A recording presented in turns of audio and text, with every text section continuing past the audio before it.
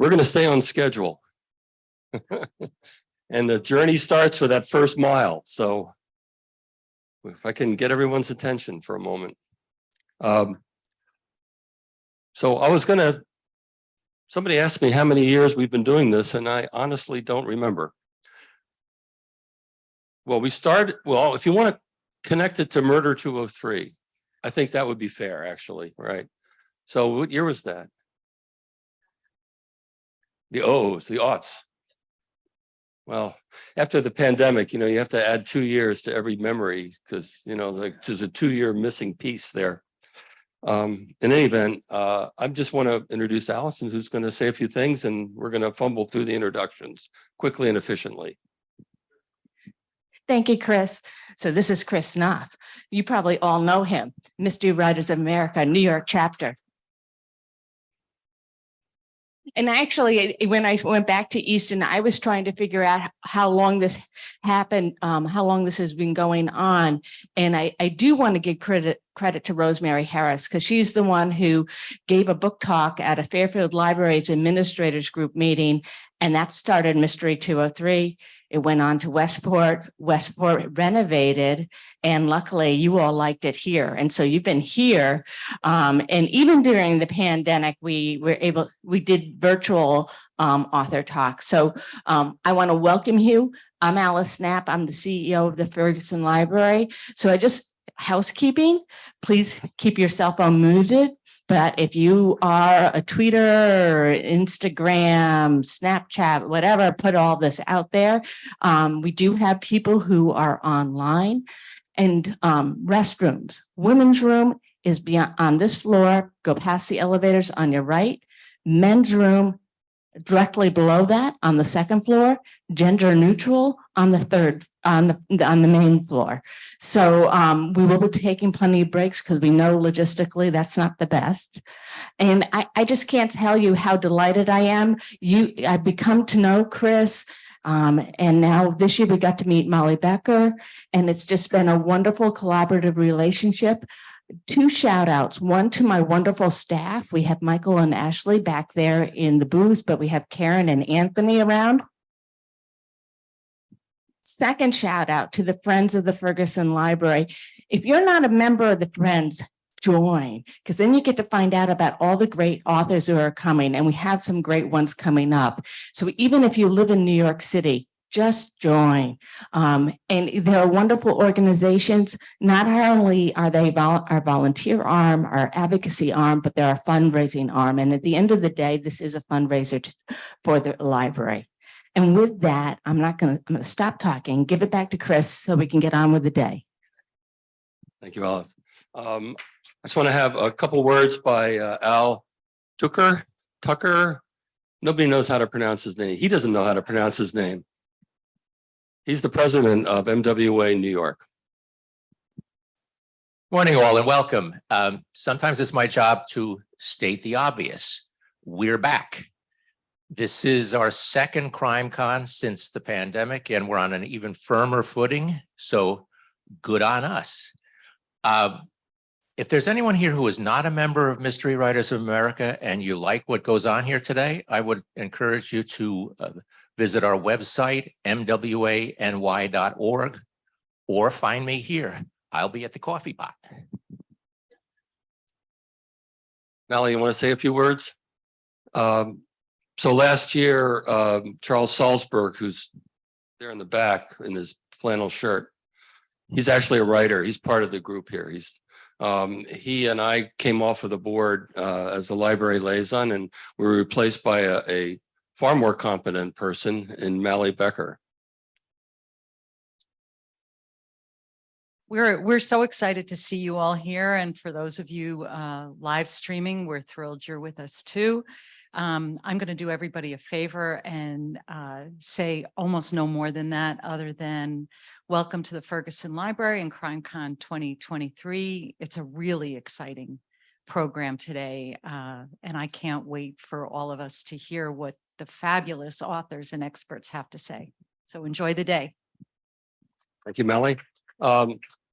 I'm going to be distributing credits as we go along for different people's contributions, but I do want to embarrass Jill Fletcher. Could you stand up and be embarrassed? Jill's been my partner in crime for this conference since we started it together at Westport when we named it CrimeConn, and it evolved from Murder 203, and someday we're going to remember what year that was. We did it. So I want to introduce the first panel, headed up by Reed Farrell Coleman. And I'm not going to go through a lot of introductions. We've got their bios in here, so rather than burn time on that.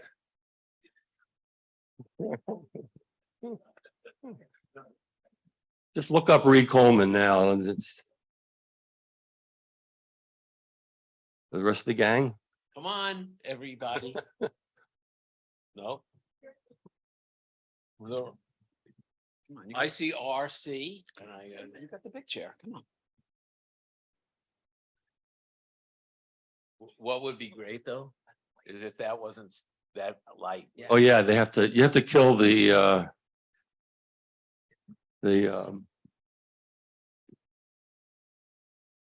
thanks. It's water, Reed. Oh, water would be a good idea. Yeah, water. Yeah.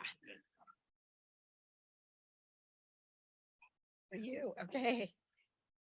So everybody look at their packet and make sure you're at the Schaumburg bar mitzvah.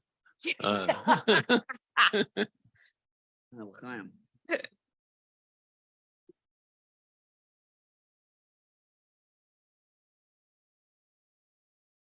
It's always great being on the first panel.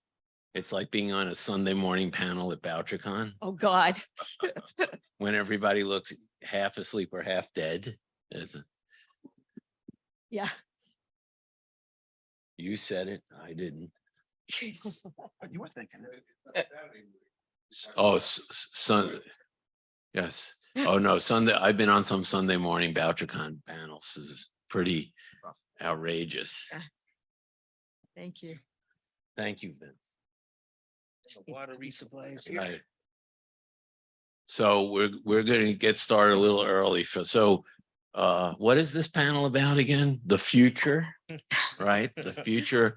And I'm basically a crime writer, but I also dabble in science fiction. These guys, however, are real sci-fi writers. So let me give you some ground rules for this. I'm moderating, but I always find that the audience has better questions than I do.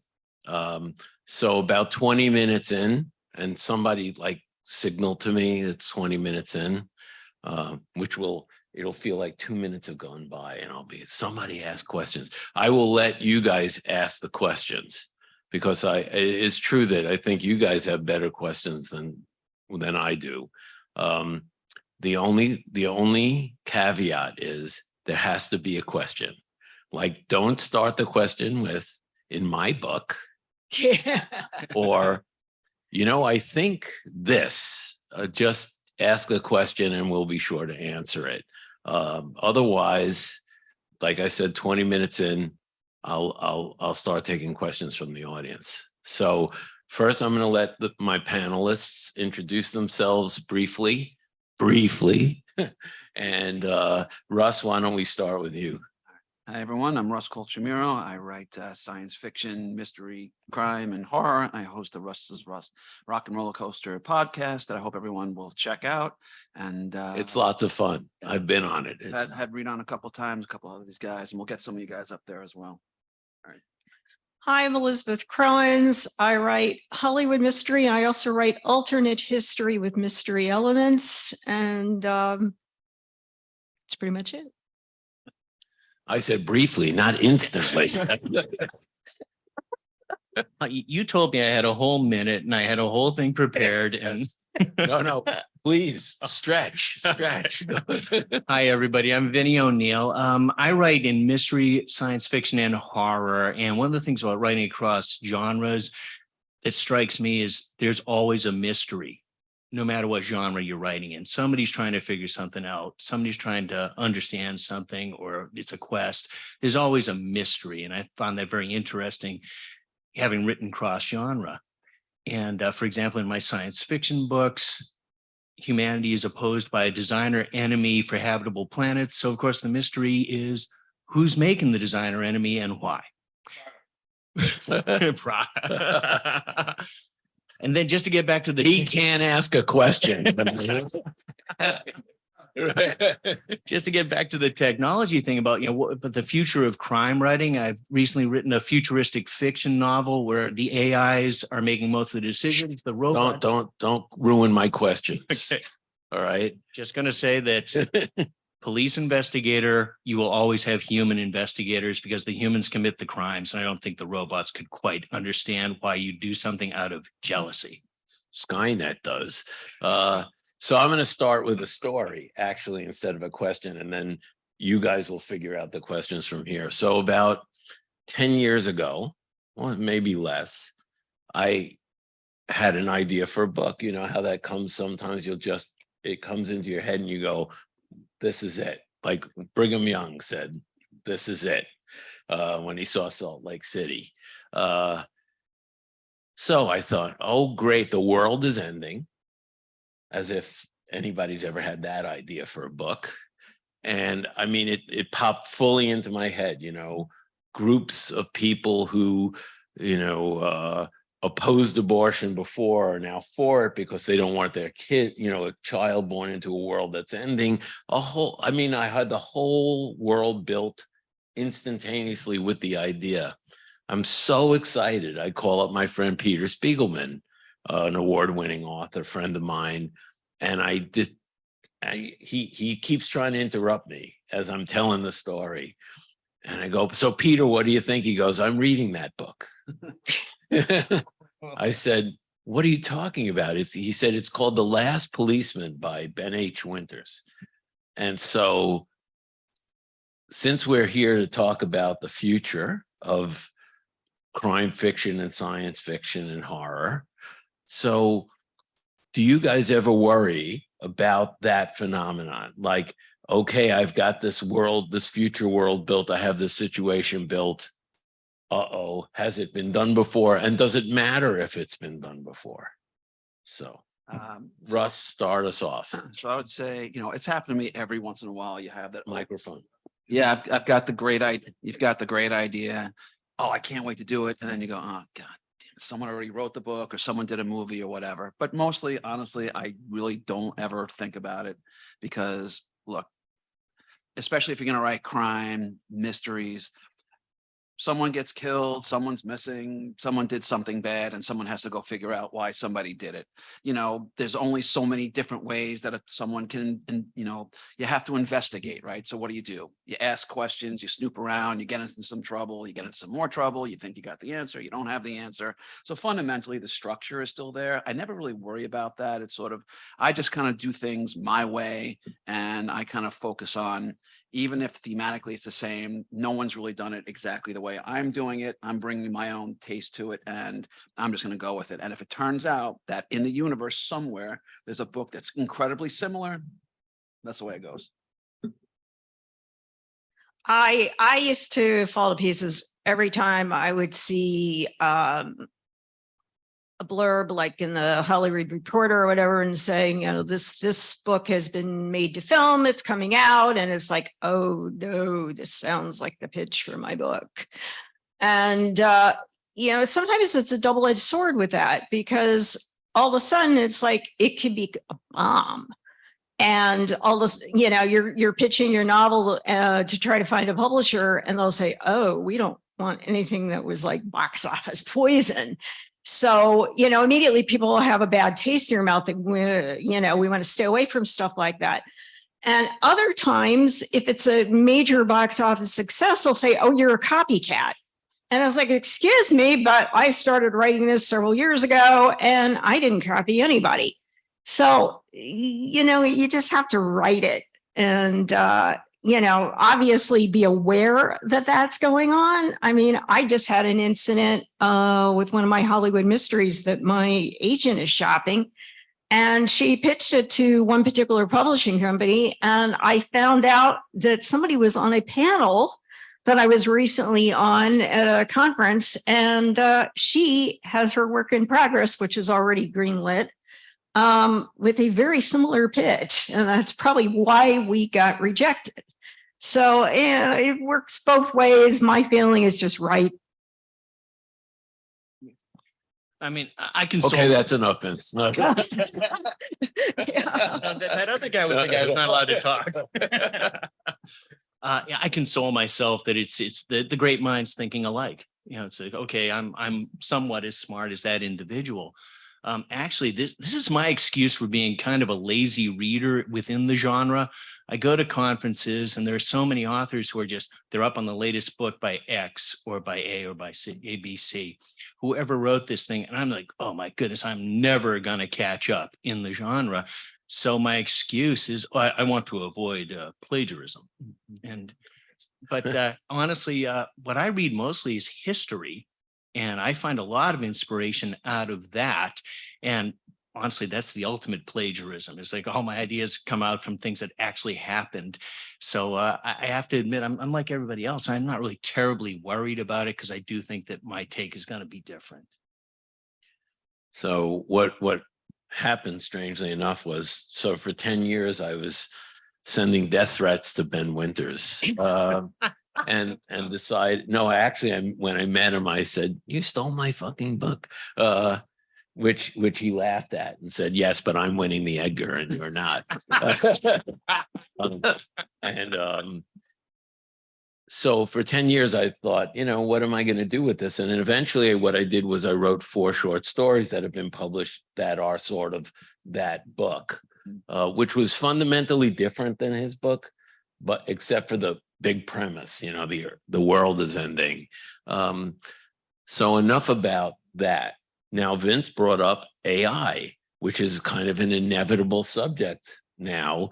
See all the writers roll their eyes. So I'm going to start with Vince this time, since he's the guy who brought it up. Thank you. And say, A, what do you think about AI? And B, is it good for you or bad for you or neutral, and why? Yeah, it's funny because I've written a book where AI is a very big feature, and I can't claim to be any kind of an expert here. So I'm sure that the AI experts in the audience, and we've got a few, are going to would cringe at what I thought this represented. I've been reading the latest stuff because it is a concern among the creatives. Is this thing just going to take over what we do and flood the market? And that's going to be that. I just think that AI there are things that it does better than humans. It crunches data really fast. It comes to conclusions quickly, and it can populate something that you need populated. But once again, the thing that comes out in my book is that there's things humans do well and there's things the machines do well. And you're also going to have a bit of a conflict, for example, that there's machine logic and there's human logic, and they are not the same. And so my investigator in my book works with an investigative AI that he calls partner. And at one point, the powers that be knock a piece of partner's memory out. So in a way, the human has better information than the AI under those circumstances. I just thought that was an interesting way to play with it. No. Anybody? So Somebody in the audience? No. I mean, when it comes to AI right now, I mean, here's the reality, and we're talking about science fiction. We're already in science fiction. We live it right now. This is not futuristic. This is not theoretical. It's right now. It's today. And even though AI is still kind of sloppy, where is it going to be in 5 years? Where is it going to be in 10 years? I don't know. Honestly, it scares the holy crap out of me. I'm not really a paranoid person to begin with, but you start thinking about, like, is this honestly, like, we just broke the world already. We broke it. The last 5 years, I mean, civilization as we knew it over, whatever we are now, once the AI starts to really get integrated, it's almost so terrifying. I don't even like to think about it. When it comes to just fiction in general, we were just chatting 5 minutes ago. I will not put any of my stuff into an AI program at all, ever. I mean, eventually the computers will get their hands on everything anyway. I'm not going to help it. I'm not feeding that beast.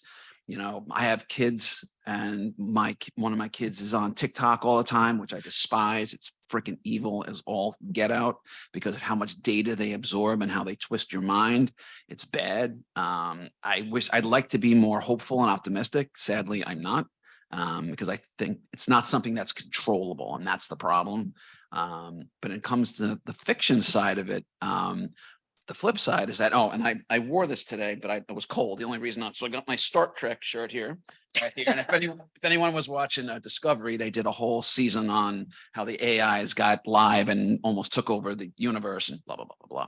But anyway, I'm in one of my new books. It's not quite AI, but it's robotics. I have a fundamental setup where it's a closed room kind of thriller where my PI character is in this, galaxy ship, but there's a contingent where there are androids who look like us, and half the society loves them. It's great. The other one hates them unbelievably. They kind of go at each other. They're arguing, and then all hell breaks loose. But it kind of fundamentally gets into, who is worthy, who is a real citizen, what is a real person, who has value, who doesn't. But these ideas that AI, robotics, androids are some sort of distant thing, where it used to be, it's just sort of like some silly pulp little thing. That is over. It's now, it's right now, today.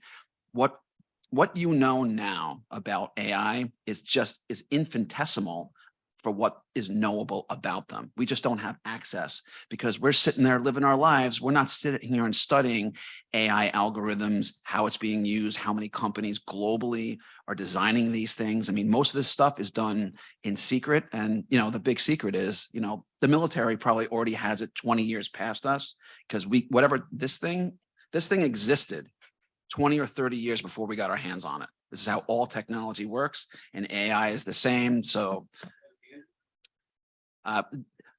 yes. He is really not allowed to ask a question. So,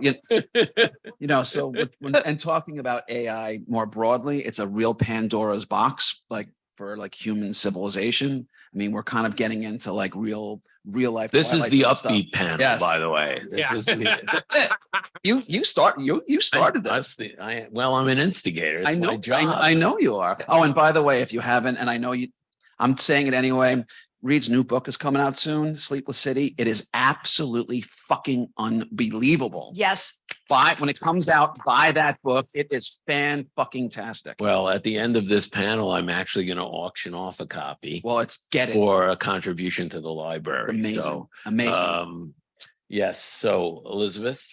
I don't write about AI per se. I do historical fiction. As far as robotics are concerned, I deal with H.G. Wells. So we're talking about somebody from the turn of the last century and his ideas. Yeah, but think about how prescient he was. Oh, I know. And what's amazing actually in my books is that he was worried about a lot of the stuff that he was writing about in fiction that were coming to pass. And one of the things, he wrote a short story called The Ironclads, and it predicted tank warfare before World War I. And then World War I was the first war where tanks were used.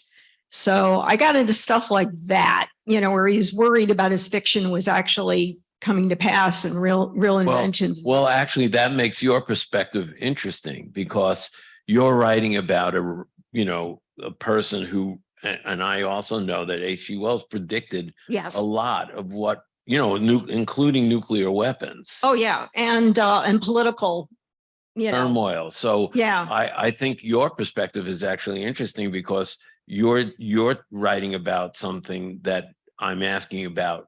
Is that going to happen now? right. So what was your take? What's your take on HG and the historical perspective of? He, it's frightening. He did come up with a lot of stuff that came to pass and a lot of stuff that didn't. Yes, let's hope the Martian invaded. Yeah, right, exactly. But I actually kind of reread a summary of The Shape of Things to Come, since that is the, the theme of our CrimeConn. And he also had like predicted benevolent dictatorships and overthrows of that. I mean, he was very much into socialism, free love, believe it or not. He was a member of the Fabian Society. A very, very interesting guy. Pretty much impossible to read everything that he wrote, because he's written like over 150 books, something, and the plus short stories. But getting to my personal feeling about AI, I don't like it. I mean, obviously I use spell check on Microsoft Word, that part I like, even though it's not 100% foolproof, but I don't like what's going on. I think it might make it difficult for real writers like us, because there are people out there that quote unquote spit out a book a month, every 2 months. I don't know how they make a living, but some of these people make over 100 grand a year, and they know how to manipulate the algorithms on Amazon with this stuff. And I'm afraid that they are going to spit out these books on AI and just like clean up while we're struggling to write the great American novel. Just wanted to add one thing. You might be aware of this already. There's an older book, William Gibson's Neuromancer. One of my favorites, because he's just really heavy knowledge of tech, and yet great action, great dialogue, and just world building. And the AIs are such a threat in that book that you actually have this Interpol-like police agency called Turing. And the main character, I wonder where he got that. yeah, name where'd they from. get that? But the main characters are hackers, they're criminals, and they fear Turing because Turing has no rules of engagement. They fear the AIs that much. Turing can do whatever it wants, and they refer to them as the Turing heat. And that's one of the things I loved about his ability to take the tech, make it so that a guy like me could understand it, and then make it really interesting, because the criminals, it's the Turing heat. And he wrote, and this book came out, 40 something years ago. So Long time. Well, here's the flip side of AI. I have the same reservations you all have about AI, and you'd be crazy not to have those reservations. But, we are also on the verge of doing things like extending human life and reversing aging. If you don't know this, it's true, actually. But the only way to crunch the numbers sufficiently, and AI, I think, has done the genome for every protein, known to us. Whereas it would have taken, even with supercomputers and quantum computers, it would have taken, 1,000 years to do this. It did it in a year. So the positives of AI are what was sort of brushed against and alluded to here was it can crunch numbers in a way that, and it gets smarter.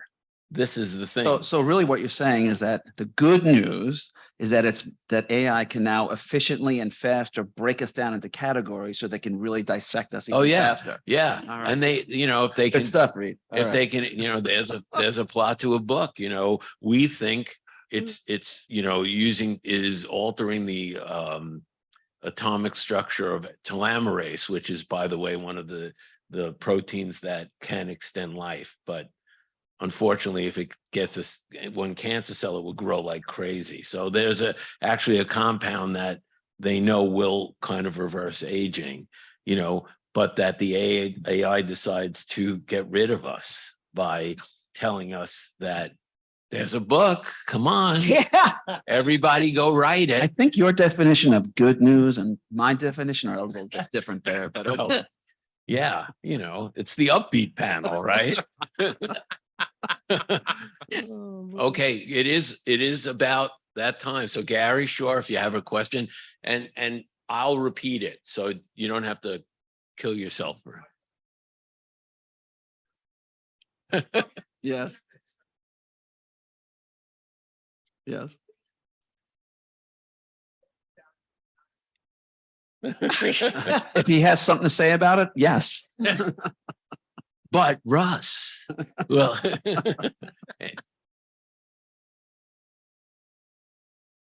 Yes, I'll repeat it. Or we can have Gary come out here and shout it into the mic.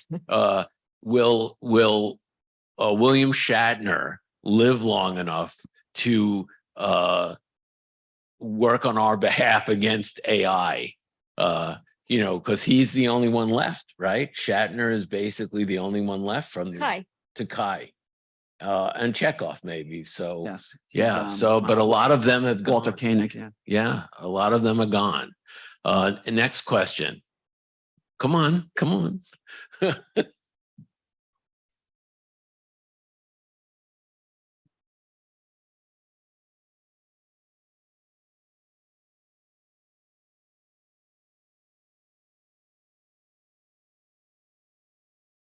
Okay. Yes, we do not want people to use AI in their writing. But yes, sir. You, yeah, you, come on.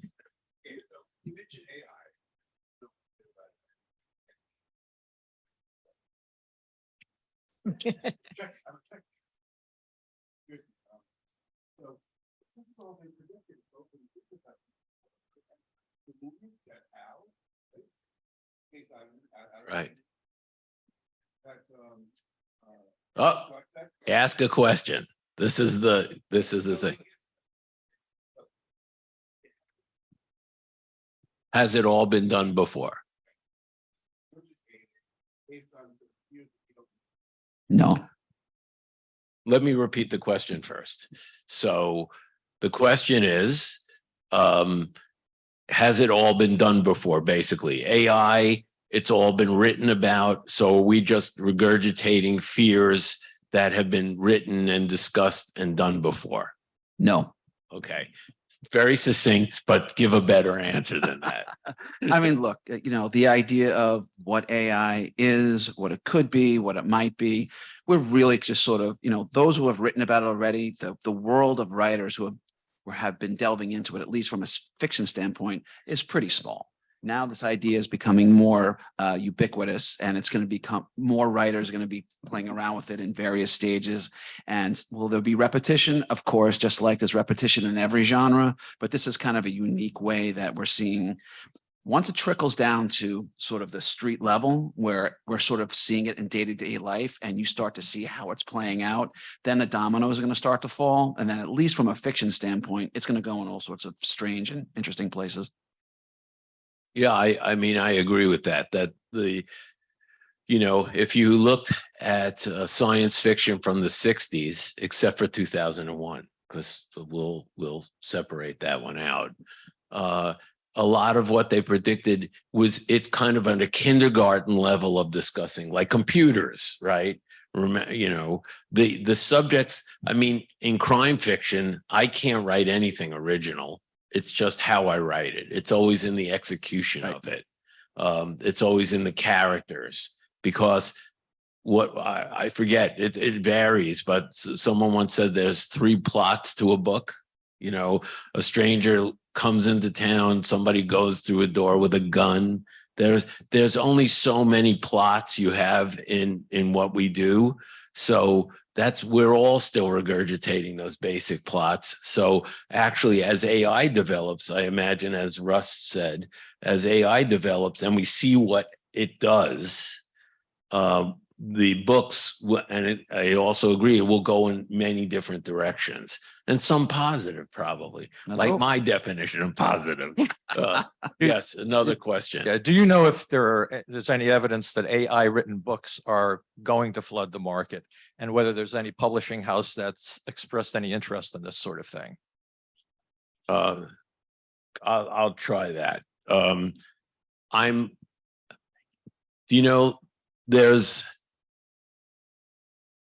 There are diamonds which can be made now. There are man-made diamonds that are in the market that they don't admit to. De Beers and the other diamond mining companies don't admit are there, but they're there. So publishing companies are businesses.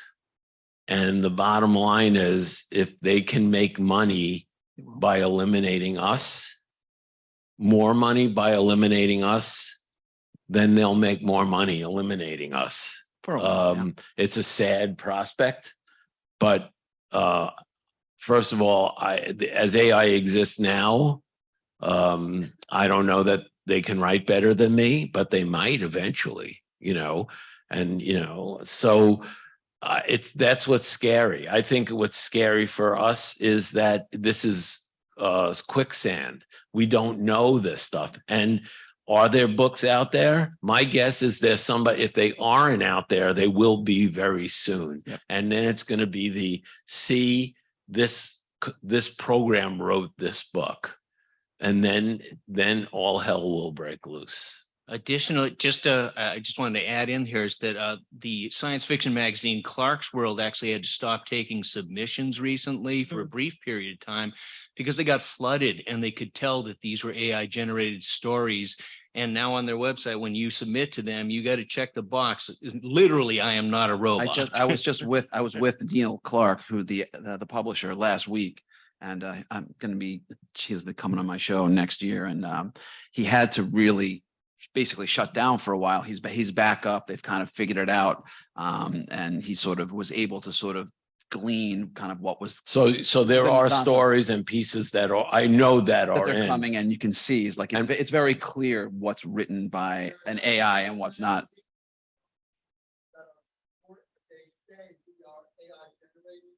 Wow.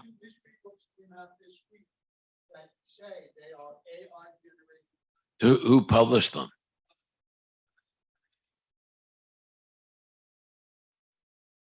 Okay.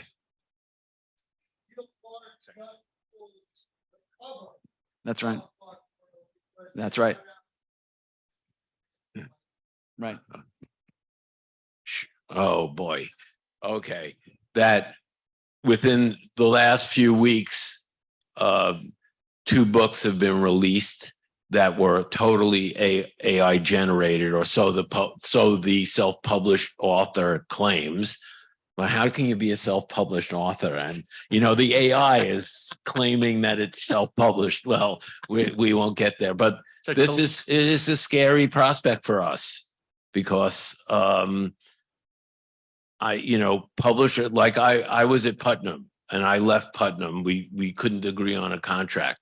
No one wept except me when I left, because we're widget makers to publishers. I mean, we're well-respected widget makers to publishers. So, there's plenty of widget makers. There are widget makers sitting here. There are plenty of widget makers out there. And now there are AI widget makers. Well, so just yesterday, you take it for whatever you think it's worth when people spout off on social media, but people are just voicing their opinions. And some argument was going on about, is it fair? Is it right that an AI could possibly put out art, if that's what you want to call it? And someone said, well, the stories that are put out are really for the readers. It doesn't really matter about the writers. And this was just, now whether this person had a specific agenda or not, I don't know. I don't know this person, but just the sentiment that was issued out there. Because if you think about it from this point of view, and I have this conversation a lot,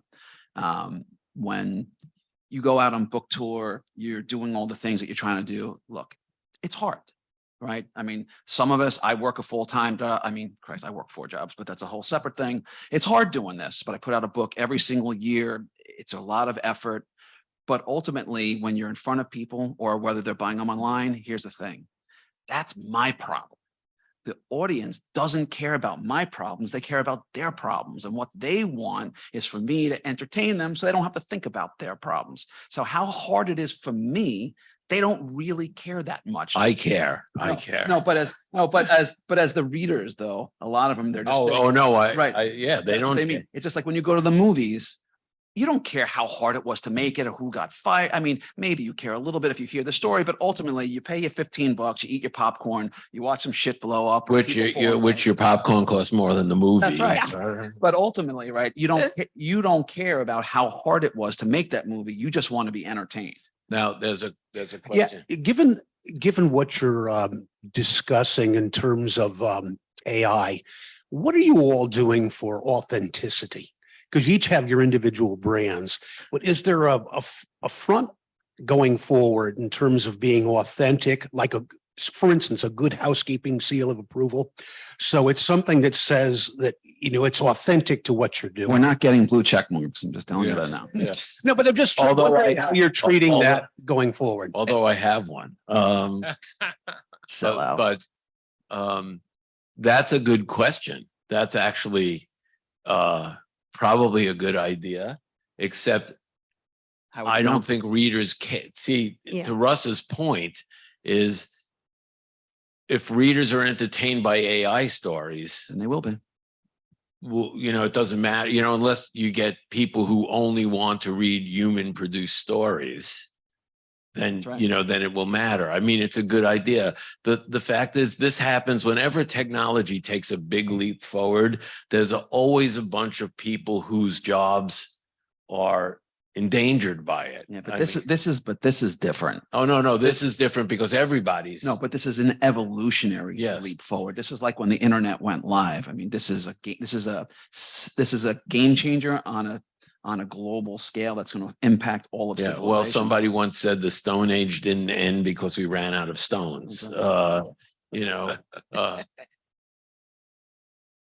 Hi there. This is just a follow up on some questions about the authoring by, AI. Just last night, if you go to Amazon and you type into the search bar, author, chat GPT, okay.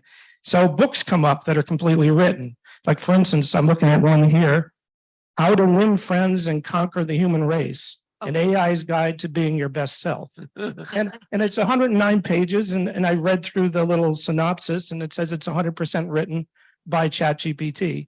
And there's a whole slew of books if you just use that term in Amazon. So Well, it's just thank you unusual. for being as upbeat as Yeah, we. well, I'm just trying to follow the flow of the panel here. You're inspiring me. But anyway, just something that's eye-opening. Thank you. Any other questions before we go commit mass suicide? Yeah. Here. Stop. Good, stop. Microphone. Thank you. In the 70s, Suncoast Entertainment created all of their film and television properties, most notably Grizzly Adams, by audience surveys. And then they programmed their writers to say, you have to have a bear on page 2, then this has to happen. So it's just like vinyl. This is going to come, but then it's going to go and it's going to come back to people. People are back into vinyl. Writing is going to be writing because it is our experience. Yes, well, I hope that's true. Right up here.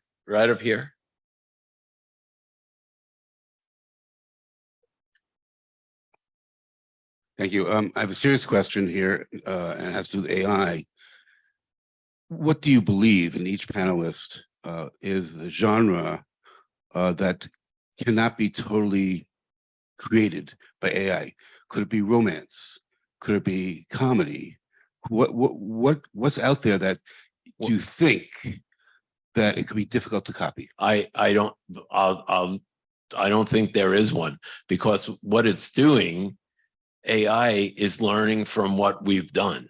So as it gets more powerful and learns more, it should be able to mimic anything that we've taught it.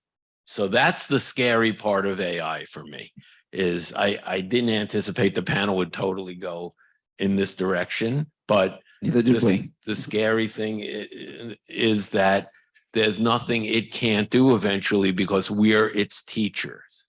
Just to throw a little positive spin in here, it's in the futuristic fiction novel I wrote, A Pause in the Perpetual Rotation, where the AIs have redesigned a lot of the cities because they're studying humanity. They study us very closely because we're basically their client.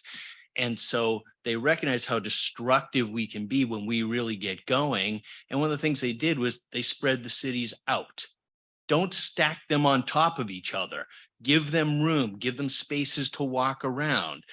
They also have a robotic police force so that the rules are actually followed. And the idea is to just get us to a position where we're content. And that's their whole goal there. So it's one of the things I think that would be a logical conclusion from an AI that didn't think the humans were a threat. I think one of the scary things is an AI could write a self-help book. It's like, yes, you can tell me what will improve my life and you're a robot. But I think maybe, and this is just speculation, the area where AI is going to fail is in faith and religion because it's too conceptual. It's not logical. So I think as far as that's concerned, I can't possibly believe that AI can write books on those levels. Okay, last question, going once, going twice, last question. Okay, can I ask my wife to bring that book up here? So my next book is called Sleepless City. It's the first book in a new series. And I know I want you all to go buy books from everybody who's here. So, but this is for the library. I would like to auction off. This is an advanced reader's copy, so it's not available for sale. It won't be available for sale until July 11th. So if anybody's interested, we should start the bidding at what the book will cost, which is about $30. So am I bid $30 from anybody? $30. Do I hear 35? 35. Do I hear 40? 40. Do I hear 45? 45. 45. 45. Do I hear 50? 50. 50. Do I hear 55? 50 going once. 55. Do I, boy, this is, it gives me a feeling of power. I feel like an AI. 55. Do I hear 60? 60. Do I hear 65? 60 going once, going twice. Sold. Thank you, Paula. So I would like to, first of all, I'd like to thank my panelists who were great. And I was mediocre, but they were great. And I would urge you all to buy a book or some books from the bookseller today. It is, after all, what we're all about and why we're here. And I can guarantee you that at least none of us had AIs write our books, or they would have been better reviewed. Thank you. Thank you, Reed. Thank you, Vinny, Elizabeth and Russ. So yeah, that was going to be one of the things I was going to say. Buy books and approach the authors for signatures. You have a signed copy, and feel free to approach anybody here who's on a panel or is going to be presenting. That's why we're all sitting there together in the same room. So don't hold back if you want to have a one-on-one conversation. I'm going to quickly, before we have a little break, I just want to thank the committee that we have that puts together these programs that we work together on. So it's myself and Jill, Charles Salzberg in the corner over there, who's going to be teaching a workshop at noon. Mally Becker. Who else did we have this year? Vinny O'Neill. He was part of this deal. He's one of our future gazing guys. Who am I forgetting? Michelle Clark, who will be coming here to discuss. Oh, there she is. Hi, Michelle. Michelle Clark, stand up and show everybody who you are. You'll be hearing from her soon. She's always very interesting. That's the whole crowd, right? Who am I forgetting? I'm terribly. Oh, and by the way, also thanks to the Friends of the Library for doing all the work that they do with the meals and that kind of stuff. And then Mike and Ashley, who are behind the wizardry back there. There are techs. And Anthony, forgot I meant Anthony, and Karen. Okay, thanks. We'll be back soon.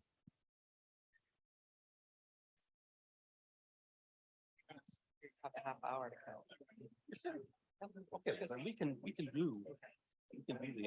we can take that time to do the AI thing. About your thing, your code and all that stuff. Now? No, well, not now, but right before we start. Okay. A mama and 3 bears indoors is across the street when Amy had Jack out in the yard. thank God. She said he didn't snip them. She got him back inside, but she said that fence would not. If that mama felt threatened, forget about it. Freaks me out. Well, so you brought everybody up and then they jumped in, so I missed that video. Okay. Do you want to cue me for the videos or like if they started? Where the hell am I on time?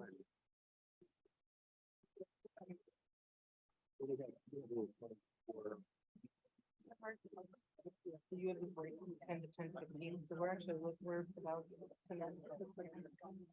Oh, the break is.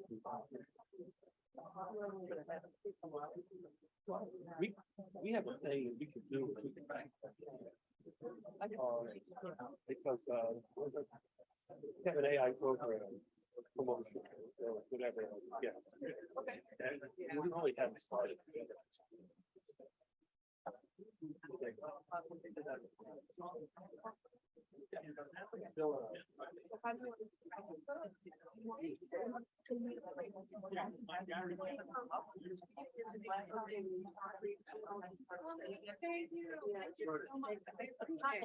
I took, they were right there, roaring and ready to go. So.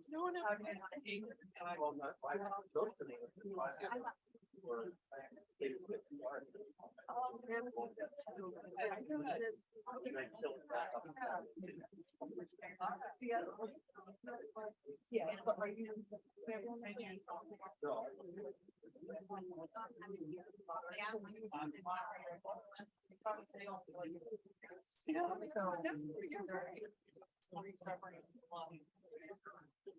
Yeah, we were gonna be able to.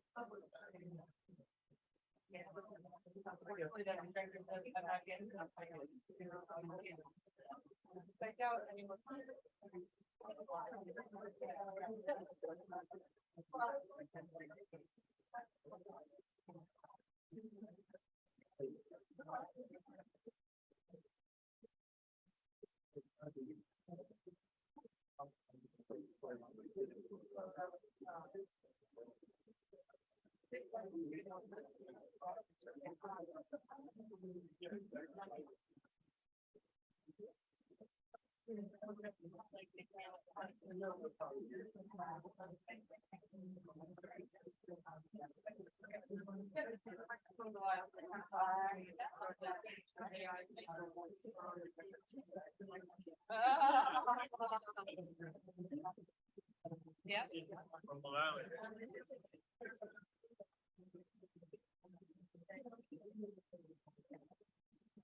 Michelle, nice to see you.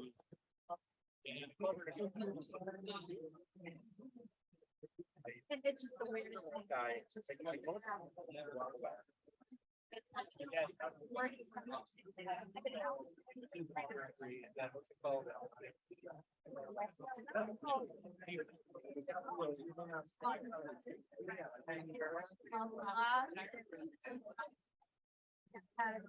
One round of my eye.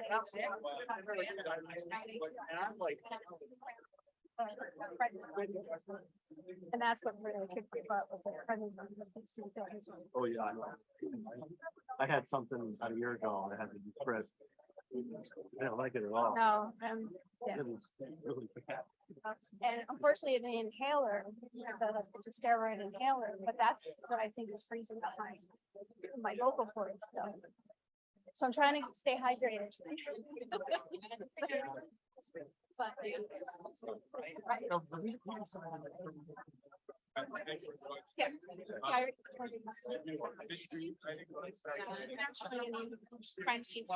Okay. Good. You too. Well, thanks, I guess. You like it? That's pretty. Yeah.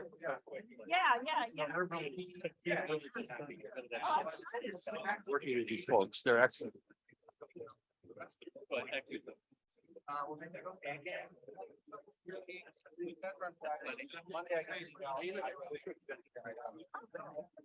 You know, one great, one day I saw what I got, they talked about the next. I did it.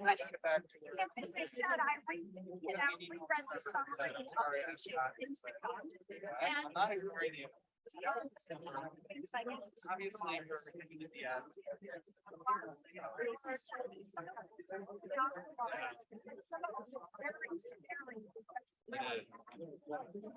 That's where I want to go.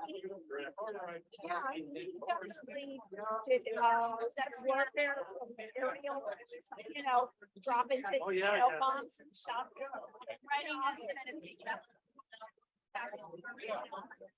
So it's actually hard to see that one more thing, right? Not just stuff. And so it's like, oh, people are like taking 5 years of actually implementing them, you know, starting to get buzz.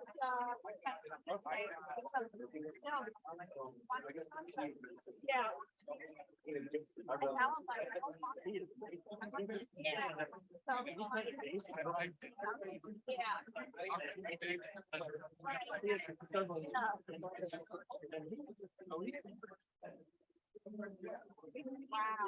All righty. Right. My friend is like, yeah. like, and, you know, I mean, the camera didn't go in this direction, but I also write about Conan Doyle. He was basically I mean, most people base a lot of their models and stuff on the Sherlock Holmes stuff.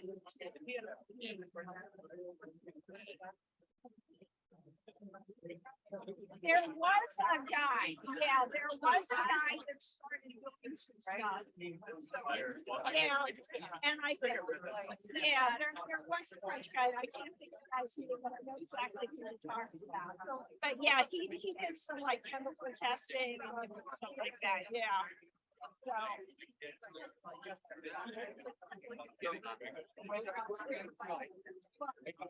Yeah, no, go ahead.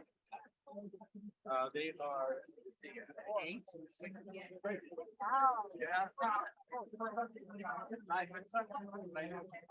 People are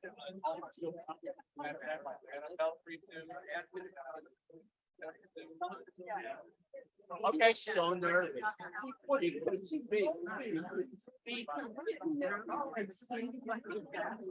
So how, We're gonna get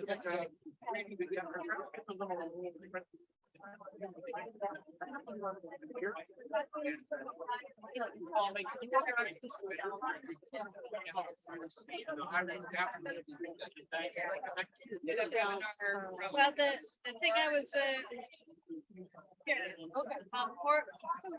because I'm gonna talk about our color. Is that what we're gonna do now? well, I don't have all this is a webinar that Horror Writers Association is doing next Monday. The people to know more about it, and I was just wanting to let people know what's available. So. Are you doing? Oh, okay. Yeah. All right. That's fine. No, No. All right. Chat. Well, Chat I'm board. glad.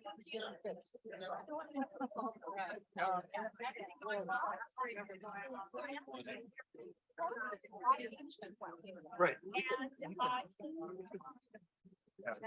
his son and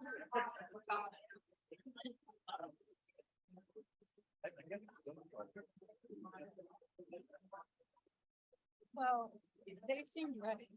Like they seemed like okay, there's what's going on.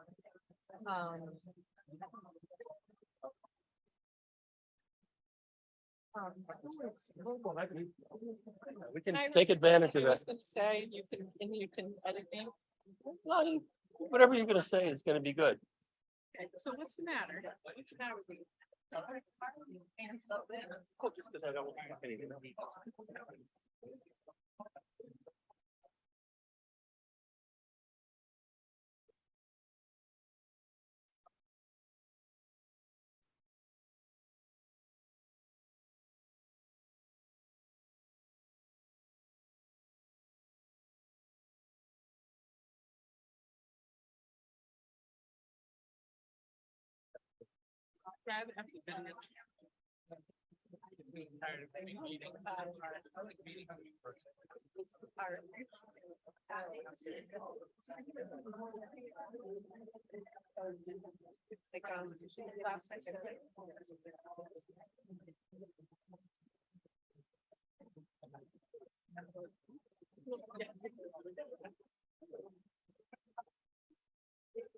You know what I mean? Good job. Thank you so much. You are good. Thank you. Believe it or not, they send you to a school in the army about how to brief the general without getting killed. They really do. The gate commander told me to get called. I was pushing the slot. I couldn't say that. I just want to outdate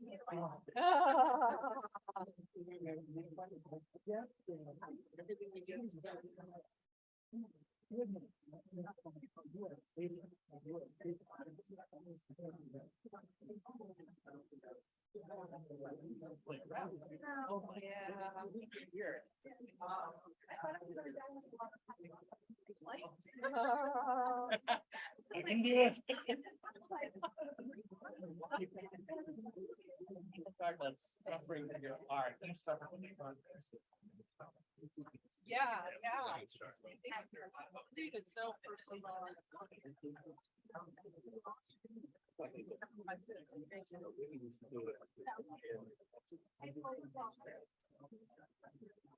While they're still sick. I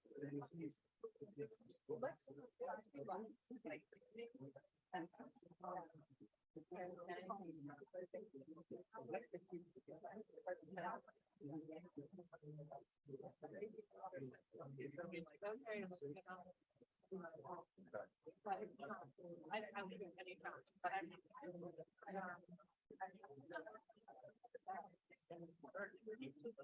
It's made it all out. But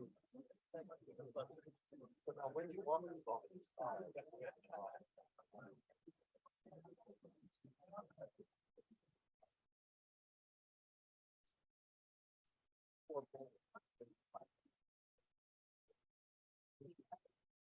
That was good. So do we want to do on the stage?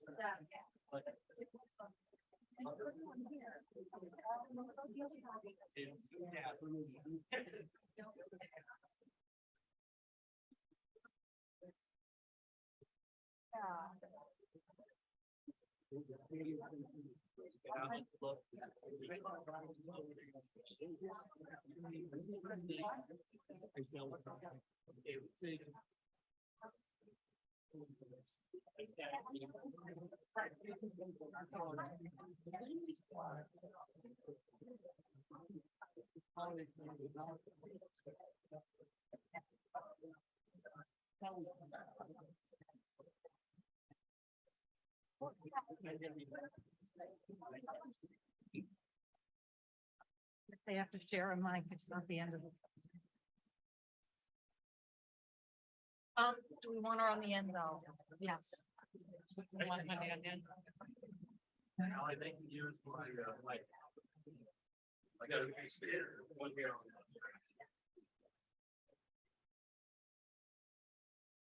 To make it look neat. Hand it off. Dan.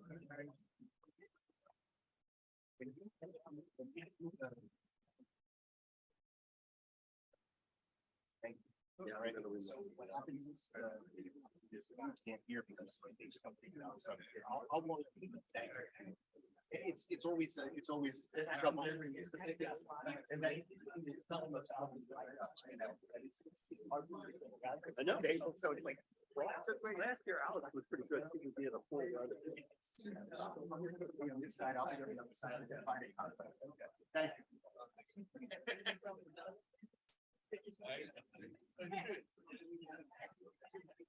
you. How's it going?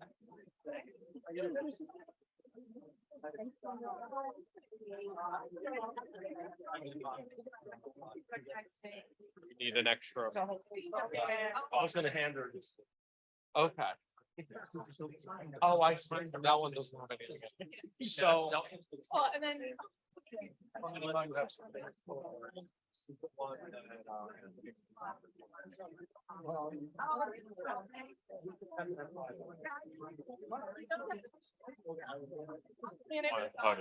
Well, I have it. Once I.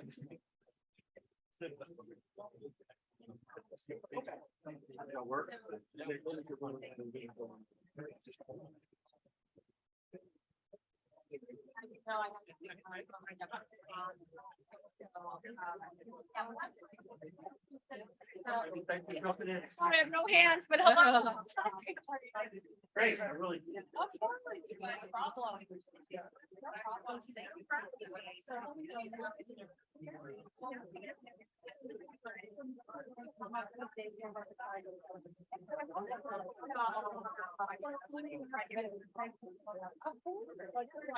Anyway.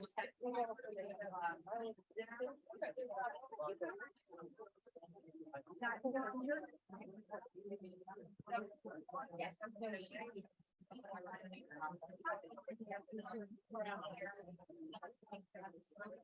We don't have a file. No, Sarah, there was here. They're all together. Yeah, everyone's here, yeah. And is Anthony here, the library?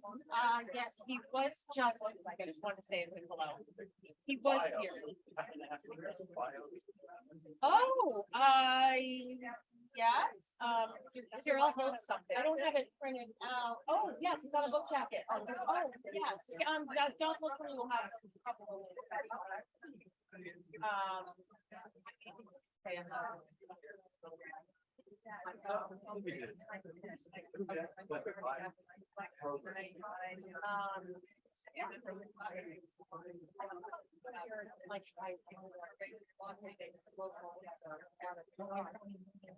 That's great. Aspiring writers and publisher. Right, okay. Okay, great. Yeah.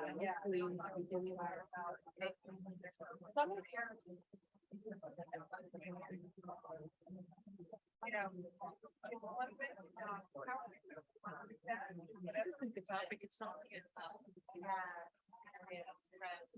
It's not.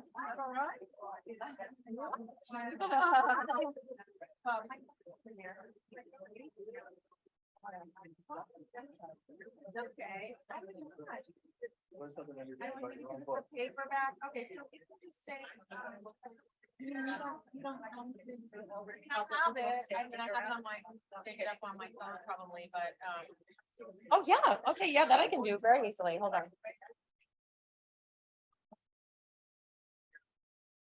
I'm sure I sent it to someone, recently. Let me just do bio. Search. Hold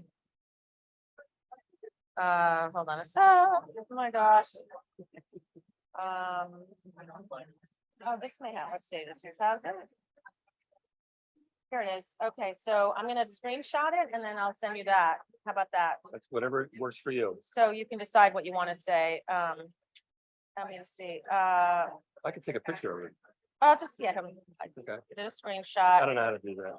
Now I'll be done, save to photos, and then I'll send it to you. Do you want me to send it as a message or email? Email. Okay, so camera. And then you don't have to read all the, actually, I'll just edit it. Wow, you're good. Yeah, I can barely use this you thing. could just do this. Yeah, you don't need to read all this, but whatever you want to read, okay. Okay. And then I'm gonna email it. What's your, Chris H. Knopf. can we just get to mail? Oh, I have, you should be in there already. It should be somewhere. Yep. There I am. Okay, bio. Here you go. Wow. Magic. Magic. It's the future, you Right? know? I know. Oh, yeah, that's right. read that last bit. That's all.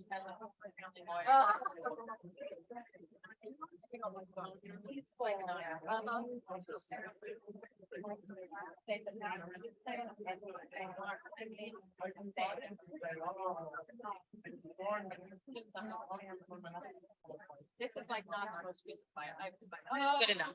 It'll be good enough. Yeah. We don't have time. Like, you know, is what it makes.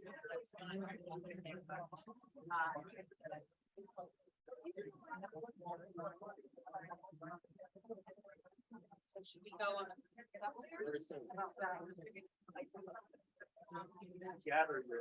Look at everybody. Great. Yeah, they're great. Yeah.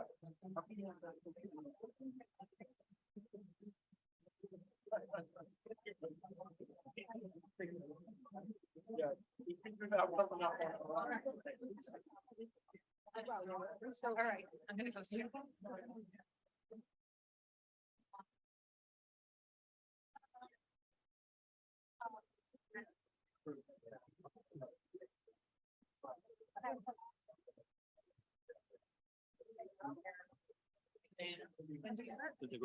Oh, you are here. Oh, I picked correctly.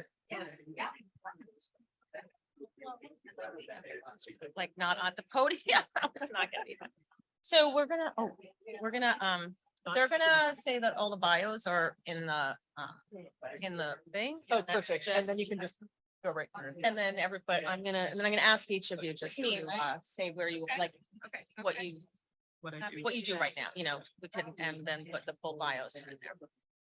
So they're gonna, I guess they're gonna tell everyone that your full bios are in the program. So We did but talk then about I will, this. I'm just gonna ask you to say like what you do right now. Like I'm an editor at, you know, at Forge and interested in these things, you know, like the headline.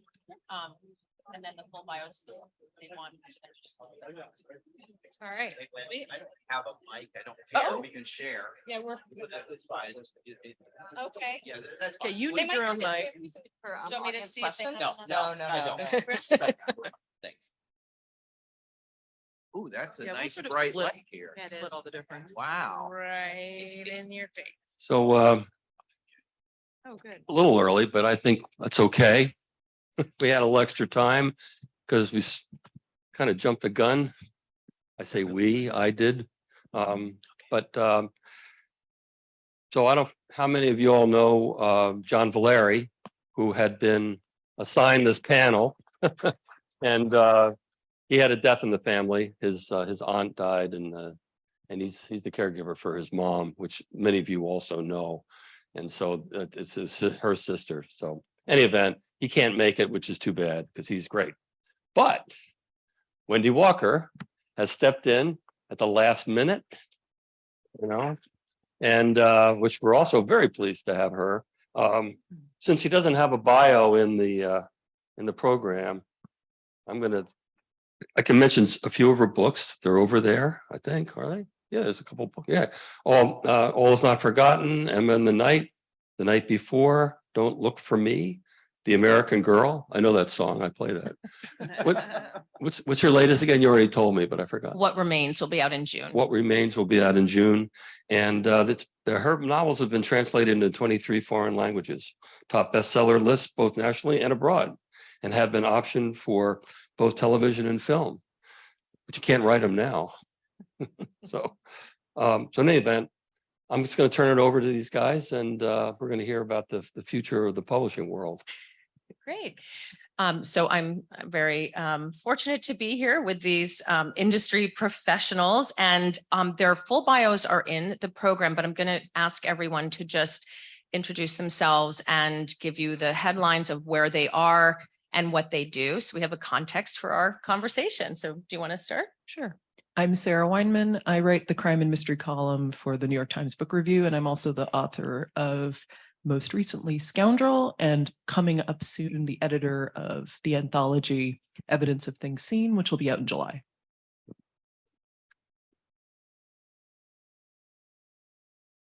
I'm Kristen Sevick. I'm an executive editor at Forge Books, which is part of Tor Publishing Group, which is part of Macmillan. And I work mostly on crime fiction, mysteries, thrillers, and then also women's fiction and some historical fiction too.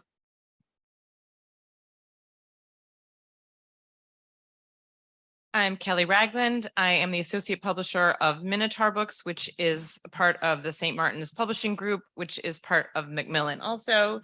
And I have been there for my whole career. And I publish mystery and suspense also. I'm Dan Conaway. I'm a literary agent at Writers House. I have been an agent for just over 16 years now. I represent a wide range of things, some literary fiction, narrative nonfiction, but also a lot of crime fiction. And it's nice to be here. So this is like really a wonderful opportunity as an author to be able to ask industry professionals where we are headed in the suspense and thriller market. And I'm going to try not to be selfish and ask the questions I want to know for my career and make them relevant for all of you. So I want to start by asking a question that might be really relevant for aspiring writers who are starting with a blank slate, someone who may have, one idea, but it could be written in a lot of different ways, or many ideas, not sure which one to pick. And each of you has a very unique vantage point for viewing the market, what is going out, what's not working so well, what seems to be coming in, even in terms of maybe manuscripts or arcs that you're getting that haven't been published yet. So I thought we could kick it off by just giving a quick, your view on what's trending out, what seems to be trending in, if there are any trends that you see. Should we just want to start? I mean, it makes sense to start with Dan because it's literally agent to publisher. Thanks, Sarah. I'm gonna get you back on that one. Yeah, it's let's see. I guess it's old news that what's not trending anymore are books with the word girl in the title. It's hard. It's hard. I see what I see, and so I can't sort of claim to have a completely wide view of this, but one of the things, it really does seem that things like, Richard Osman's, there's a certain kind of mystery now that I feel like everybody's wanting to read. I haven't unfortunately seen these submissions myself directly, but it feels like a fresh and slightly lighter tone in certain kinds of mysteries and so forth. I like the sound of that. What about you? Yeah, I would agree with that. I think that there's a sort of resurgence of, what some people think is a golden age of mystery reborn, like locked room mysteries, classic detective fiction, a little bit later, rather than heavier, I would say. All of that is true. I just I can't help myself, but to issue a little bit of caution, not to pay too much attention to what's selling right now. When you think about what you're writing, it's not a good idea, because it can't, if you're writing right now, there's no way that your book will be in the marketplace for at least 18 months or more. If you go with one of the big 5 publishers, there's a long lead time. And by the time you get there, by the time you get to an agent, what's hot could be different. And it changes dramatically. Basically what happens is a book comes out and does really well. The Thursday Murder Club did really well. And everyone was like, ooh, let's write more sort of lighthearted detective stories, and Stieg Larsson came out, did really well. Everyone said, how, now Scandinavian crime is with really dark, right. That's what's going to be hot now, so by the time you see what's hot and go and follow a trend, it's not going to work. And so, yeah, the market ebbs and flows. PI fiction was really big 30 years ago. It's not as big right now. More light is better. Is that a reaction to the pandemic and people wanting escapist light stuff? I don't know. But don't pay that much attention. Write something fresh and that you're committed to. And that's a surer way to, be the book that works and starts a trend rather than trying to follow it and catch something. So that was actually my next question Sorry, was, sorry. no, but I love this because my next question was going to be, can we rely on trends given that there is a lag time? And for anyone who's not aware of how much time it is, it can be, depending on how long it takes you to write a book, add to that the amount of time to get an agent to sell it, and then at least a year to get it, a year to 18 months to get it out on the shelves. So as we continue down the panel, if you have, any comments about that, what is trending, what's in and out, but also what an author, so listening to this as an author, it's frustrating because when we present an idea to, if you have a multi-book deal, to an editor or to your agent who has to go out and get another deal, you have to position it somehow. And so how as an editor or even an agent, do you advise an author if you can't rely on trends? And how do you look as an acquiring editor to what you're going to buy and what you're looking for if you can't rely on trends? So I don't know if All that for you, Kristen. yeah, Kristen gets to answer all of those. Wow, that's a lot. What can you rely on? I think it always starts with the read. So first of all, no matter what the trend is, no matter what the genre is, it starts with the read of the book.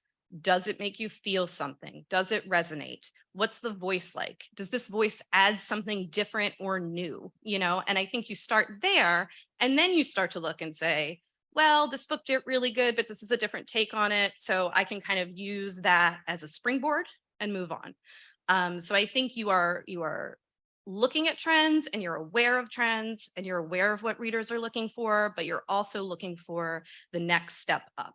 So I try to look at trends like a springboard, because you can't know when, something's going to come down the line that is completely different and blows everyone away. So you just do your best, I guess. That's not really an answer. No, that's great. And Sarah, can you, in answering this question, can you, because you choose books, right, to review, and which helps amplify them and can actually perhaps start making trends, right? I mean, the things that we see making the New York Times list, but also being reviewed in the various publications and also in your blog. So how do you see trends, and how do you choose the books that you are writing about? I mean, I feel like the longer I've been part of this business, the less I think that trends matter. And I know that's probably not what you want to hear, but I've worn many hats in my career. I've been a blogger, I am and was a reviewer. I've done feature journalism. I've edited anthologies. I've published my own books. I've covered publishing as an industry reporter.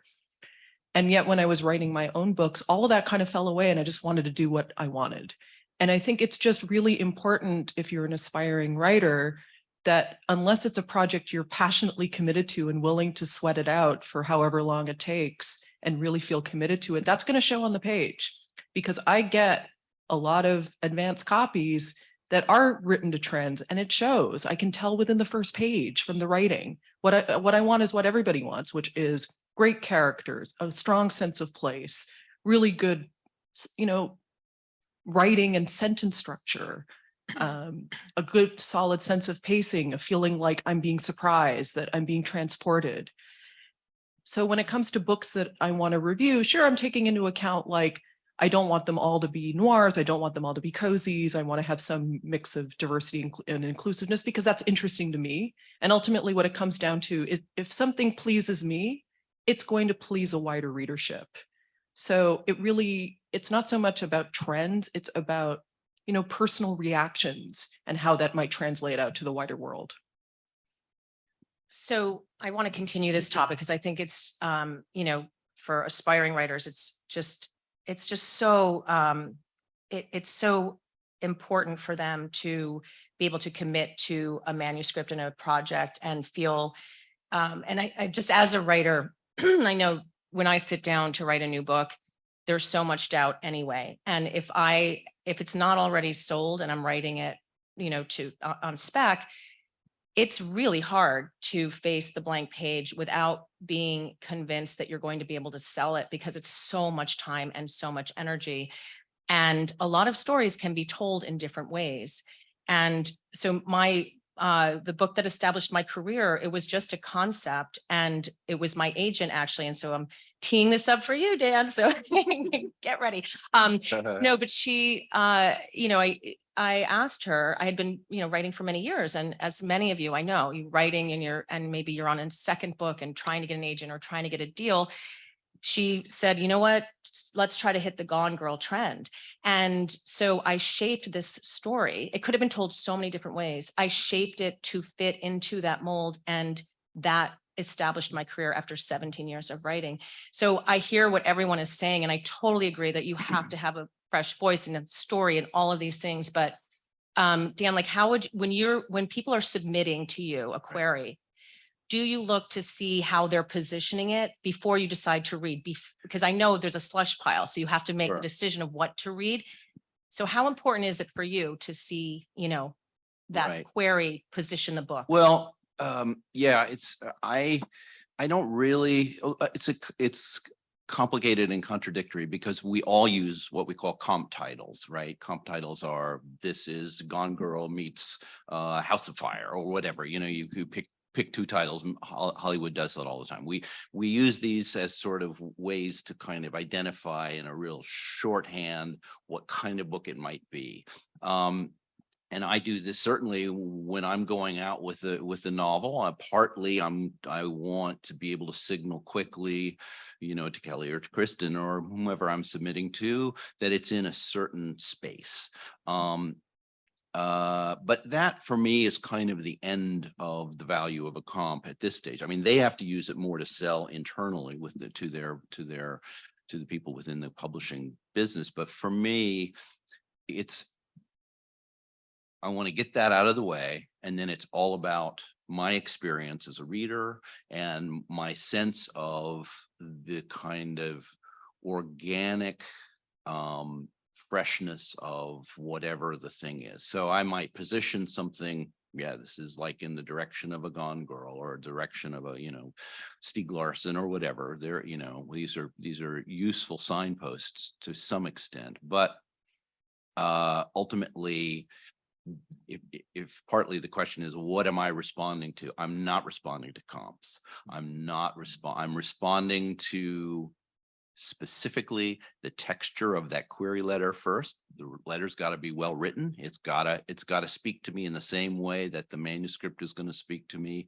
And then I think I maybe have gotten off topic here, but for me, I'm part of this is, I think the one thing I want to say broadly is that we are all readers. And we all have different tastes, and we respond to different things. And I am just a reader. So I'm less interested in saying, well, I could sell this to this category than I am in saying, holy shit, this is wonderful. What is this? And then worrying about the comp later. And the holy shit factor, and sorry for, but for me, it is different for every one of us. We are not all going to agree that Gone Girl or Girl on the Train are fantastic books. We may have some overlapping thoughts about it. There are lots of other people who will see things differently. I am only the reader that I am. So I respond first to how I respond. And then if I respond in a way that just feels like I'm energized by it, then the next job is figuring out, okay, how am I going to pretend this is part of a trend, or what's my comp, or all that kind of stuff. But it's the reverse of, it's never thinking about it first as a trend. I got to go find me a book in that category for me. Yeah. I would just add, Wendy, just to use you as an example, your book didn't sell because it was a Gone Girl lookalike. Your book sold because it was terrific. It was original. It was fresh. It told a story in a particular way. Like it maybe was smart of your agent or lucky that the timing worked out, that it could be positioned that way. And she did some of the publisher's work for them in positioning it that way. But, don't downplay the quality and originality of that book. Like it was its own thing for sure. And it happened to fit into something and at the right time before it had been overdone, overpublished, because there's no question that trend, sure, standalone psychological suspense is still in and unreliable narrators can be really well done, but we are not looking for the next Gone Girl right now, you know. So the timing and the positioning was a nice boost, but that book was going to sell, I think, no matter what. And you're right, could have been told other ways and probably would have sold that way too, you know. Well, so thank you. It's true. I mean, I think it's the other thing that I just want to say about it is that you know, we just stood up here and said 10 minutes ago that More Lighthearted is in, and Golden Age and Locked Room and PI and sort of dark is out. $100 says that 3 months from now, a really dark, gory PI novel is going to hit the bestseller list. And then those will be in, you know. I mean, there's just no way to know. And I think the positioning part is the business side of it, is the agent's job and the editor's job and the sales department's job. The writing the story that we're going to want to try and fit into some kind of marketplace area is your job, that we're going to like and fall in love with, you know, each individual agent or editor, you know, depending on their taste. And I think, you know, right now in particular, that 25 years ago, pre-Amazon, there were shelves. You went into the store and there was a mystery shelf and there was a thriller shelf and there was a women's fiction shelf. And then there was an African-American fiction shelf. And now, in part, thanks to Amazon, if we can thank them for one thing, it might be this: you don't have to think that much about what shelf it goes on. It's just for sale. It's a novel. And we get to talk about what genre or subgenre or blend of genres it is. It matters less. So, you know, write your authentic, passionately felt thing that reminds you of, you know, of a book that, you know, that makes you feel the same things that a book that you read and loved did. And then let the industry people worry about how you're going to sell it. Because if you're not feeling it while you're writing it, if you're writing it for one of these other reasons, we'll be able to tell. Every time early in my career, I bought a couple books that were either they had some kind of media tie-in where I thought like, oh my gosh, this is going to sell so many copies, or they were so easy to pitch to my sales staff because they were very good comps or they were on trend, and none of them worked. None of them worked. I will never acquire a book again because of some kind of media hook or because I think it will sell if the book is not good or if it doesn't move me in some way. There are a lot of editors out there, and maybe one of them will love it and find passion for it, and they can go ahead and publish it. But I need to have some kind of passion for a book that I am going to read at least 4 times while I'm editing it. And then I have to get up in front of 150 of my colleagues in a meeting and tell them why they should spend the next year of their lives once we bought it and once we're selling it. So then I need to tell my sales force why they need to go out and sell it to bookstores. I need to tell my marketing team why they want to create a marketing plan. I need to get art to spend months creating a cover. Publicity has to work directly with this author. So like I'm assigning the next year of someone's life at work to a particular project. And so I think that things work when they have passion behind them and when you can put your name behind them too. So trends make things easier to sell sometimes, but without the voice and without the passion, it's not going to work. I mean, the question I get asked the most often by, you know, people in the business, not in the business, is essentially, what should I be reading next? Or what should I write next? And to writers who are working on things, my first answer is, who have you read that your manuscript reminds you of, and who is representing and editing those books? And really, when I say that answer, my actual answer is, are you reading enough? Because when you're working on your books, chances are, you know, you can get so focused on whatever it is you're working on or get so caught up in the machinery of how to publish it that just taking a step back to read and you know, nourish your brain with all sorts of different types of books and reading experiences, that can make connections you might not have otherwise seen and put you on a path that might surprise you. You might have thought that you should have been, I don't know, writing a noir novel, and actually your prose is much more befitting of a lighter thing or vice versa or whatever. Like, it's really important to just be open to all sorts of reading experiences that can then influence how you write. And the other point that I wanted to make with respect to trends is that there are all sorts of things that I might not be super into. We've already talked about the fact that girl titles are well on the way out. I mean, Gone Girl came out 11 years ago, and we're still in its shadow. That's worth sort of mulling over and thinking about in a major way. But, and I've made this point before, that I think one of the reasons why that trend has, come to maybe not an end, but certainly a pause point, is that a lot of people took the wrong lessons from Gone Girl. Gillian Flynn was writing just the book that she wanted to write. She wrote it in a way where the prose just people still quote that cool girl phrase because people remember it. And so many of the books that came in its wake, they didn't remember that there was underlying rage in the prose, that it was about a very specific time, the post-2008 recession, and all of those forces that, led Amy and Nick to behave in the terrible ways that they did. So it wasn't just about toxic marriages or being drunk or, some, as I think has happened in a lot of these books, where there's no sense of place, there's no sense of character, there's no sense of, like, I felt like I was reading space aliens having a bad marriage, which is this psychological thriller or is this sci-fi? Like, this is what I mean. But someone will come along and take all those elements and forge them in a way that is going to be fresh and surprising and new, and we'll all be sort of blown back. So I think about something that the editor, Robert Gottlieb, who has obviously been around a really long time, has said on more than one occasion, which is that he is constantly looking at books that create a new genre. And you don't do that deliberately. You kind of sort of stumble into it or follow your, obsessions and compulsions. And that's what we're all supposed to be doing.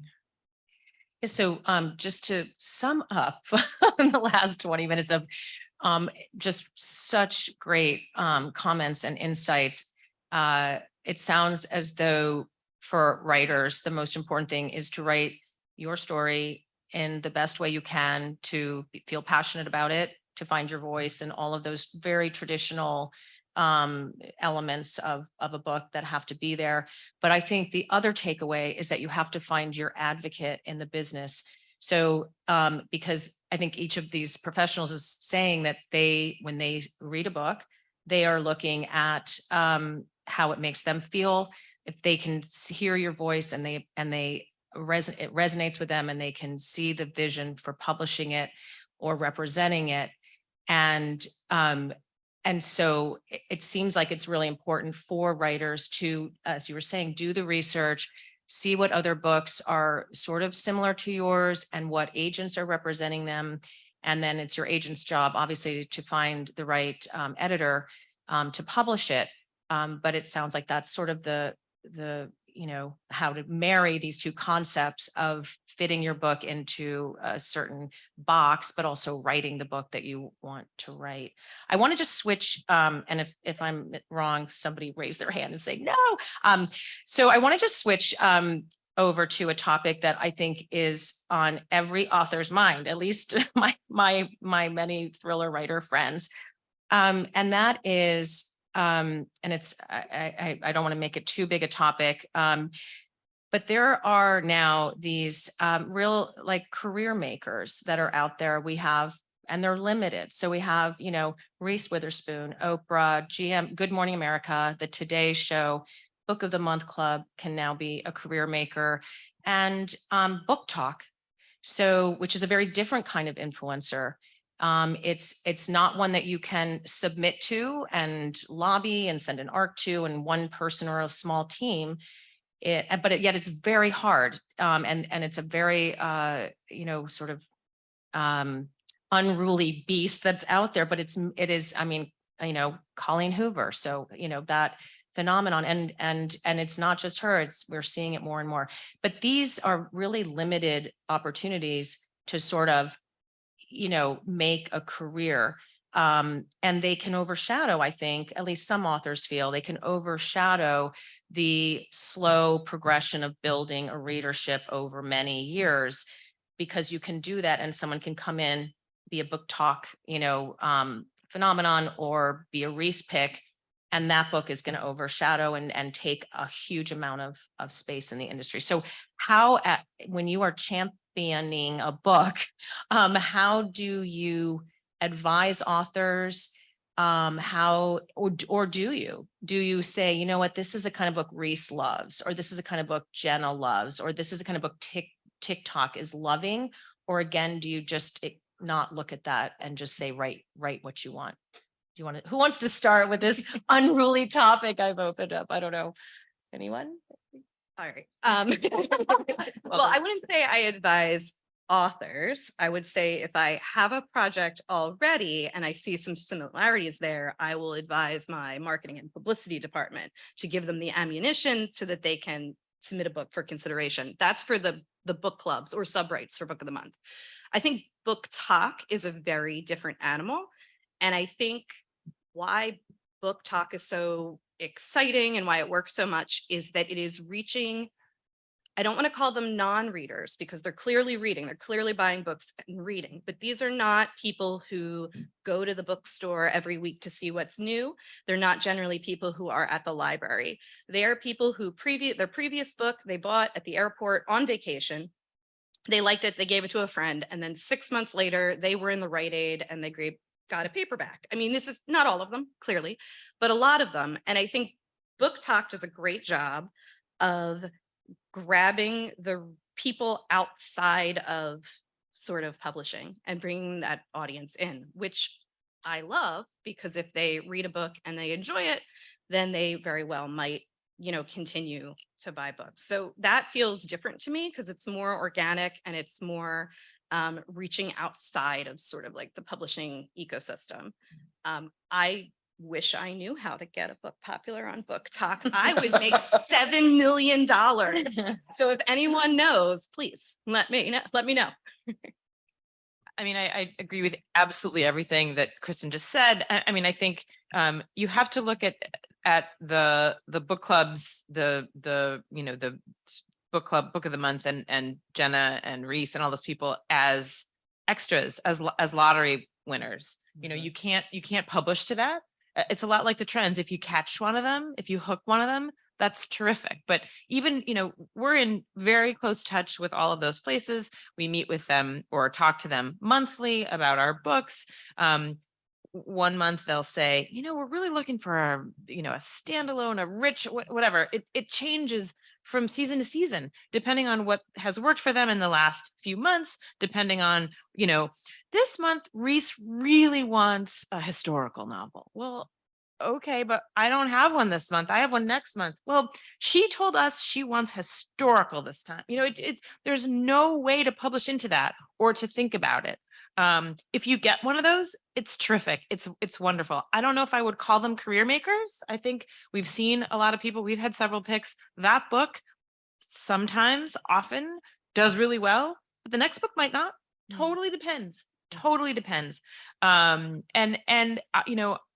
publishing, it's a little bit like Kristen said, are they creating an audience for that author? Not necessarily. And that's my job. I look at publishing as a way to create an audience and build an audience for an author over time. I'm not that interested in publishing one-hit wonders. I want to work with somebody for book after book and year after year. And I'm looking for writers who are going to write more than one book. And so I'm trying to think long-term. Are we going after those things? Absolutely. 100%. Am I going to turn one of them down? No. But am I using that to craft my publishing strategy? Not at all. Not at all. And then Book Talk, again, I'm just going to say basically what you said. It's organic. Are we trying to find ways to pay for it and find people who are willing to review our books? Of course we are. The ones that work and catch are the organic ones. The true passion that a reader who has a following, or maybe doesn't have a following, who's the girl a few months ago whose father wrote a book 10 years ago that nobody ever read. And she went on Book Talk and said, I wish someone would read my dad's book. It's really good. And then 3 months later, he'd been at the top of the bestseller list for 10 weeks. I mean, you can't pay those people. You can't create them. There has to be a reader who finds a book that they feel passionate about. And our job is to publish books that people are going to feel passionate about. Will we keep experimenting with Book Talk and trying to find ways into those people and continue to expose our books to as many people on Book Talk as possible? Absolutely. Are we buying books because we think it's a good Book Talk book? Not at all. No, and I would also say that, you know, Jenna is building an audience for Jenna. Reese is building an audience for Reese. I think there is some percentage of people that will follow an author to their next book, but it is not the percentage that we wish for.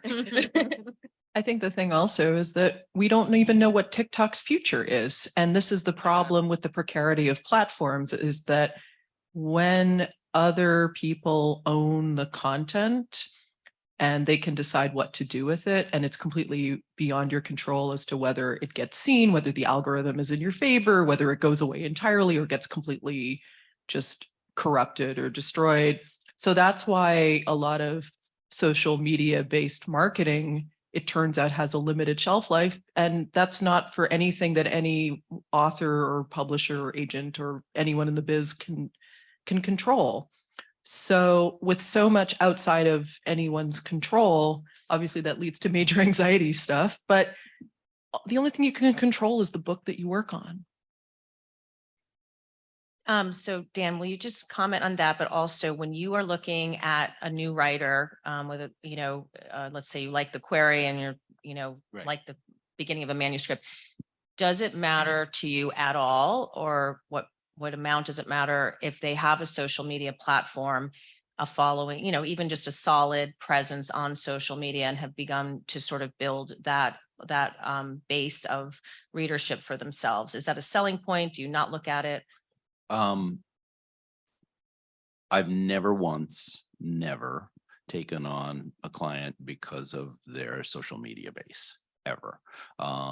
So there are certain kinds of nonfiction where a platform like that is invaluable. And in fact, if you have that kind of platform and you have those kinds of connections through different industry and so forth, you might be able to sell a book and sell it very well. As in the space, in the space we're talking about here, in terms of fiction, never. I don't.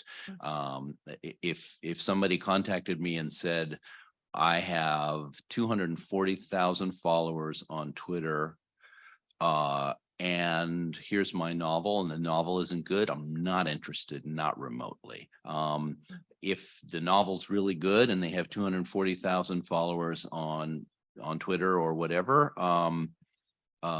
is that an asset potentially? Sure. But it's never foundational for me. So it sounds like aspiring writers out there should be spending time writing their books that they feel passionate about and finding their own voice, and not worrying as much about building a social media platform, and instead to spend their time on their craft. Can I add one little thing? Please, yes. I will say that I agree 100%. We're not looking, the book comes first. I think Kristen said that too earlier. Like, it's all about finding that read. I do think a willingness to participate in activities that will let you interact directly with readers is a benefit. And I think there are some writers who are totally uninterested in social media, which is your privilege, your choice.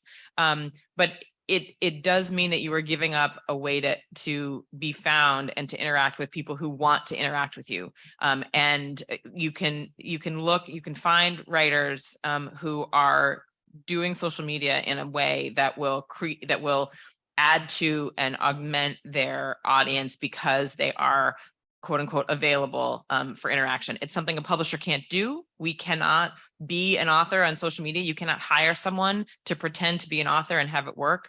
But you have somebody like, for example, Louise Penny, who interacts on social media quite genuinely with her audience, and it makes a difference. It has helped create a community around her fiction that is something we cannot do as her publisher.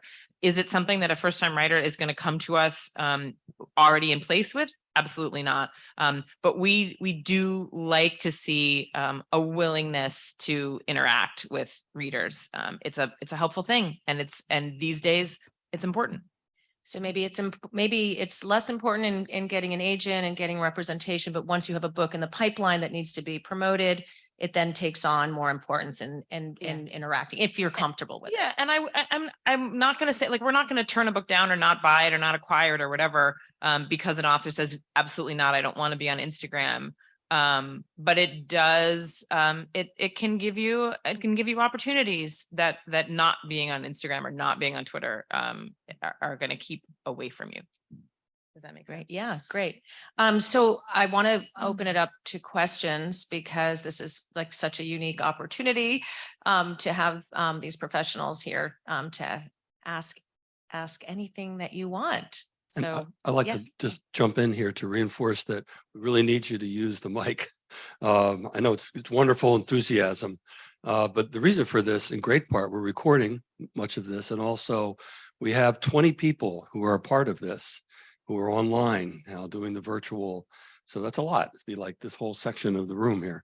So they don't get to participate if they can't hear the questions and the answers. So please follow through. And Anthony here, this young man's going to be chasing after you with this mic.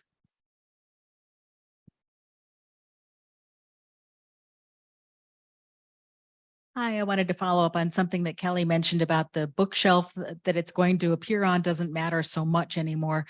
If you're writing something that may span several spots, how would you describe it in your pitch letter?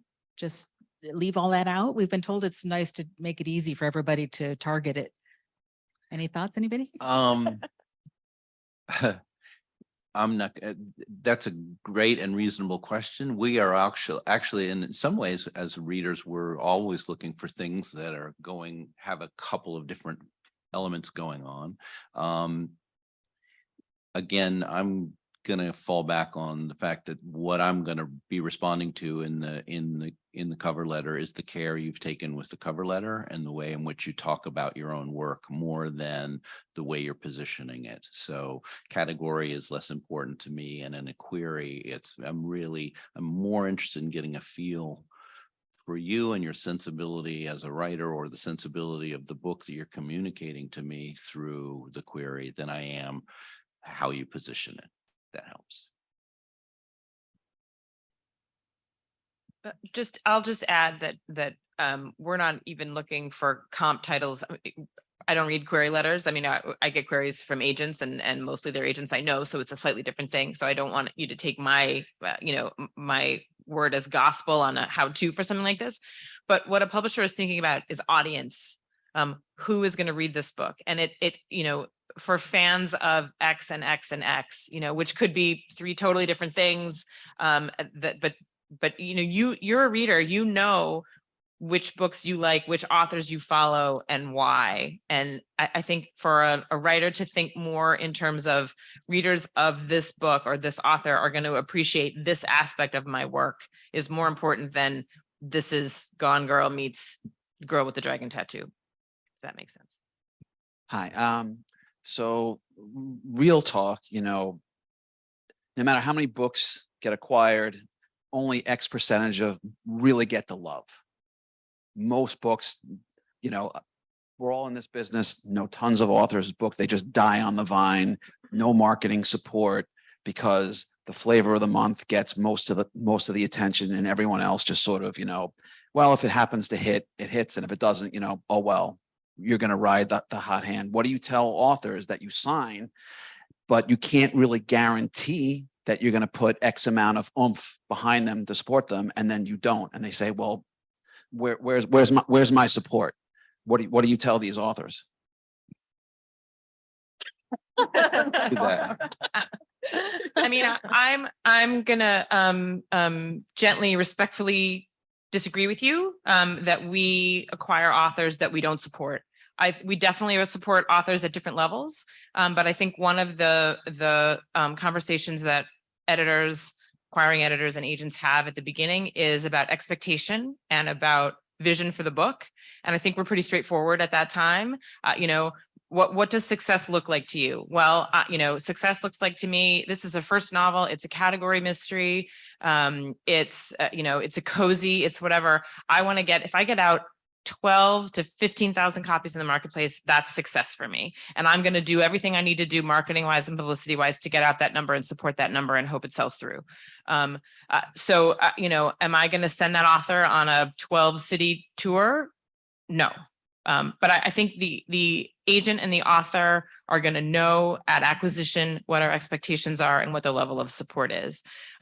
Do we sometimes change our plans based on how a book is selling in the first couple of weeks? Sure, mostly to augment what we're doing, not to take away. Books don't sell. The first 2 week sales, especially of a debut novel, aren't that interesting to me. Talk to me about the first 4 month sales, and then I'll look and see how things are going. I hear what you're saying, and it's definitely true that a big bestseller is going to get more marketing money, more advertising, more tour money than a first timer at a certain level. But I think everybody knows what's happening when we go into it. I don't think there's a ton of support withdrawn that was expected. I also, something I kind of was thinking earlier when Wendy was talking about trends, she was talking about what's working in the marketplace. And I think working covers a great spectrum of things, right? Is it working only if it's #1 on the New York Times list? Is it working if it has been, as Kelly was talking about, a strong category mystery that sets an author up for success for the second book? I think that there are many different levels of what working can mean. And I think the most important thing, and it's something I'm learning too as I go, is about that open communication that Kelly talked about. I think authors and agents and editors should continue to have a conversation as the book's publication process goes forward about what expectations are and what we can do. But nobody wants to see a book fail at all, so I think open communication is key with that. So what do you tell authors? I say, I am, this is fresh. I have frustrating news to share with you. And then you tell them. I mean, publishing is a business. But I think the communication is key. I think this is a super hard business too, where there are lots of wonderful books that we love, books that we acquired with expectation, books that everyone in-house loves, that come out and they come out quietly and things don't work, and that you don't get the one review you were hoping for, you don't get a certain there's a giant blizzard the first week that a book comes out and there's no bookstore traffic. I mean, things happen that are totally out of our control that have nothing to do with how good the book is or what we think is going to happen. And I think it's super frustrating for us. Like Kristen said, we want books to work as much as / more than anybody. And it's super hard to know and learn, I guess, over and over again that how a book sells is totally out of your control. It's easy to Monday morning quarterback and say, wow, that cover really wasn't right. We didn't, that wasn't what we wanted, or that ended up looking too much like this other book, or that day wasn't a good day. It turns out it was too close to X holiday and for some reason, or it's too close to the election and we didn't get, books weren't what people were talking about. There are things that are out of your control when you publish a book, and it's super hard. It's super hard. I want to chime in just because I happen to see it over there, but the first book I ever published was a trade paperback original anthology, TPO, of older stories by women crime writers from the 40s through the 70s. And I wanted Troubled Daughters, Twisted Wives to exist because it felt like I wanted to make a statement about a certain type of crime writing that I felt was neglected, that I felt needed to have more attention. And it sold for very little money to Penguin, but my expectations of that publication were very realistic. And I tried to be very grounded of, I want this to exist. I want people to talk about it in a certain way, and I want it to have long-term impact. And it sold right around the time that Gone Girl came out. So suddenly I had a way to talk about it of, here are the ancestors of Gone Girl, go have fun with it. And here it is 10 years later, and it's for sale, available right now. And that anthology has still had some impact. But when I've published my nonfiction, it's been for more money. The Real Elita sold at auction. Some things hit, some things didn't. And the thing I tried to do with every publication, whether it's an anthology, a nonfiction book, or whatever else I may choose to write in the future is, let me focus on one thing that I haven't had before. And sometimes it's impossible to predict, and oftentimes you don't get it. And there can be disappointments, and sales can not be to the expectations that you want. But if you get that one thing, or if you get something comparable to that one thing, or if you just enjoy the experience of bringing the book out in the world, because you never publish your debut book again, you only get one chance to do it. So why not just enjoy that process? So there are all a whole host of different factors, but so much of it is about, marrying passion and tenacity to still be in this game. More questions?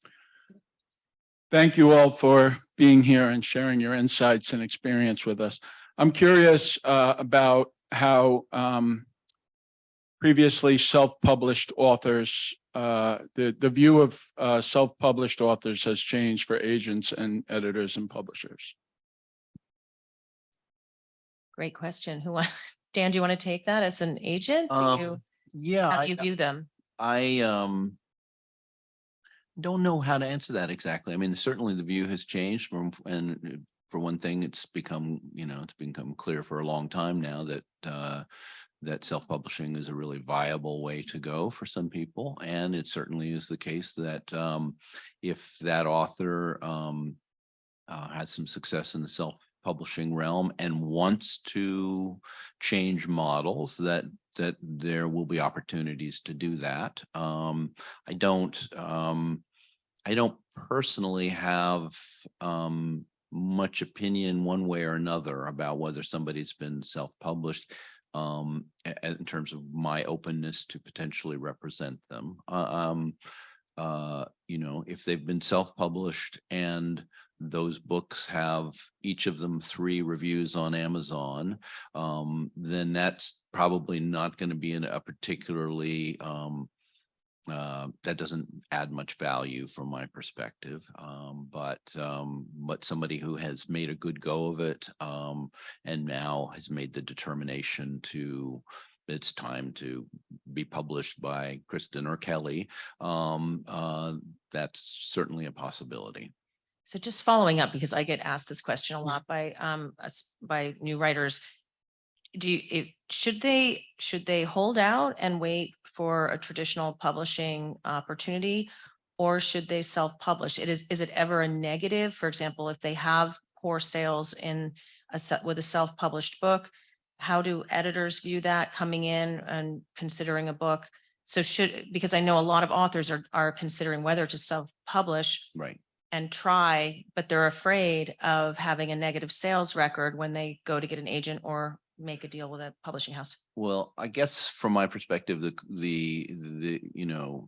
should they self-publish or should they hold out depends on how long they've been trying to find an agent or a publisher,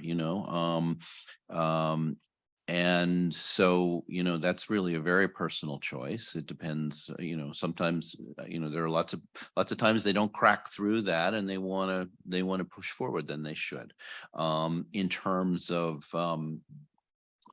it's very hard. It's very, very, every situation is different. I think that if your goal in the long run is to be a published author and have a career as a published author, and you've written your first book and 3 months later you don't have a publisher and so you're going to self-publish it, I wouldn't do that. I would put that book in the drawer and go write a second novel, and maybe then put that book in a drawer and go write a third novel, because really ultimately, by the way, most of the authors you love, the book you first read by theirs was not the book they wrote first. Usually the first thing a writer writes doesn't get published. Usually it's how they trained themselves, how they learned their craft and so forth. That's the real value of it often.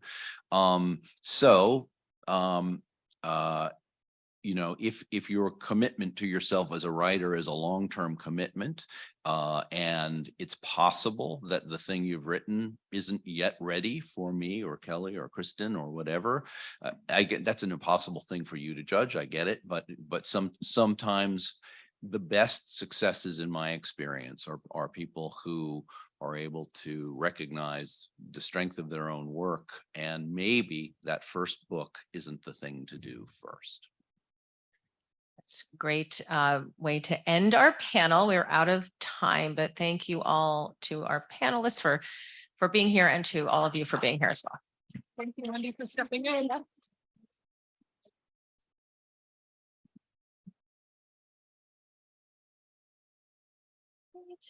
Thank you. That went super well. That was so good. I know, it really does. I love sitting beside you on a panel. You say all the good things. Oh, It's great. Oh, yeah. Just like any other author, Of right? course. So I'm always happy. If you want to get a picture. Oh, well, thank you. I appreciate it. But No, I was totally into it too. Sure. Of course, yeah, yeah, sure. Sort of in this huddle, like here. Huddle here.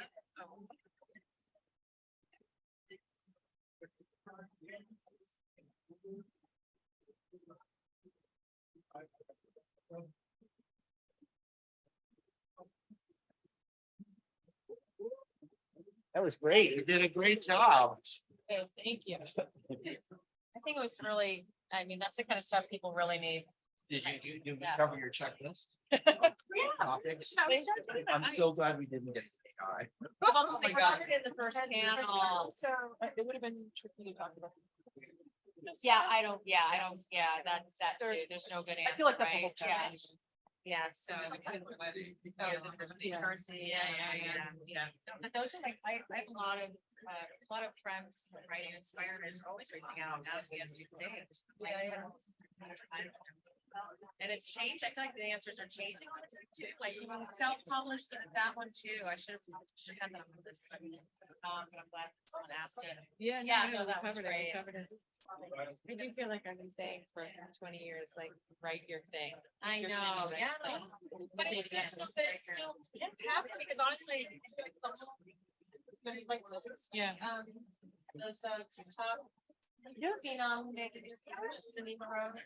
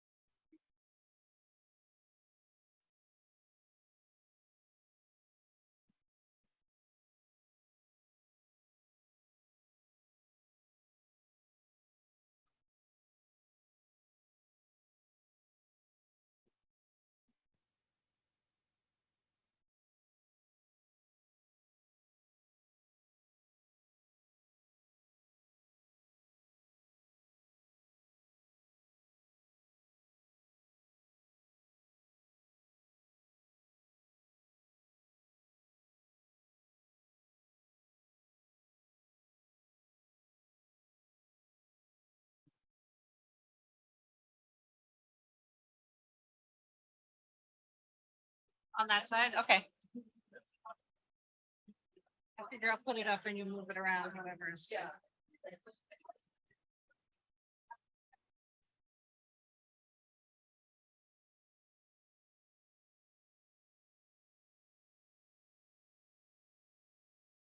Hold down one.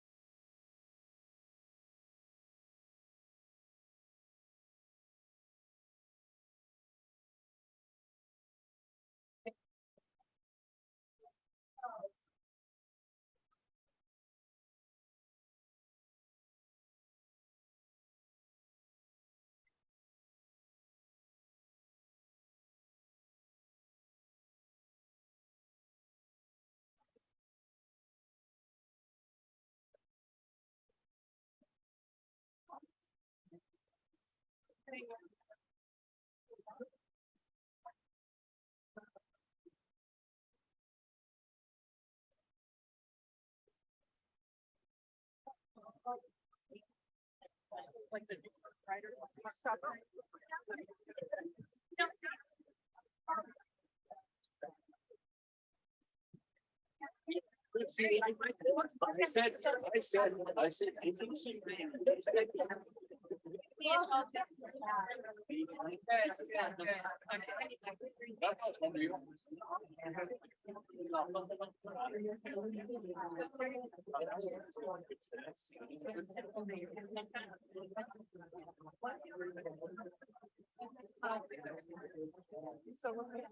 Go to the forum Thursday. The Husky?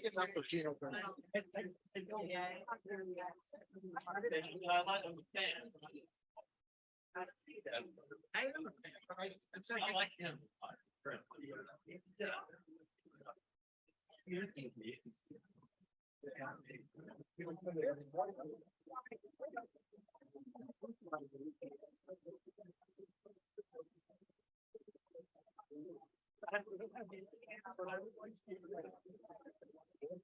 No,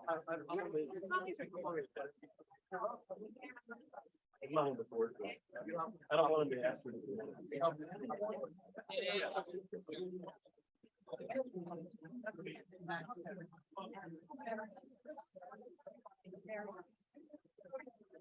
Eric. Front and center, young man.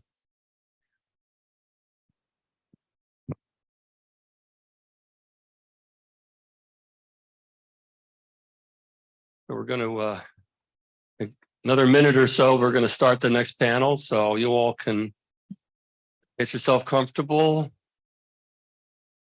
Exchange your business cards.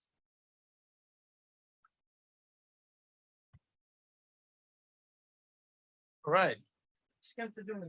Great to be here. What does your shirt say? It says, I am not a robot. All right. Oh, man, that light is blinding. Yeah, it is. This the spotlight, you know? I'll kill that. They'll kill that before you start. So What's that? Oh, good. Oh, I see. It's for the projection. Okay. All right. okay, class, Hey there, nice to meet you. I think they have your Steve. I like to be called Steve. we got to start. Anyone? Then at 1:15, let's all get back together again because Michelle Clark and Dr. Claire Glynn are going to be presenting futurism as it relates to forensic science. Jane Kelly just sent me a text that the mics have been live during breaks.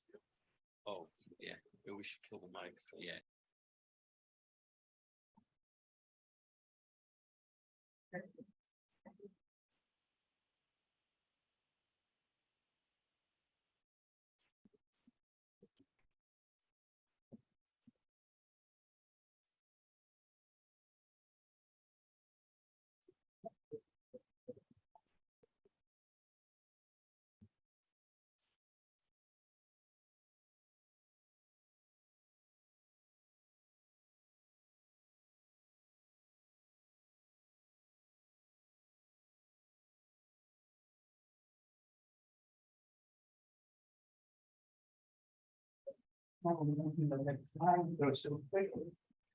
That I can't, I closed on you years ago, but it feels like yesterday.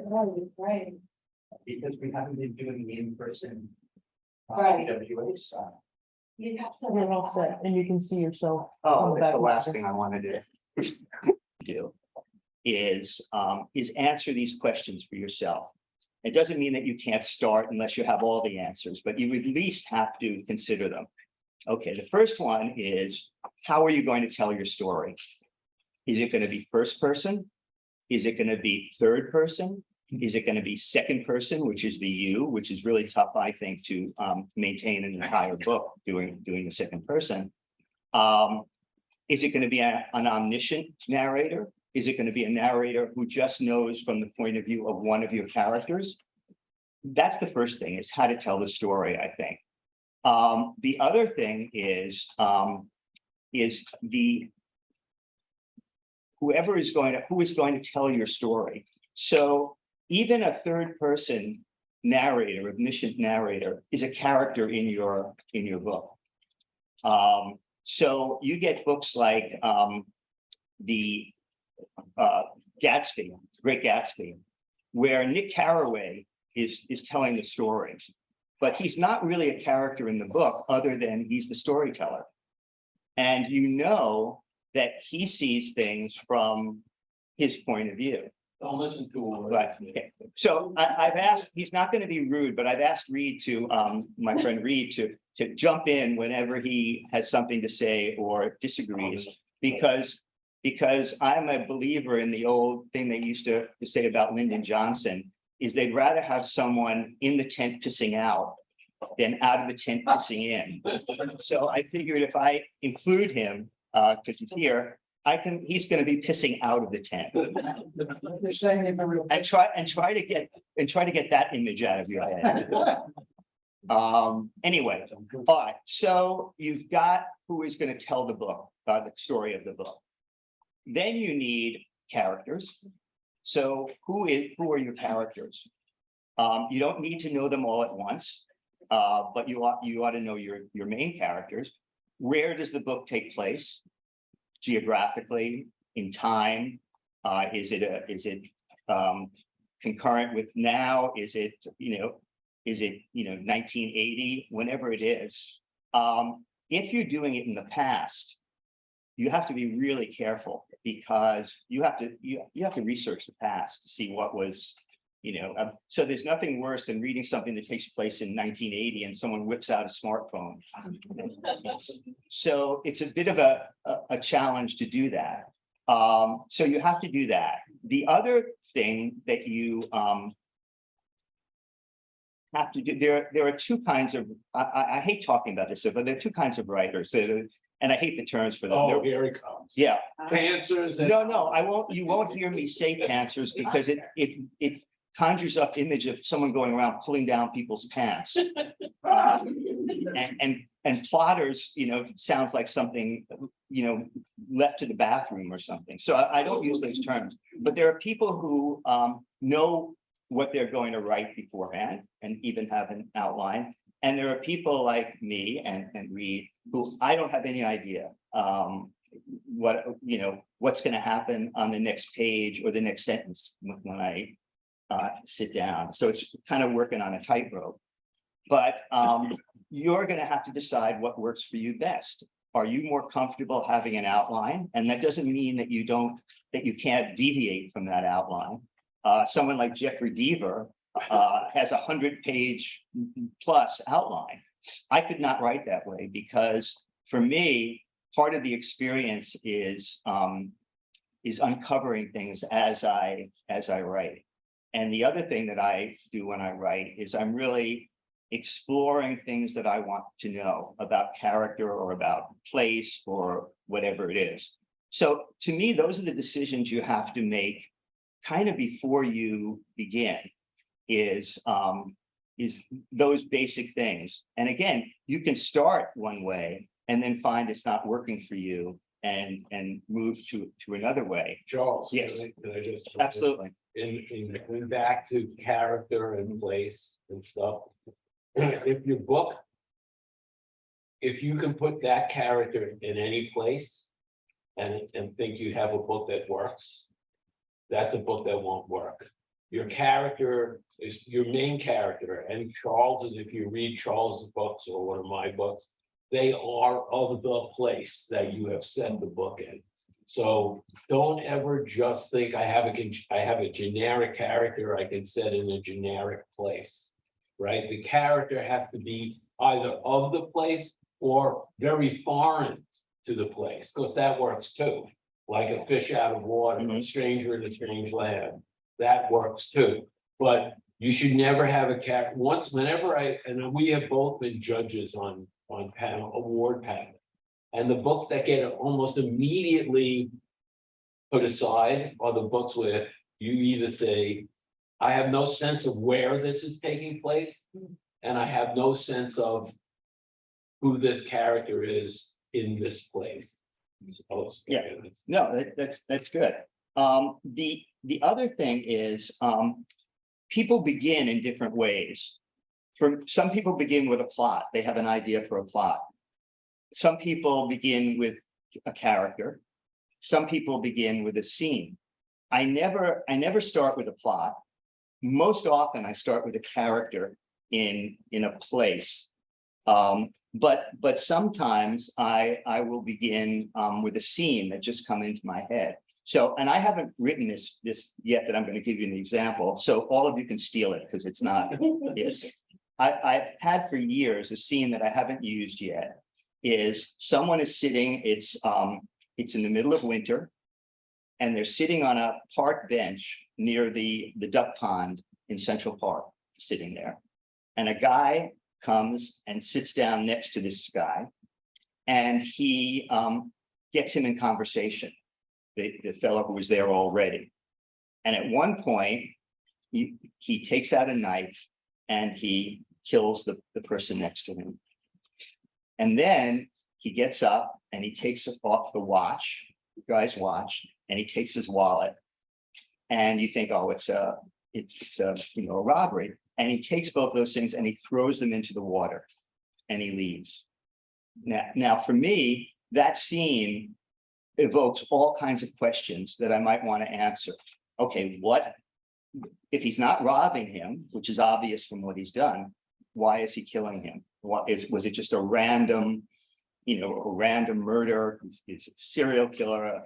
For me, it's never a serial killer because I don't write murder mysteries, and I don't write serial killer stuff because I think it's really overdone, and I can't add anything to what's done about serial killers. So in that case, I would have to, I start with a scene. Sometimes I can even start with dialogue. And for me, I believe that the first page or two of any book, and I'm going to talk about crime novels because that's what we're talking about here. But for me, the first page or two, and sometimes the first paragraph, have what I call the DNA of the story. So I think that people reading my stuff or reads or most authors can tell from the first page what kind of novel they're going to read. And the other thing is that they also they they can, you can tell so much about character. I'm doing this because doing it this way, not out of, oh, I'm so great or whatever, but I'm doing it this way because I can tell you the thought behind the way I was starting this book, why I started it this way. And this is from Second Story Man. And I'm just going to read you, I'm going to clean it up a little because I don't want to offend anyone, and this is being Zoomed, and I don't want to be canceled, even though we all writers have, you know, and I know Reed does too, this whole thing about politically correct and all that kind of stuff, especially if it's your character's voice and not you as the author. So this is the way it starts. Where's my effing money? Francis, these things take time, man. I pounded on the table, ice splattered against the sides of glasses. It's been 3 effing weeks already. Are you running a business or what? I want my effing money and I want it now. All right. So tell me what you know about that character just from those 3 lines. What do you know about it? Teal and then Carol. He's a very angry man. He's capable of violence easily. Mm-hmm. And he's on a level with whoever he took the money or lent them, borrowed the money from. There's some sort of definitive dark connection there. Mm-hmm. Right, Carol, did you want to add something? He's not afraid to stand up for himself. Yeah. Mm-hmm. All those, and it's all, that's 3 lines. It's less than probably 50 words. So for instance, even this, the only image there is I pounded on the table, ice clattered against the sides of glasses. That writing, it's violent. So not only are the words coming, where's my effing money? And it's all the things that you just said, Teal, but also the image that I put there was purposely a sort of a violent image of the clattering against glasses. And that's what I mean about starting with the DNA of your story or your character. And I'm sure you can take almost, actually, I made a list of these, some of them, from some of my favorite authors. And you can see, and I'll just give you, I better be in there, Joe. well, You're in the other list. yeah, you're in there. I may skip you, but okay, so here, I'm not even going to tell you who wrote this, but well, I will after. This first line. Ocala police picked up Dale Crow Jr. for weaving 2 o'clock in the morning, crossing the center line and having a busted taillight. That's Elmore Leonard in one of his books. Right away, it tells you so much about that book. You know this is going to have something to do with breaking the law or something, and it starts with that small thing. This is from a friend, Michael Sears. The woman screamed for the first 3 seconds. Right? Now, the other thing inherent in those first lines is there's a mystery in all of them. It's okay, what's making the woman scream for 3 seconds?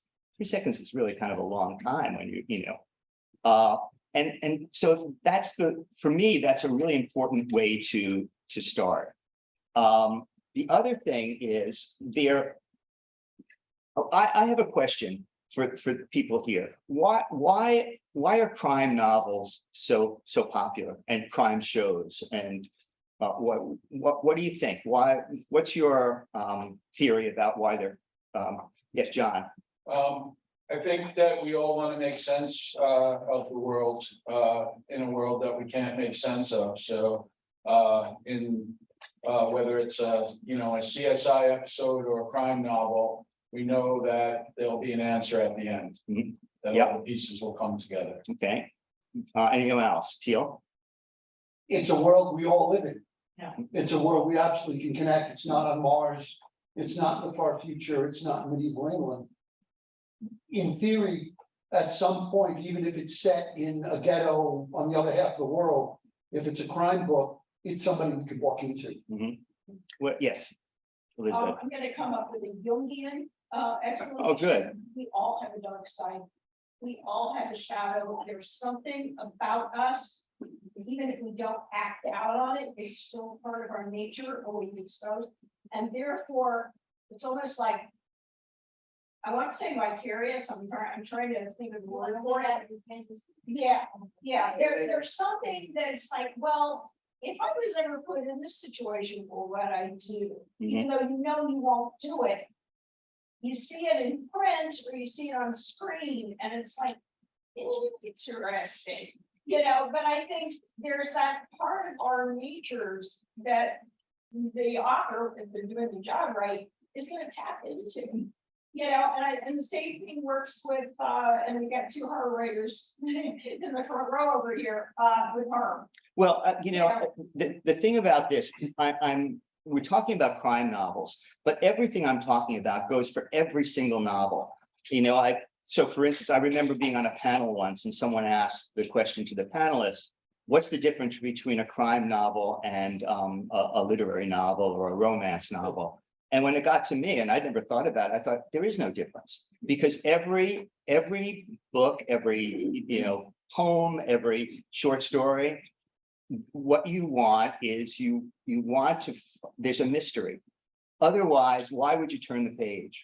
So if it's a romance, you want to know, oh, do they get together? Do they break up? Will they ever, will she or he ever find love? So all these things we're talking about with crime novels really apply, I think, to any kind of novel. I mean, I know Reed has, and I've written other kinds of novels too. So that's what you need. And building on what Teal said is almost every crime novel, maybe every crime novel, the world starts off fine, in tidy shape. And then something happens which creates chaos and the world is out of shape. Then you have a character, whether it be a PI or a cop or a lawyer, who comes in and tries to put the world back together again. And then most novels end with the world being back together again, but there's going to be something happening in the next book that's going to throw it, askew again. And essentially, and I didn't come up with this idea, but crime novels, especially mysteries, are very religious in nature, in the sense that there's a question or a problem that has to be solved, and it's solved. And so, for instance, think of that religious. We're talking about religion. There's a problem. You pray to whatever higher power, and you hopefully get the solution.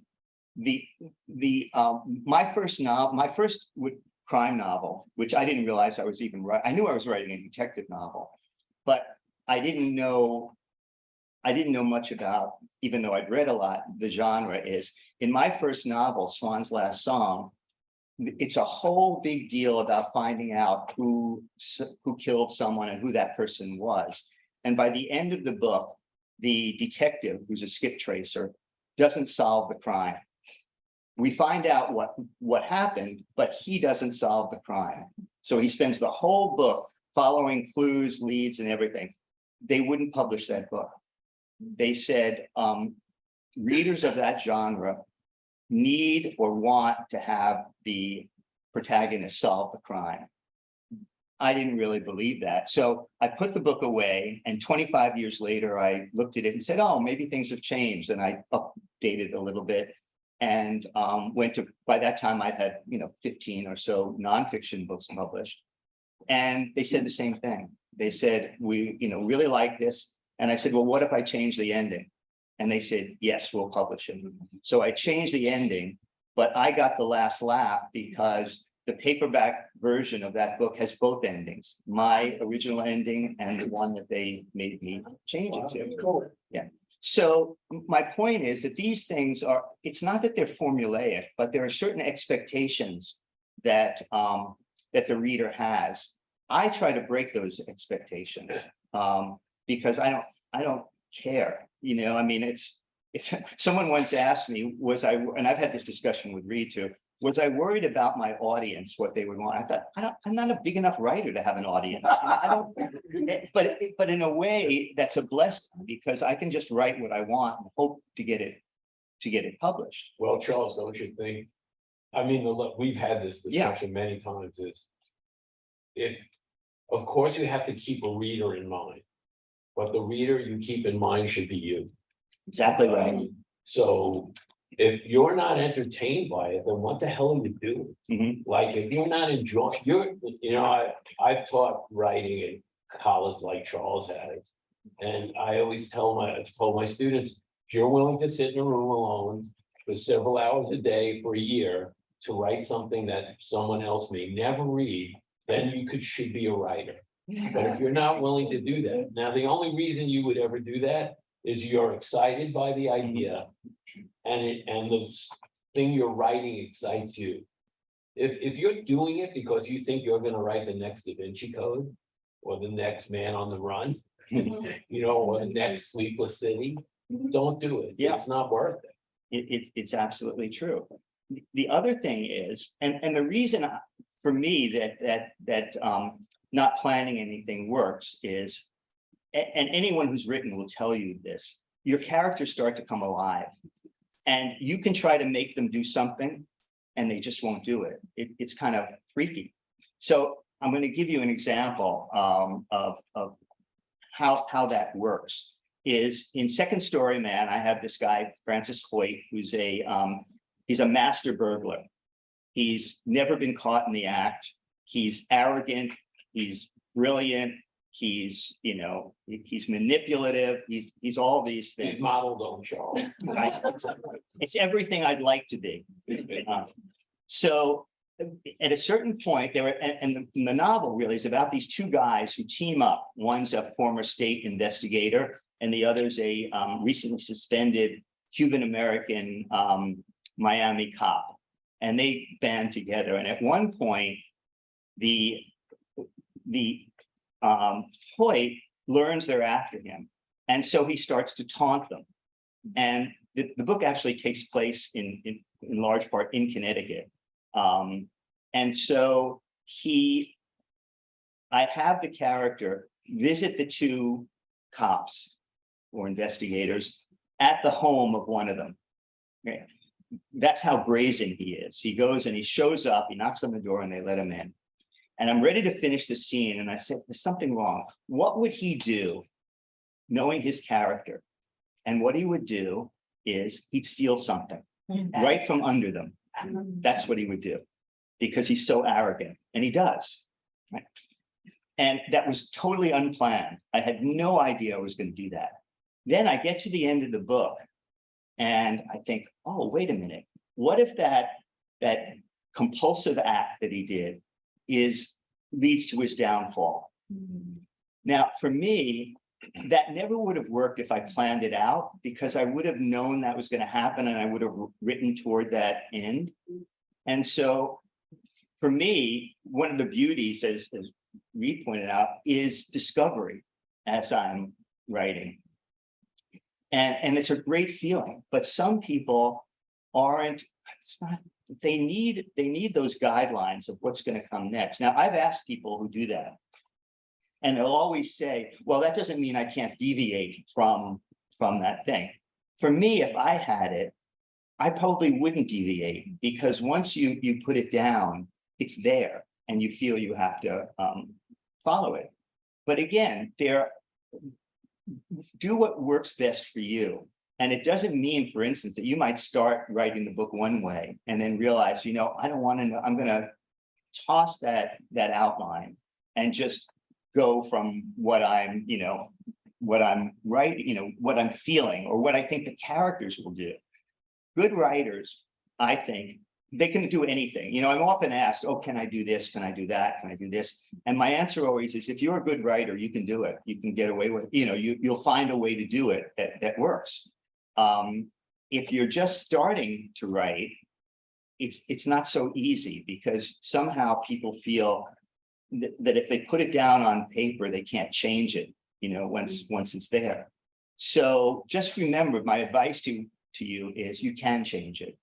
You've got, you can just, it's so easy now with computers just to delete a whole section. And I'm sure most writers do that. They think, oh, I'm going the wrong way, and they just stop. Now, the other thing is, having taught writing a long time, I can't teach anyone how to write. I can teach someone how to write better, I think, by giving them choices and giving them critique. But I think as you write, and as the most important thing, the most important piece of advice I would give is read. Just read everything you can. And it doesn't even have to be a crime if you're writing a crime novel and romances. I still learn from teaching. I learn from my students because it forces me to look at their work and decide what I think works and what doesn't work. And I unconsciously can apply that to what I'm doing. And so if you're going to write a novel, read novels. I've had people in classes that they want to write something they've never read a novel. You know, how can you? I had a student who was writing a memoir, and she had a really fascinating life, by the way. She'd never read I don't know if she'd ever finished a book. I don't know how you can write or learn about writing unless you read other stuff. And it's not even about, and what you will find after a while is if you want to write something and you're reading something, you will be in awe of what a writer does that works. And you will say to yourself, you know, that he or she tried that, it just doesn't make it.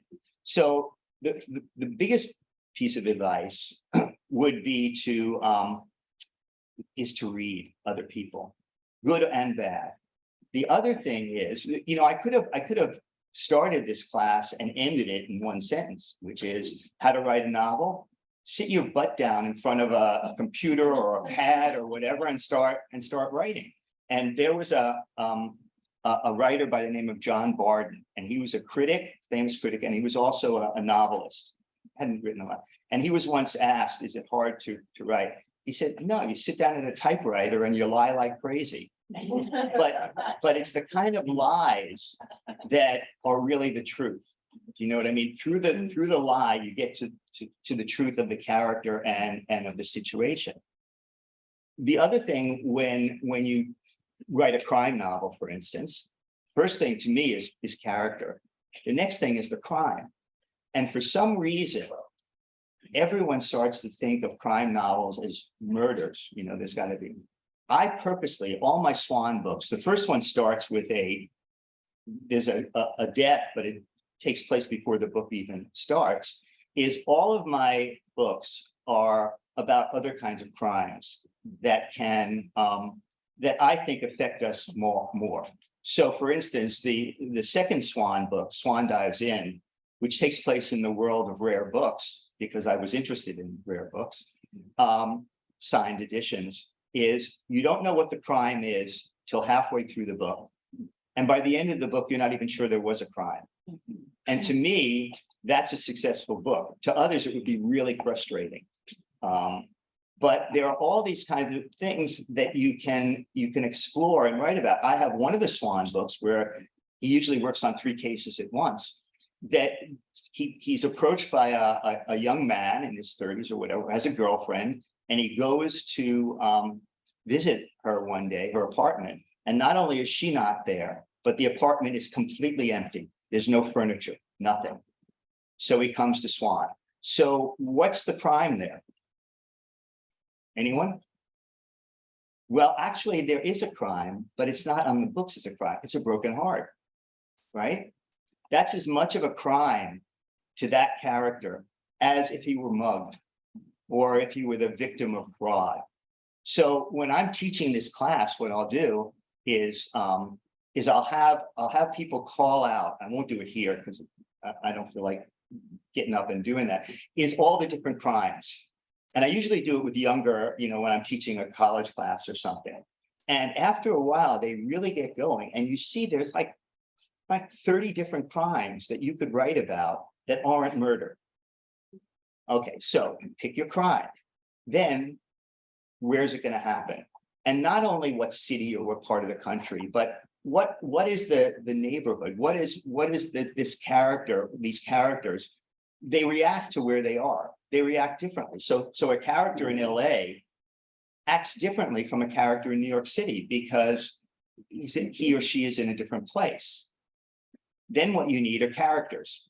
Now, I don't think that you need to, the way I write, I bring characters in as I'm writing, but you could have a list of the kinds of characters you want to populate your book. For me, again, the problem of having those characters first is it's not organic, and I tend to force it if I do that. But so you need characters. So you need the crime, you need the setting, you need the characters, and then you need, when you have a character, what does that character do? Are they a cop or a lawyer or just a normal kind of person who gets sucked up into a crime? But what's easiest in a way is to have a character that's like a PI or a cop or a lawyer, because their job is the motivation for what they're going to do. If you have a non-professional, what people forget is why are they following this crime? They have to have something at stake.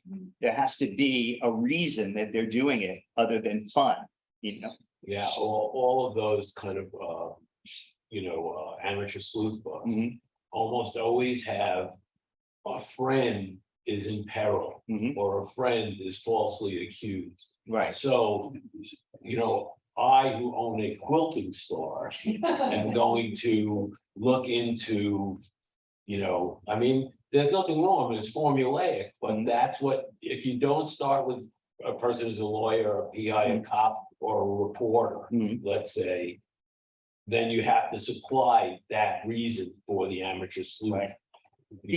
Because people will, there are a lot of writers here who've been published, so they know if something doesn't make sense, people will stop reading.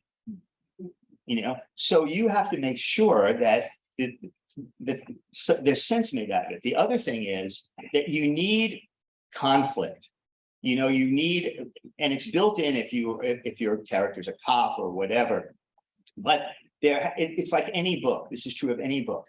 You have a character who wants something, but there's something blocking that desire.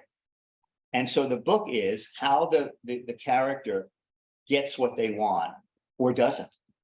It doesn't matter, but tries to overcome that. So every book needs conflict and tension or tension, or another way of putting it is suspense. Because if your reader, I think, can guess what's going to happen next too often, it's an unsuccessful book. They're gonna stop writing reading. And so I have a friend who told me this story, and I think that it pertains to what we're talking about. Is she was home with her parents one day when they were watching one of these sitcoms that really predictable, like Three's Company. And they were laughing at these jokes, and she thought, well, they're not funny. What's going on here? And so she figured out, after talking to her parents, that the reason they liked that show is it was predictable. It didn't challenge them. They could almost guess the jokes before they were coming. That's an audience. It's not the audience that I want, so I'm not writing that way. But it may be the audience that you want. So it's really a tightrope walking thing, because you want the audience, if you're writing that kind of book, to be with you, or maybe a little ahead of you, or maybe a little behind. But they don't want to be challenged that much. And so it goes to what Reed is saying. One of the most important things in writing any novel or anything, it's the first thing I learned as a magazine journalist, and I learned it the hard way, is know who your audience is. Know who the audience is that you want to reach. And if you're writing, as Reed said, and I do it all the time, for me, it's the one, but that's not always the case. And so when I was a magazine journalist, I would think I was horrible about coming up with ideas, because my ideas were always a little too esoteric. So I go to see a movie, a screening of a movie called Urban Cowboy. And I see this actress in the movie, Deborah Winger. And I think, God, she's great. She's going to be a big star. And I pitch her to magazines. And they said, no. And I said, why? Well, no one knows who she is.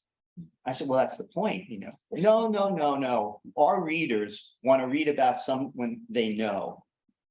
And so I had to pitch someone else, because in magazine writing, and probably to a certain extent in books and novels too, is you want to be either a little ahead of the wave or on the crest of the wave, but you don't want to be behind it, because then you have to break through. And they were talking today about the books that they did, Gone Girl or whatever. But then if you start copying that, where does it get you? So you have to be really aware of your audience. So if I came up with what I thought was a really good story about a disease that only affected Inuits in Alaska, they would say, wait a minute, our readers aren't interested in that. And this is the most shocking thing I ever heard as a magazine writer. And again, it has to do with, perceptions and everything, is I was asked to write to rewrite, to edit, fix, rewrite a long story about hunger in America. And it was a really good story by a very famous writer, but it needed to be tightened and whatever. So I rewrite it and I hand it in, and the editor-in-chief comes back, or one of the top editors said, you have to take out this part about Black hunger in America. I said, why? Now the writer had put it in, right? Our readers aren't Black. I was startled by that, but maybe it's different now, but because I'm not talking about 1950, it was the reality, and it probably still is. So, for instance, if you're writing a novel and you put in a dog that gets killed, you're going to lose a certain amount, a segment of that. They don't want to hear that. The other thing that I used to do a lot of these pitch conferences with editors and agents, and they'd say, oh, we don't want, this has changed a little bit, but not a lot, child molestation or violence to a child. Readers don't want to read about that. Now, I'm telling you what the wisdom is, but it's not always true, because there's always exceptions to all these things. We've only got about 5 minutes left, but I wanted to know if there are any specific questions about getting started or writing a novel. Anyone have any? And you can do in this group, you can do personal problems. Yes, Jill. Something that it started out good and you're pretty happy with it, you're chugging along, you're excited, and then all of a sudden you're just like, this is a dog. It happens to everyone. Yeah, I once, I'll give you. Or do you start? No, because I did an essay for the New York Times magazine book review, and it was how writers feel when they finish a book. And I got to interview any writer I want who would do it about how they felt when they finished a book. And so I was able to get in touch with a lot of my heroes right here, and one of them was Stanley Elkin. And I said to him, how do you feel when you finish a book? He said, when I finish a book, I feel like I've invented the English language. And a few days later, I think it's the biggest piece of crap I've ever seen. Yeah.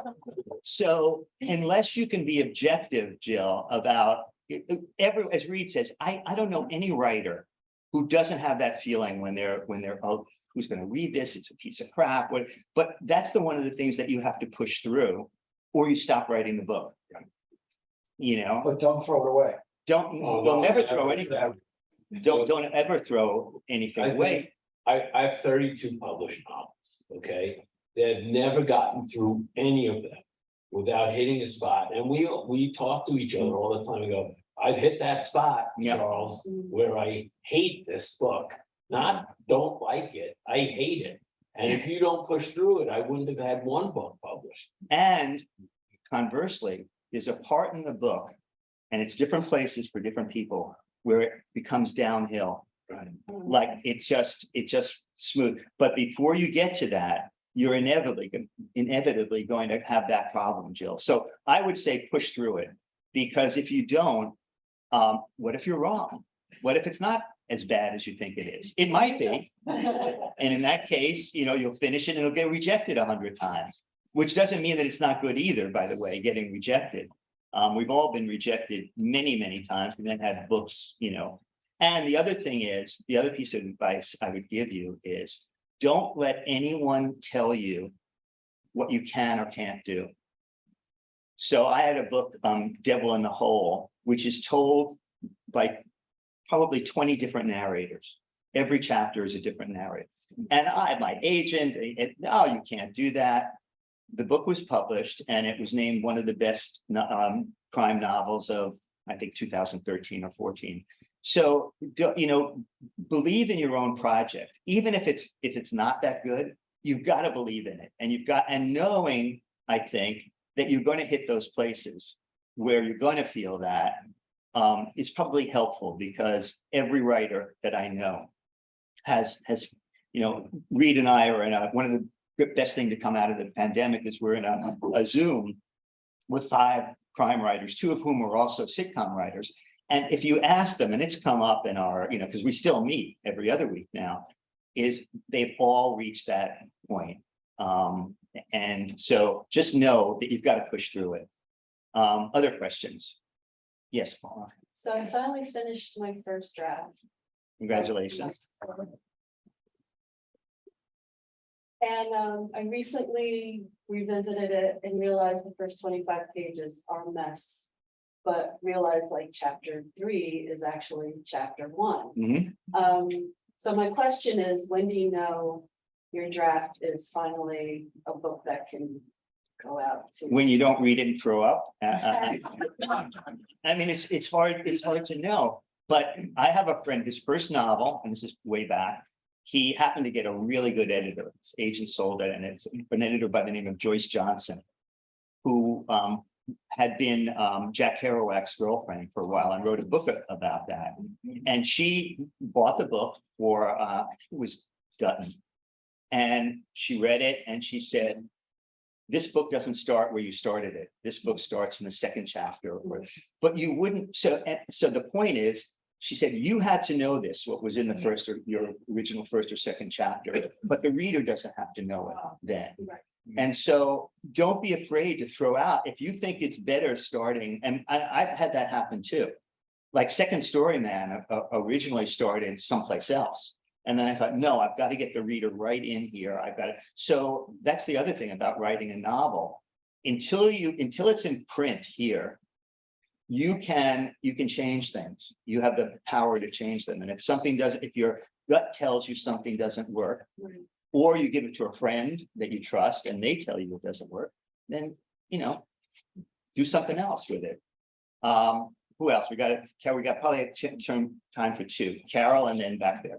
Okay, what about crossing the genre streams? The first thing I wrote 10 years ago was an amateur detective about a scrapbook person, and there's psychological torture stuff in there, and there's a dead body with its eyeballs scooped out, and the grand dame from My Sisters in Crime chapter said, oh no, darling, we don't have scooped eyeballs in a cozy, because as soon as I said Then you're not scrapbooking- writing a cozy is the Yeah, answer. but anybody who hears scrapbooking says, oh, that's gotta be a cozy because there's so many knitting, quilting things. Well, my answer was the same answer I gave before, which is good writers can make anything work.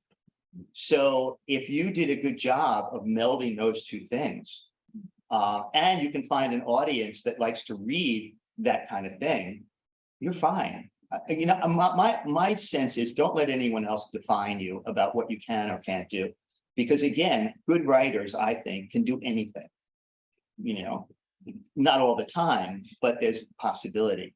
There was a question, but yes. This is probably pretty personal, but when you have a character who's carrying through several books, do you try to make them slightly different in each book? Oh, I have a good answer. Yeah, I have a good answer, but and I'm going to quote Reed on this because he has a Mo, the character Mo, and he had how many books of Mo? 9.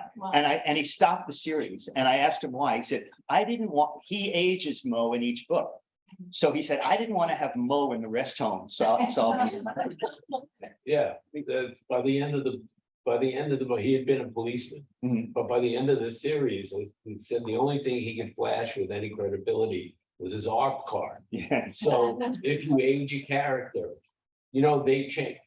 the day of having your character be one age through all the books. It's over. Right, and yeah, and not only that, your character, if you're doing a series, your character needs to grow, I think, because he or she is learning stuff from the earlier books, and you can't just erase it.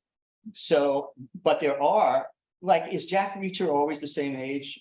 Reed, have you read enough of the? Except for a couple of like. I'm afraid preview I'm stories. afraid to ask. No, I think Jack he's an unusual character. Like, I wouldn't base. You know, what I was doing. He's Doc Savage. It's, Yeah, it's Right. that. he's actually the High Plains director.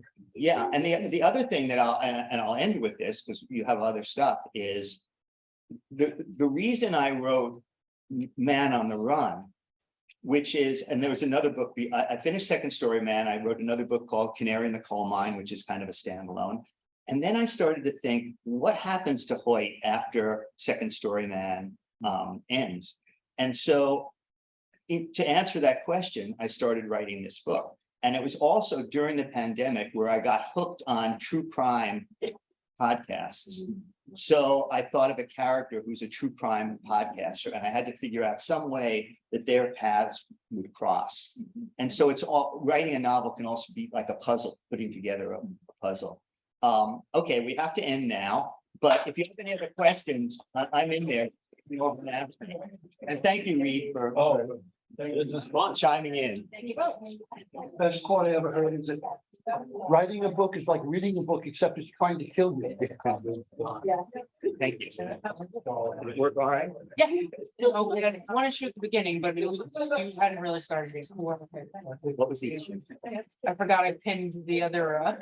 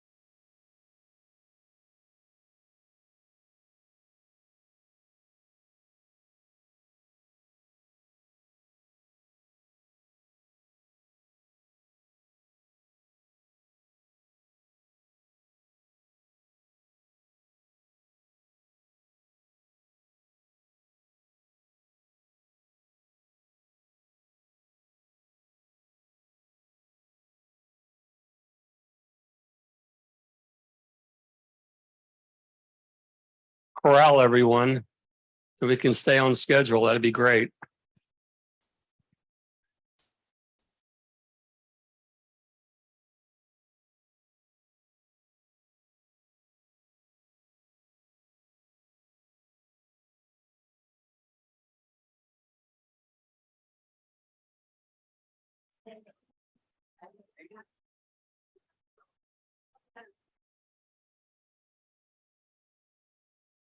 So far, so good.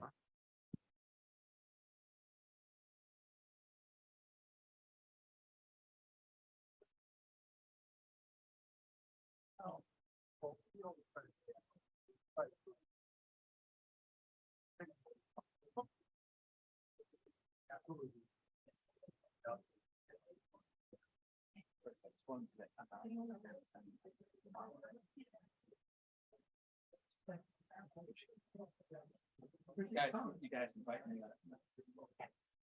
About my nonsense and. You're right. I've been on your side too. I know how hard this is.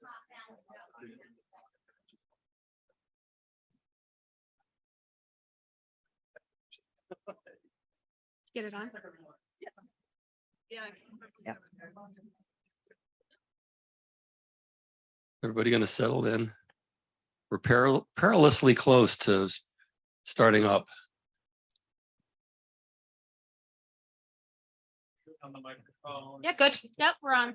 Yep, thank you. Grab that coffee, grab that cookie. No cookies allowed after the panel starts. That's it. You're cut off. Not really. I'm kidding. You can have all you want. And we really appreciate the friends, the Ferguson Library friends, for all the work that they do. Yay, friends. You wouldn't be eating this if it weren't for them. You wouldn't get to do a lot if it weren't for them. And before is anybody from Sisters in Crime here? Right, exactly. Do you want to say something about, yeah, just say something good about it. Because Sisters in Crime in Connecticut has really become tremendously, they've established a terrific chapter and they do a lot of stuff, and it's a great group. And they've been supporting us and they supported CrimeConn. And so we want to return the favor. And please join both MWA and Sisters in Crime, by the way. There's plenty of overlap and we support each other.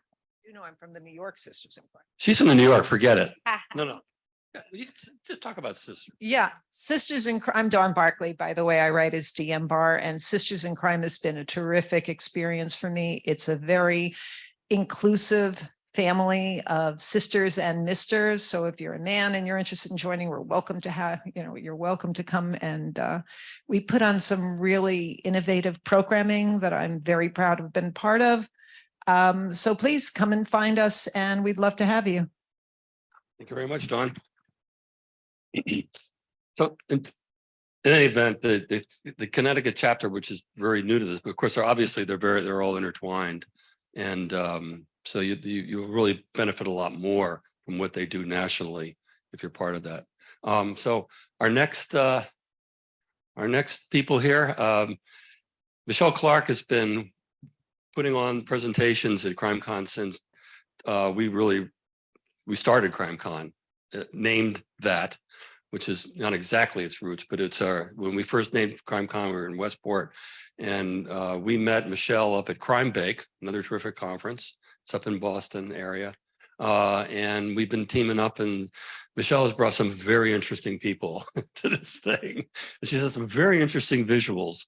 And in any event, so you're really going to enjoy this one. Michelle, take it away. Thank you, Chris.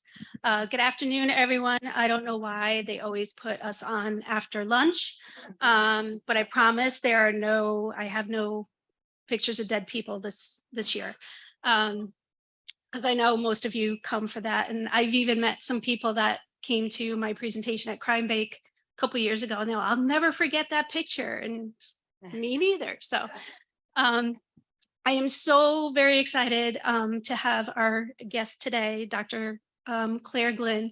She is brilliant and lovely, and you guys are just going to fall in love with her.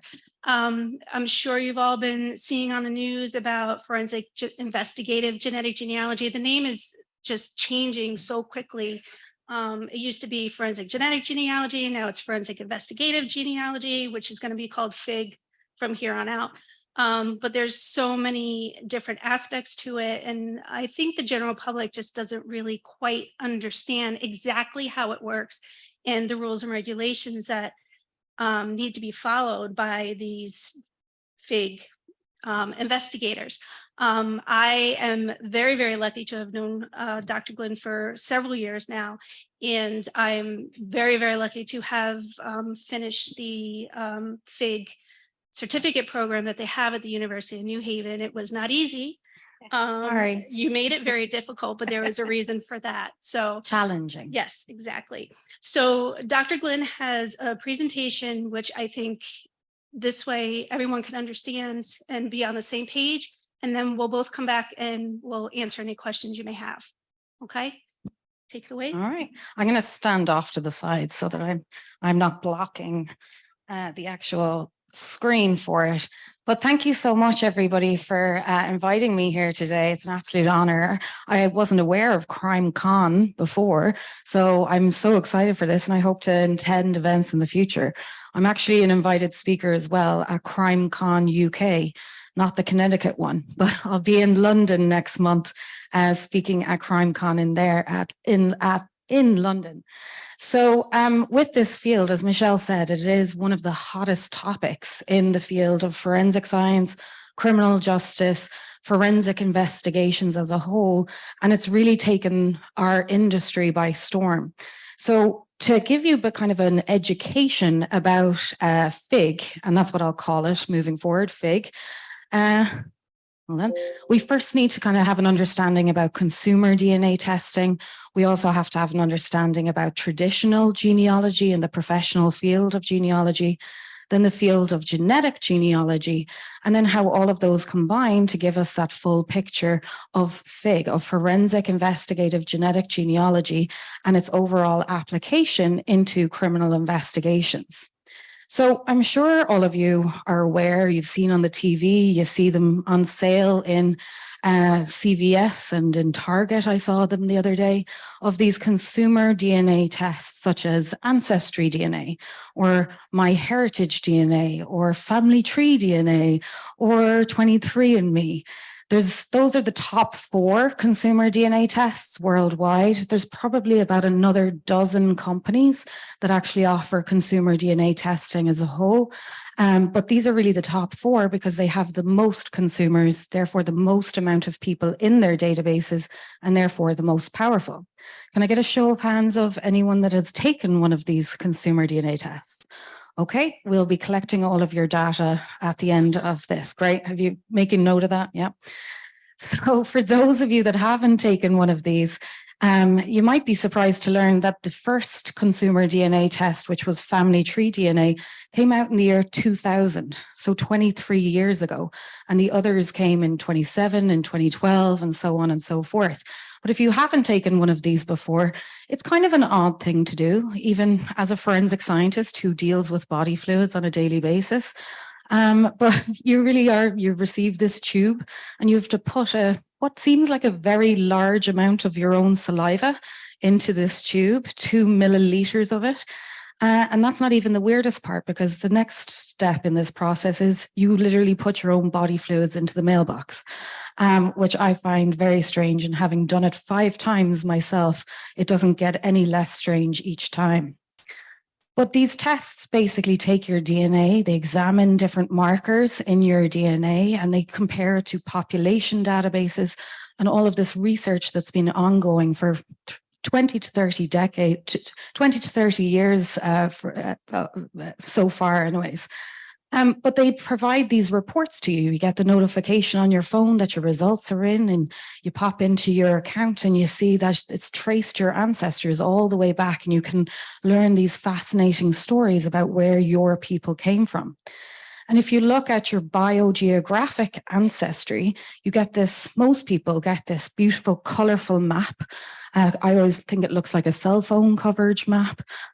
But for the average American citizen, because unless you're Native American, you're going to have ancestors that came from somewhere else, right? From across the world. And oftentimes it's this beautiful mixture of a variety of different biogeographic ancestries. Whenever I did my first consumer DNA test, I don't know, 10 to 15 years ago, I was particularly excited to learn about my own biogeographic ancestry because I'm adopted. And so I really didn't know much about my own biogeographic ancestry. However, whenever my results came in, my map was nowhere near as colorful. And I am a whopping 100% potato. So I really didn't learn much from that at all, but I suppose it kind of was confirming for me, okay, I'm definitely from Ireland. But whenever people take these consumer DNA tests, they're usually doing it for this purpose, because they want to see how Italian they are, how Irish they are, how German they are. A lot of people don't realize, I think it's becoming more familiar now in the media, but in the public as a whole, but a lot of people originally didn't realize that it was actually going to match them to other people in the database, other people with whom they share DNA with, and therefore they are genetic relatives. And it can be quite shocking whenever you open your results for the first time and you see that you have 76,000 genetic relatives. These are people that in some way, through some time, be it a fourth cousin or a fifth cousin, you're genetically related to them based upon the amount of DNA that you share. And they'll produce this very, very long list of these people with their names, how much DNA you share with them. It'll produce, it'll tell you an estimated relationship and an estimation of where they belong on your family tree. And for some people, it is kind of a Pandora's box, and it tells them lots of things that they never knew before whatsoever, and can also reveal some pretty deep family secrets also, where people have learned about siblings they never knew that they had, or that their father is not actually their biological father. But with this whole field, and as I mentioned, the top 4 companies are these Ancestry DNA, 23andMe, MyHeritage, and Family Tree DNA. There's a whopping amount of people worldwide that have taken one of these tests. What was it, about 30% of this room raised their hand, maybe 40% of this room. So whenever we add up all of those numbers of the top 4 companies, that's an awful lot of people. That's a minimum of 42 million people worldwide that have spat in that tube and put their saliva into the mail. And think about it from a data perspective, the amount of genetic data that these companies are collecting, and think of just how powerful that could really be in terms of how it's served and how it's continuing to serve biomedical research, clinical research, disease research. The more we know about our genetics, the more power we have to take control of our futures. So if we think of the consumer DNA test, and it's kind of the hot product, right? It's people buy them for birthday presents, for Mother's Day presents, Father's Day presents. But there's been a whole profession of traditional genealogy that's been out there for a couple of 100 years. And it's a pretty popular hobby. Any hobbyist genealogists here today? So we have a few. It is actually known as the second most popular hobby in the world after gardening. It is also known as the second most searched category on the internet. Can anyone guess what the first most searched category is? Rhymes with corn.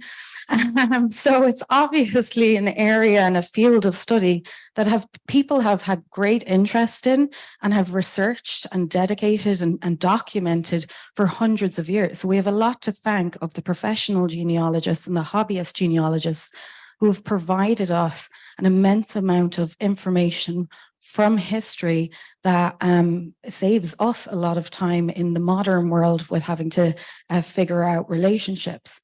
But it can be quite fun. Chris Knopf and I were just talking on the break saying it's quite addictive because you just kind of find yourself building backwards and making these links and discovering sometimes that you might be related to some royalty or some monarchies of the past. But it's really all about documentation. It's actually quite forensic in its nature because you're collecting evidence, this documentary evidence throughout. And you have to make sure that your evidence is correct, that it's verified, that it's accurate, that it hasn't been misconstrued in any way. But things like the census records, the birth records, marriage records, death records, they become invaluable to us in terms of making connections between people and verifying relationships. For lots of people, I'm sure in this room, you're descended from immigrants. I'm obviously an immigrant myself, living in the United States, coming from Ireland, but going to places like Ellis Island and just actually looking through the actual physical records is a lot of fun, but you can also find it all very easily online. And it's lovely really to figure out these stories of how people arrived in the US and how their lives changed and how they built their lives here. In one particular case that I was working, a forensic case, I was really stumped. I hit a brick wall and I was really trying to figure out, where did this person come from? It's like they just appeared in the United States or in the early 1900s. And ultimately, I found how they came here because it was on the Titanic and they had survived the Titanic and was able to find them on the passenger manifest list. I can tell you as a 30-something-year-old, not many 30-something-year-olds will get very excited about that, but I was ecstatic. I was jumping up and down. I couldn't believe I was looking at this record, and this was a connection to the case that I had. But with this, I've been doing, and Chris and I were talking about it at break as well, I've been doing genealogy since I was a kid, since I was 8 years old. And I was saying earlier that I used to be quite kind of embarrassed about it because it was seen as kind of an older person's thing to do. Now it's the hot and sexy thing to do, so everyone wants in on it. But this was the first family tree that I had built. There's my name down at the bottom. Don't know why I put hearts and stars around my own name. I might be a bit of a narcissist. But I had also even done, I'd sketched out, I'd traced out Ireland and the United Kingdom, and I'd done my own biogeographic ancestry record of it, of where our family names were coming from. And to me, this was just phenomenal. And it really, how I got very involved in it was because of my uncle, my dad's brother. He was our Glynn family historian. And whenever I came into his history room that he had in his house, and big, huge map up on the wall and big, huge family tree, and saw that my name was there on the tree. And as an adopted person, and I knew I was adopted at that age, that really meant something to me. I was like, I am a Glynn. I'm a part of this family because I'm a part of this family tree. So with the combination of consumer DNA testing and also traditional genealogy, it really gave birth to this whole new field of genetic genealogy. And I would like to think of it more so as not replacing the traditional genealogy, but more so adding another tool to a genealogist's toolbox, because it's giving DNA evidence alongside the documentary evidence with it. So in order to understand, how we're making these connections between genetically related people, I'm not sure if you can see the very bottom one here, but this is, let's say that's you. You're starting out as you know that you got 50% of your DNA from your biological mother, and you got 50% of your DNA from your biological father. That makes 100% you. The exact same was true for each of them, though. And so with your biological grandparents, you share approximately 25% of your DNA with each of them. Same was true for them. So going back another generation, with your great-grandparents, you share approximately 12.5% of your DNA with them. And then all the way back to great-great-grandparents, you share approximately 6.25% of your DNA with each of them. Easy to understand from that point, right? It's just halving with each generation as we go back. But family trees aren't as easy as that, right? It doesn't just go back in that nice linear fashion. You might have your own children, your own grandchildren, or your own great-grandchildren. So now you've passed your DNA on to them. But also think about your parents' siblings, your aunts and uncles, bringing in your first cousins with them. Then your grand aunts and uncles bringing in your second cousins, your great grand aunts and uncles bringing in your third cousins, and so on and so forth. I can only fit up to the fourth cousins on this side, but it can really extend out really, really far. So every single one of these people you share some genetic material with, because you share common ancestors. So your genetic family tree can truly encompass tens, if not hundreds of thousands of people, many people who you've never met, you don't even recognize their name, and you wouldn't recognize them if you bumped into them in the street or the pub. So with all of these consumer DNA tests, in 2010, two retired businessmen who were hobbyist genealogists said, it's really annoying that, like, I tested an ancestry DNA, but my cousin tested in 23andMe. And so we don't see each other as matches because we're in different databases. And that's kind of frustrating, right? So they created this platform or website called GEDmatch, where anybody who's tested at any company can download their raw DNA data and upload it for free to GEDmatch, thereby further expanding the potential matches that you can find. This company, GEDmatch, after all of the forensic application of this kind of started off in 2018, They really couldn't handle it, these two gentlemen, and they said, okay, we don't want to be involved in this because we don't have the skills and the resources to really make it what it needs to be.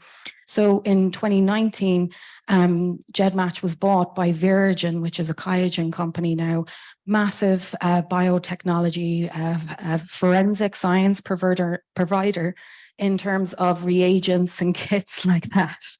So it's really, GEDmatch has become an invaluable tool to not just hobbyist and professional genealogists, but now also for forensic investigative genetic genealogists. So over the years, right, so how did it get implemented, or what made us start using it in a forensic application? It really started because I'm sure you've all seen these news headlines and paper headlines of long lost siblings have found each other after decades because of a DNA test, siblings reunited, siblings that they never knew that they had. And really, if we look at that from a forensic scientist perspective, it's like, they're finding people, they're identifying people, and they're using DNA. Isn't that what we do every day in forensic investigations? And so it was because of that that some really smart investigators, law enforcement investigators, not me, I should have thought of it, I didn't though, I really wish I had, they decided, let's put it into this application of forensic investigations and cold cases. And this was really the birth of forensic investigative genetic genealogy. So in a typical criminal investigation, you guys are all true crime people, true crime authors. You've done your research. I'm sure you know what the standard process is, but we have a crime scene DNA profile. We'll compare that DNA profile to either a suspect DNA profile, or we'll upload it into our CODIS DNA database, our criminal DNA database here in the US. If we get a match, brilliant, case solved. That's what we look for all the time, but really that happens in few and far between cases. We only get about a 15% hit rate in CODIS. So if we don't get that hit, really we're waiting for new evidence to come along. We're waiting for new suspects to be brought to light. And really that waiting can take a really, really long time.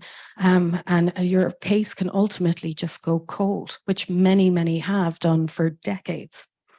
And here in the United States, it really is an issue because currently we have over 250,000 unsolved homicides. It's estimated that in that 250,000 unsolved homicides, there's DNA evidence in half of those. So there's 125,000 cases we could be working on right now with DNA. Over the weekend, we'll get to them, yeah. But then there's the other cases of unidentified remains. So not necessarily a homicide, but this victim that we don't know who they are. And we can't really launch the homicide investigation until we know who this person is. So in the United States, there's at least 20,000 unidentified people. These are our Jane and John Does that are out there. So we really needed a new tool, something that can make use of the DNA that we have and help us resolve all of these cold cases. So one of the first cases that forensic investigative genetic genealogy was applied to was the case of the Buckskin girl. This was a very interesting case. It was a cold case since 1981 in Troy, Ohio. Some guys were just driving down this kind of dirt road in Troy, Ohio in their pickup truck, and they saw something off to the side of the road. It looked like a luggage or a baggage of some sort. They decided to stop, turn around and go and have a look. And unfortunately, what they found was the remains of a girl. And so with this, the investigators, they called the police, they collected her clothing, they collected her belongings. She had no identification. They ran her fingerprints, no match to anything. They put out into the media a huge amount of photographs and alerts to people saying, does anyone recognize this clothing? This was clothing of this girl that was found that is unidentified. That's how she got the name Buckskin, because she had this kind of buckskin poncho on. And nobody came forward. Not a single person said, oh, that might be my friend, or that might be my neighbor down the road. And so after a lengthy investigation, they really had nothing, no leads to go on whatsoever. And so the Buckskin girl was buried in a grave just with Jane Doe and her approximate year of death, her year of death and approximate date of death on the gravestone. So jump forward 20 years, 81 all the way up to 2001. And our forensic DNA profiling process at this stage had become sophisticated enough and sufficient enough that they started to use it on cold cases and go back to them to see, can we utilize it now? And so they uploaded her DNA into the combined DNA index system, our criminal DNA database. They uploaded it into NamUs, and unfortunately, no matches, no leads. Case goes cold for another 15, 16 years until they reopen it again in 2017. And they said, can we try and do some facial reconstruction with this? They got help from the National Centre for Missing and Exploited Children and funding from them. And they created this composite image of what they estimated the victim to look like. They put this out in the media all over Ohio saying, does anyone remember this person? This is what she would have looked like in 1981. No leads, no matches, nobody came forward. So 2017, later in 2017, like literally November of 2017, with this burgeoning field of genetic genealogy and siblings and long lost relatives finding each other, this company was formed called DNA Doe Project by two ladies. And they said, let's reach out to law enforcement and say, could we ask for the DNA? Could we have the DNA processed for the markers that companies like Ancestry and 23andMe, those use? And could we upload it into GEDmatch and see if we see any genetic matches? They had a really easy solve on their first one because the top match was a first cousin. And so with a first cousin, all you have to do is say, okay, this is the first cousin. Who are their parents? Therefore, the aunt or uncle of our Jane Doe, and therefore we identify the parents of the buckskin girl. And that's exactly what they did. And they identified her as Marcia Sossaman King. She'd been just 21 years old at the time of death. And the reason that nobody in Ohio knew who she was because she had just run away and she was actually from Arkansas. And so nobody in Ohio recognized her. Had they advertised in Arkansas, perhaps they might have been able to resolve it years and years and years ago. But nevertheless, a terrific outcome with advanced DNA analysis methods. And this really opened up a lot of doors for us. Now, at the exact same time as the buckskin girl case was being investigated with FIG, at the exact same time, but unbeknownst to each other investigators were investigating the Golden State Killer case with genetic genealogy also. So if you're not familiar with the with the Golden State Killer, but I guess this audience is, his crimes ranged from 1974 to 1986, at least 13 homicides, over 50 rapes, and burgled 120 homes. He had many different monikers over the years, and it really terrorized Southern California and Sacramento during those years because he was breaking into people's homes and raping and murdering them. Therefore, people were scared to even just be home. It's usually we're scared to be out in the streets late at night, but now it's in your home. So that case, all of those cases of the Golden State Killer went unsolved for many decades again. But in 2001, similar to the buckskin girl, they said, let's go back and use DNA, our new forensic DNA profiling that had become sufficiently sophisticated at that point, and let's profile all of the perpetrator DNA from those cases. So what they did was do that, and what they could confirm was that they were looking for one individual because the DNA from all of the crime scenes was one person's profile. So they were able to link them at least at that point. They uploaded it into CODIS. Unfortunately, no hits, no matches, still nothing to go on. So then jump forward to 2017. This cold case investigator, Paul Holes, had been seeing these news headlines of siblings finding each other. And he said, let's see if we can do this with the Golden State Killer's DNA. So we retrieved DNA that was still in storage, still preserved, had it SNP profiled, which is the type of DNA markers that we examine in genealogy, in genetic genealogy. And he did the same, and he uploaded to GEDmatch and also to Family Tree DNA. At that time, there was no restrictions on those databases for law enforcement to work within them. Nobody had ever thought of it, right? So nobody thought to have it in their terms of service or their privacy policy whatsoever. So they weren't doing anything that they shouldn't be doing because there was no rules against it.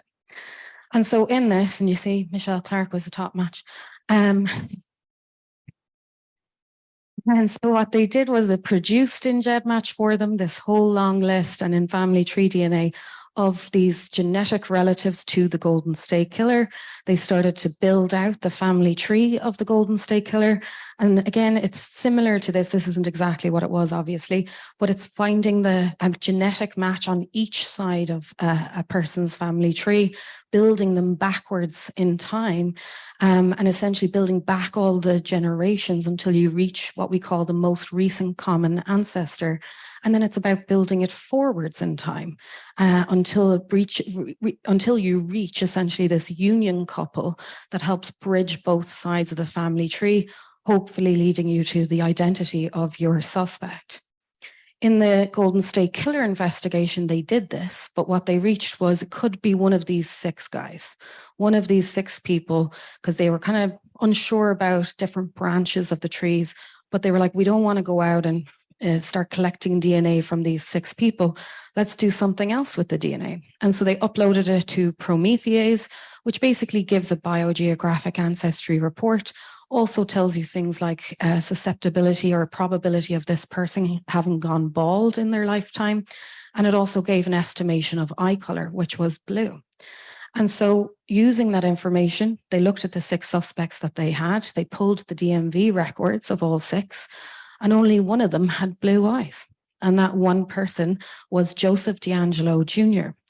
Now, with a name like D'Angelo, Italian ancestry is what the biogeographic was telling them. And in his most recent DMV photo, he was most certainly bald. But you can't just go out and arrest someone because they've got an Italian surname, they've gone bald and they've blue eyes. They said, let's stake him out. Let's kind of watch his movements for a while. They knew that he had a huge amount of firearms registered to him and would likely be in his house. So they were like, let's not do that because we don't want this to be a big blowout. So they followed him to a Hobby Lobby. I knew serial killers shop at Hobby Lobby. And when he went inside, they went over to the door handle of his car. They swabbed the door handle of his car because obviously it's something he would be touching a lot. They produced a forensic DNA profile from it. Unfortunately, it was a mixture of several different people in that DNA profile, which is something we don't like in forensics. So they watched him again. They watched him put out his trash. They recovered his trash. They recovered a Kleenex tissue from his trash, developed a forensic STR profile from it, compared that, so Joseph D'Angelo DNA to the crime scene DNA of all of the Golden State Killer crimes, and boom, it was a match. They had finally identified the prime suspect of the Golden State Killer cases after evading capture for 43 years. So April 25th, 2018 is when this announcement was made, which coincidentally is International DNA Day as well. So on this day, I remember seeing these news headlines myself, and I was like, God, I thought he was dead. That's why he had stopped all his crimes in 1986. And I read along in the newspaper, and it was with advanced DNA methods. And I was like, hang on, I'm a professor of forensic DNA, and I don't know what you're talking about. What is this method you're talking about? And it turned out to be genetic genealogy. So for me, my 2 worlds were colliding literally with this announcement. I was like, hang on, this is my hobby and my career combining together. Joseph D'Angelo Jr. did take a plea deal for his crimes, which I'm very pleased he did, because ultimately it meant that we didn't have to go, the whole case didn't have to go to trial. It would take years and years and years. There's many living victims still of his, and also family members. So my favorite part of his plea hearing was that it was held in the ballroom of a university in California, because it was at the beginning of the pandemic, or the middle of the pandemic. And so they needed a very large space because they had to have a lot of people there. That university that his plea hearing was held in was the same university that he graduated from in 1973 with a bachelor's in criminal justice. So how the tables turn. So I watched, you could live stream it on YouTube. I watched the whole thing for several days. I watched all of the victim impact statements being read out. It was really phenomenal to see the grave impact that this man had on so many people's lives. But ultimately, we got the best news at the end, right? He took the plea hearing, he was admitting guilt. And on August 21st, 2020, he was sentenced to 26 life terms in prison. He's, pardon? That's the plea, right? Well, at his age as well, he's never getting out. I will point out as well, throughout the whole plea hearing, he pretended to be a very frail old man and needed to be wheeled in a wheelchair and everything. But then there's video footage of him doing push-ups and pull-ups in his cell, so he's not so frail. So just to think about the kind of stats, right, in this Golden State Killer investigation and the impact that FIG can have. With the original investigation, it went on for 43 years. 650 detectives worked on it, clocking 200,000 man hours, costing us taxpayers $10 million in total. There was 1.8 thousand people on the suspect list, and 300 men had their DNA sampled by law enforcement to compare to the Golden State Killer DNA. That's a pretty scary thing to have done to you, because you're waiting time for them to hopefully come back and say, you're not it. With once FIG was implemented, it took 63 days. It involved a team of 5 people. It was about 500 man hours of building trees, cost them $217. The price has gone up since then, I will tell you. They must have gotten a good deal. But it allowed them to reach one suspect, who then was arrested, charged, and convicted for life. So comparing the numbers, you can see the incredible impact that forensic investigative genetic genealogy can have, and these databases of containing consumer DNA. So before you all get scared and go and delete your data from the companies you have tested with, for those of you in the room, it is only GEDmatch and family tree DNA that we're allowed to use now for law enforcement investigations. Before, when the Golden State Killer, the Buckskin Girl, before then, there was no restriction because nobody ever thought of it. But immediately after the announcement of the Golden State Killer, that he had been identified, companies like Ancestry DNA, MyHeritage, Living DNA, 23andMe immediately put their databases on lockdown. They immediately changed their terms of service and privacy policies, and they absolutely won't let us near them for doing any sort of forensic work. So since April 2018, right, we're only talking 5 years, 5 short years. And since that announcement of the Golden State Killer being identified, so many people have jumped on this and said, we need to utilize this more, and we want to apply it to all of our cold cases, which myself and Michelle are doing together with a lot of Connecticut's cold cases. So far, there's at least 500 cases that have been resolved in just 5 years. In a very new field with very few skilled, qualified people to actually perform this work, that's an unbelievable number. So if we keep training and educating more and more people how to do this and to do it right, just think of those 250,000 unsolved homicides that we have in the country. And if we get a team of people together, an army of FIG analysts, we could really crack through a lot of them. So for those of you that have taken the consumer DNA test in the room, your DNA could help, right? You can, if you haven't taken a DNA test, go take one right now. We should have brought some with us, actually. I always recommend, people always ask me, which ones should I take? I say Ancestry DNA if you want to learn more about yourself, because it's the biggest database. It has 22 million people in it, so you'll get a lot more matches to yourself. But remember, it's one that we can't use. So in Ancestry, you just download your raw DNA data, and then you can upload it for free to Family Tree DNA and to GEDmatch. So if you have taken Ancestry DNA or you're going to, don't forget to download it, because we can't see it. And also with Mother's Day coming up, both of these tests are actually on sale right now. So they're the cheapest they'll ever be at $59 a go at the moment. Or don't take Ancestry and just do Family Tree DNA, because then you're skipping one of the steps that you would have to do afterwards, because it's already in there. Theirs is also $59 at the moment because of Mother's Day. If you've already taken one of the other companies, just go into your settings in your profile, go look for raw data, download raw DNA data. It's just like a text file, save it to your desktop. It's just a load of numbers essentially, and then go straight over to GEDmatch and Family Tree DNA and upload it for free there. In GEDmatch, it's very, very easy because you literally just go up to the top right-hand corner and select join for free. And then all you need to have is the creativity for your name, your email address, and create a password. And then you just go through the upload process, essentially selecting upload DNA there, and then uploading your file. This is where you'll see the information for choosing whether or not you want to opt in or opt out for law enforcement matching. So make your informed choice there, but I'd encourage opting in. Similarly, with Family Tree DNA, you just go onto their website, you select join now and upload your file. You select the opt-in to law enforcement matching there, and then you can help us resolve a lot more cases. I ask everybody always to recommend this to their friends. Upload your family trees to GEDmatch and to public sites that we'll be able to see them, because you're doing a lot of the work then for us so that we don't have to go build your family trees for you.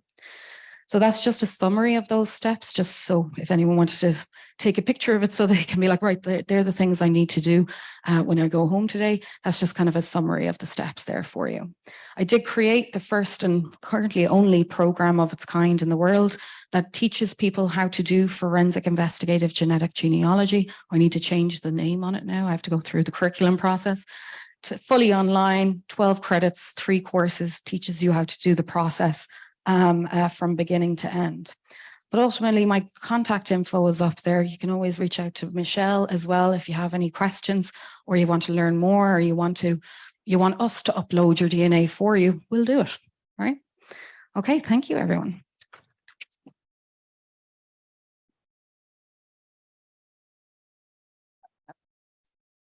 I told you, brilliant.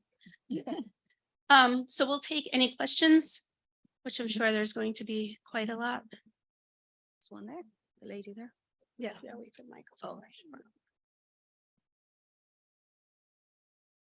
And can we shut off the, thank you.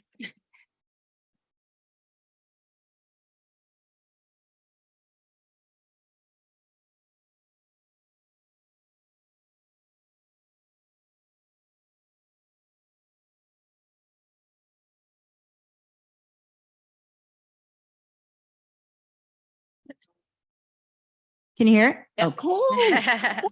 Sorry. Thank you so much for that presentation. It was great. So I have a question. Let's say my sister is a murderer. Yeah. And I upload my DNA to the GED database, and then I'm the match. Yep. Oh, okay. Don't do the crime if you can't do the time. No, it's my sister that's the killer. Yeah. Okay. Then I know you're kind of naming out your sister as the person. Oh, no, I'm saying, does the match come to me as well, since we both have the same parents? No. Okay. No, because you wouldn't see. So if her DNA is in the system as an upload from law enforcement, nobody in the database can see it. Only the law enforcement people, me or us, can see our suspect profile or our unknown profile, and we see all the matches to it. You as a user in GEDmatch wouldn't see that you're a match to this criminal case. But would we both be the same match? Because we have the same DNA, Oh, I see what or you're no? saying. No, Yeah. no, you don't have the same exact DNA as your sister. Okay. No. Yeah, so we wouldn't wrongfully convict you. Don't worry. Thank you. Just had to clear that up. Speaking of sibling matches, originally identical twins had identical DNA, and that would have been the issue. But I understand that's changed, that now identical twins can be distinguished from each other. Not using this technology, no. Okay. So we can distinguish up, it was 2008 that we were able to find a method to distinguish between identical twins in a forensic case. And it's not using the same form of DNA analysis, it's using DNA methylation analysis. So it's not a difference in the sequence, it's more like what's sitting on the surface of a sequence. And it's all impacted by environment and over time. So 2 identical twins are going to have different methylation statuses.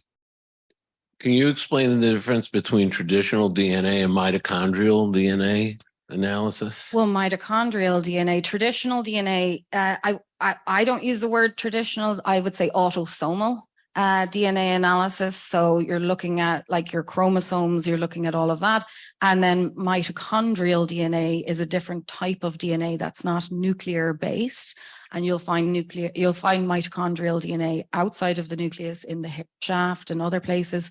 And it's passed down through the maternal lineage only. So we do use mitochondrial DNA in forensic investigations for years. However, because it's only passed down through the maternal lineage or maternal pathway, the power of discrimination is nowhere near what we have with autosomal DNA. Hi, I had just a quick question. So all this technology is incredible and you know, what we're able to do and the fact that you're able to do these massive searches like that.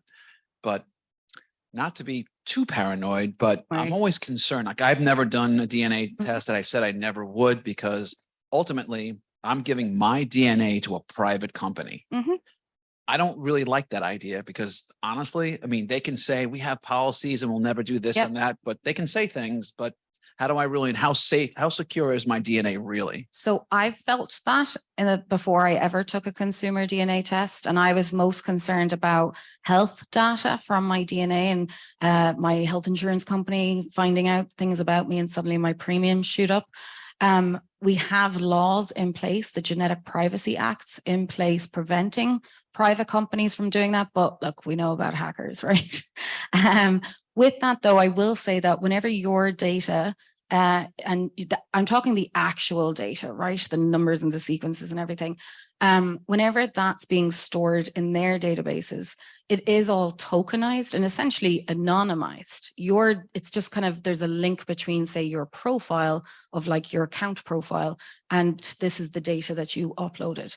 Whenever they are storing it on a huge, like a population database, if you will, it's all tokenized and anonymized. So if they were to even sell your data to a big research firm or something that wants to create a new something, they would never know that it's you. They would just know that this is a person in the United States. It's a male.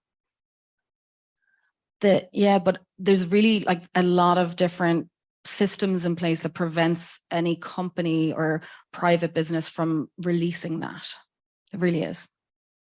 And also, just on that note, I used to feel as you did, but then I got an Apple Watch and a smartphone, and my car is a new car and it's tracking every single movement that I'm doing.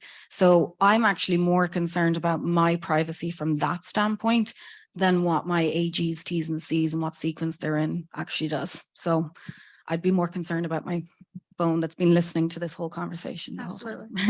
Yeah, and also, if you notice when she said download your DNA data, as you saw, it's just a bunch of numbers. So we can't clone you technically because we need the biological part to clone. We could clone you if we wanted to, but I'd have to kill you first, you know? So, and I could, but you would, and no one would never find your body. I would, and she would. So that's the one thing. It's like I try to explain to students and they're like, well, what if they, you know, plant my DNA? I'm like, here's a piece of paper. What am I gonna do with it? And you're leaving your DNA behind everywhere you go. You saw how they get the surreptitious DNA collection in the Golden State Killer. They can get it from a coffee cup. They can get it from a cigarette butt on the ground. It's already everywhere. So if they really wanted yours, they got it already. Yep. Is there any way error can creep into this? Absolutely. Oh gosh, yeah. So like whenever you're sharing segments of DNA with very distant relatives, it's almost like a kind of false positive sometimes can occur where like the algorithm is comparing two people, but it's such a small amount that it's not a true amount of shared DNA. So I would always ignore very small segments of shared DNA between two people. Then in genealogy, the tree building and the records collecting, we were talking about over the break as well. People, hobbyist genealogists build trees online and they're all publicly available and we look at them, but oftentimes there's a lot of incorrect things in them. Then in terms of immigration records, whenever some of your ancestors came over and arrived into Ellis Island, they might have changed their last name just to not face discrimination from being an O'Reilly, you know, or something like that. Then there's loss of records. So we kind of hit these brick walls with that. And then again, another thing we were talking about at the break is people that had like 4 different spouses and multiple children with multiple people, and it just gets very confusing. Adoptions that aren't obvious, and that because oftentimes we'll have to solve someone's adoption if they're a match before we can move forward, because they might be in the system as in the database as John Smith, but they're not a John Smith technically. And then also misattributed parentage. So someone is saying John Smith's father is Peter Smith, but Peter ain't the father, right? All right. Thank you so very much. And thank you, Dr. Glenn. Thank you. Thanks, everyone. Thank you, Michelle. Fantastic. Okay, we're going to take another brief break. Plenty of time to go over to the book thing there and buy some books. Mine's over there. You can buy mine. I'll sign it. We'll see you back here in 15 minutes.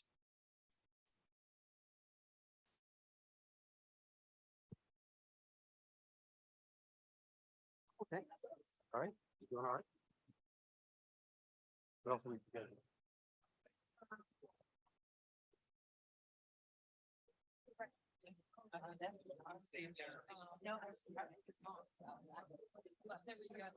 A panel and you.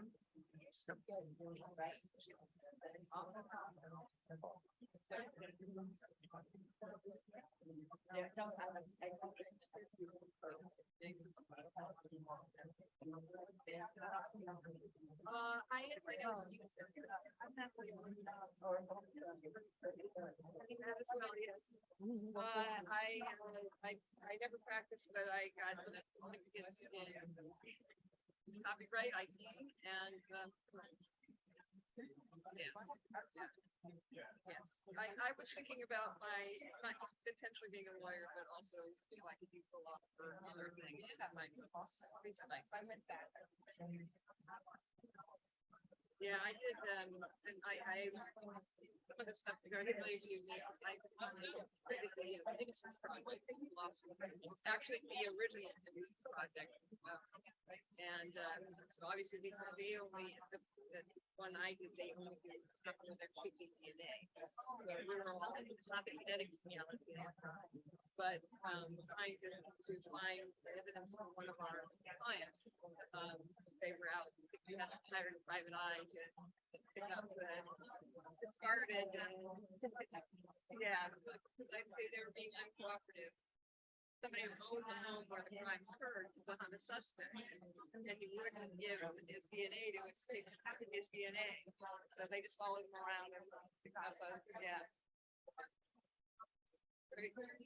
Yes, very nice meeting you.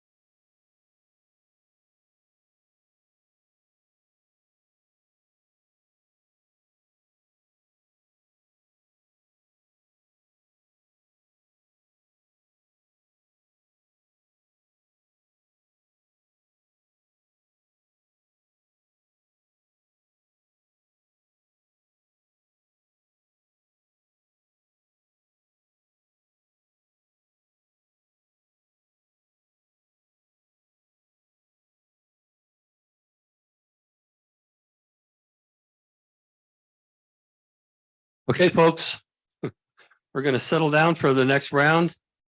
We have a panel of writers who are all really good writers.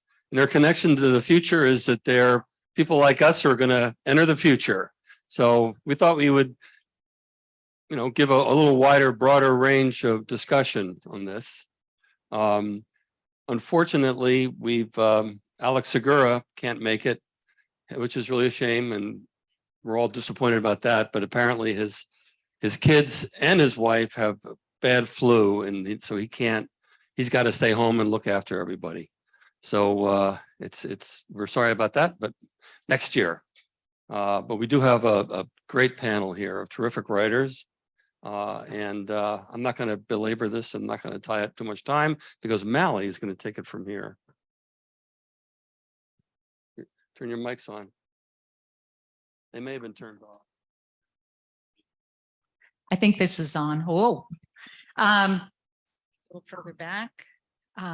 Thank you all for hanging in after lunch. This panel is entitled Writers Finding Their Way in a New Reality.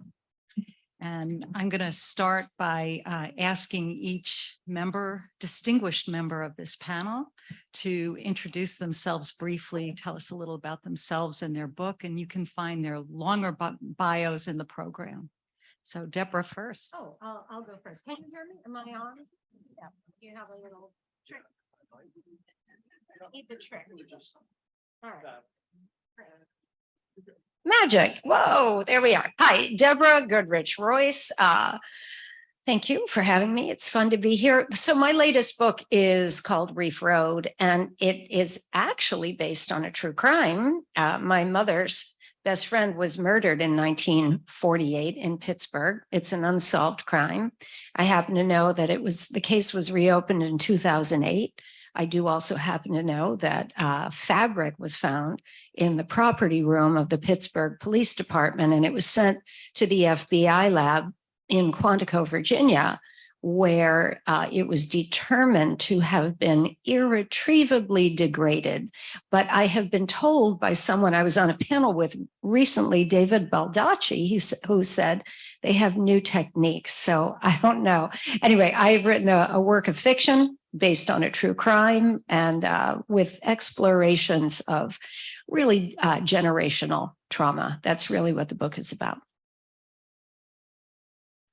My name is Gary Earl Ross, and I am both a novelist and a playwright, and most of my plays are mysteries.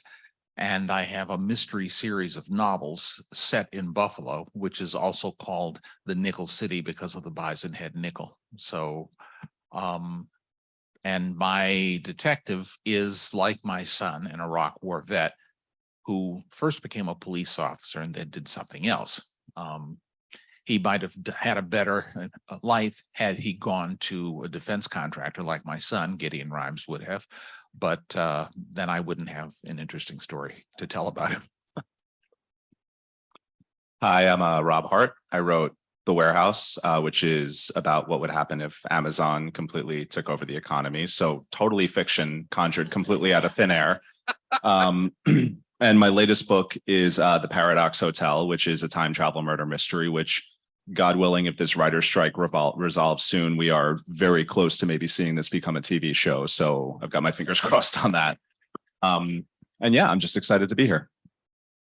Before we go any further, I just want to say you should read all of their books. They're fantastic, and I had such a good time going through them. I'm really grateful. At the very last minute, about 7 minutes ago, I said to each of these writers, hey, what if I ask you what the new reality is, since the title of our panel talk is Writers in a New Reality. And after the blank look, I got, okay, if you ask it, we'll answer. So that's what I'm going to ask. And I'm going to start with Rob. What is this new reality we're living in? I don't know. Thanks, Rob. Yeah, I gave it a lot of thought in the 7 minutes since you asked it. I think you had 4. Yeah, no, I don't know. It's an interesting topic because I feel like, obviously crime and mystery is a really big umbrella, and there's room for the traditional stuff and there's room for kind of pushing the boundaries and doing some weirder stuff, which is why, I was kind of like, for my last book, was kind of driven to play around with time travel, because I thought like, okay, this is a really fun way to present a murder mystery when you're not exactly sure when or how or if it even happened. And I think in a larger general sense, readers are getting really, really, really savvy, because we're constantly exposed to new stories, both in, movies and TV and books and on the stage, that it's not necessarily a demand, but it's really, I think it's beneficial to start saying like, okay, like how can I push the boundaries of reader expectations, and how can I create something that they haven't ever seen before? I believe the new reality is a fusion of fiction and truth that has manifested itself in an uncertainty. There was a time when the line between fact and fiction only blurred when we did things like have movies like The Untouchables, where Elliot Ness threw Frank Nitti off a roof, a courthouse roof, instead of Nitti committing suicide in a train yard. But now, with things that, with uncertain news sources, with constant fake news as a response to something you don't like, our reality has shifted into something that is absolutely bizarre. Now, what about crime writing? Well, criminals are people, every last one of them, and people are going to commit crimes of one sort or another. And part of that new reality is that some of the crimes that are committed may not be statutory crimes. They may be intellectual crimes or social crimes or crimes that do other kinds of damage to us as a society.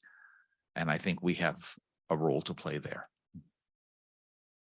Yeah, I mean, I would hop in really with what you all have said. I think this book, Reef Road, dealing with a real crime and then making the decision to fictionalize it, it was a really conscious decision. I did not want to get into the weeds fully on this real crime, and the suspect who's still alive, he's 93 years old. It was the girl's brother. I didn't really want to enter into that relationship with that family.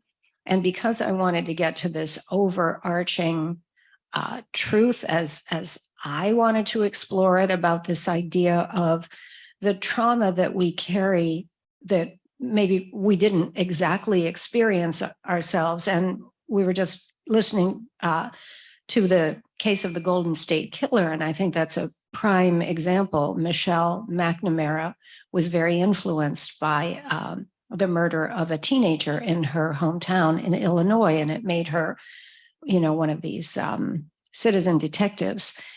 So I do think that the paradigm has at least expanded, that we can bend genre a little and have a little more freedom to play with that.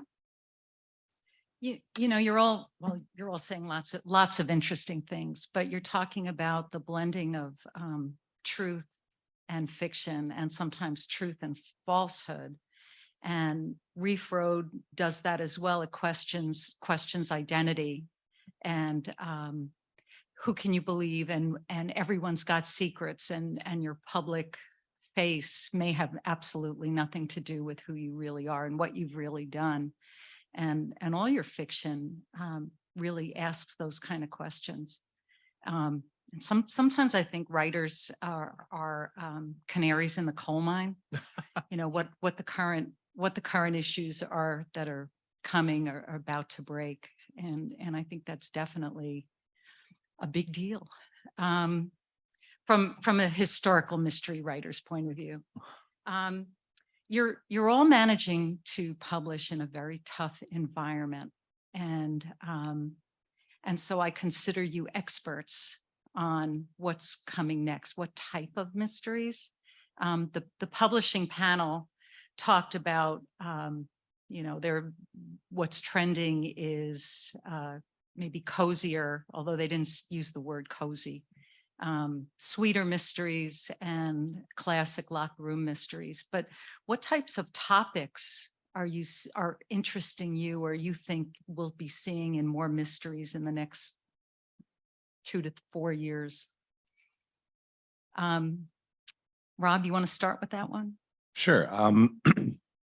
I think we're getting a greater level of diversity in crime fiction, which is really fantastic. And the easiest example I can go to is Sean Cosby, who wrote Razorblade Tears, and he's got this book coming out next summer called All the Sinners Bleed, which is just this really, really interesting take on, sort of like religion and politics and how it kind of intersects with crime, and but from a Black Southern perspective, which crime fiction is, every genre in publishing had diversity problem for a very long time. And now that we're getting more open to those stories, we're getting more points of view and more ways to sort of understand the world around us, which is pretty fantastic.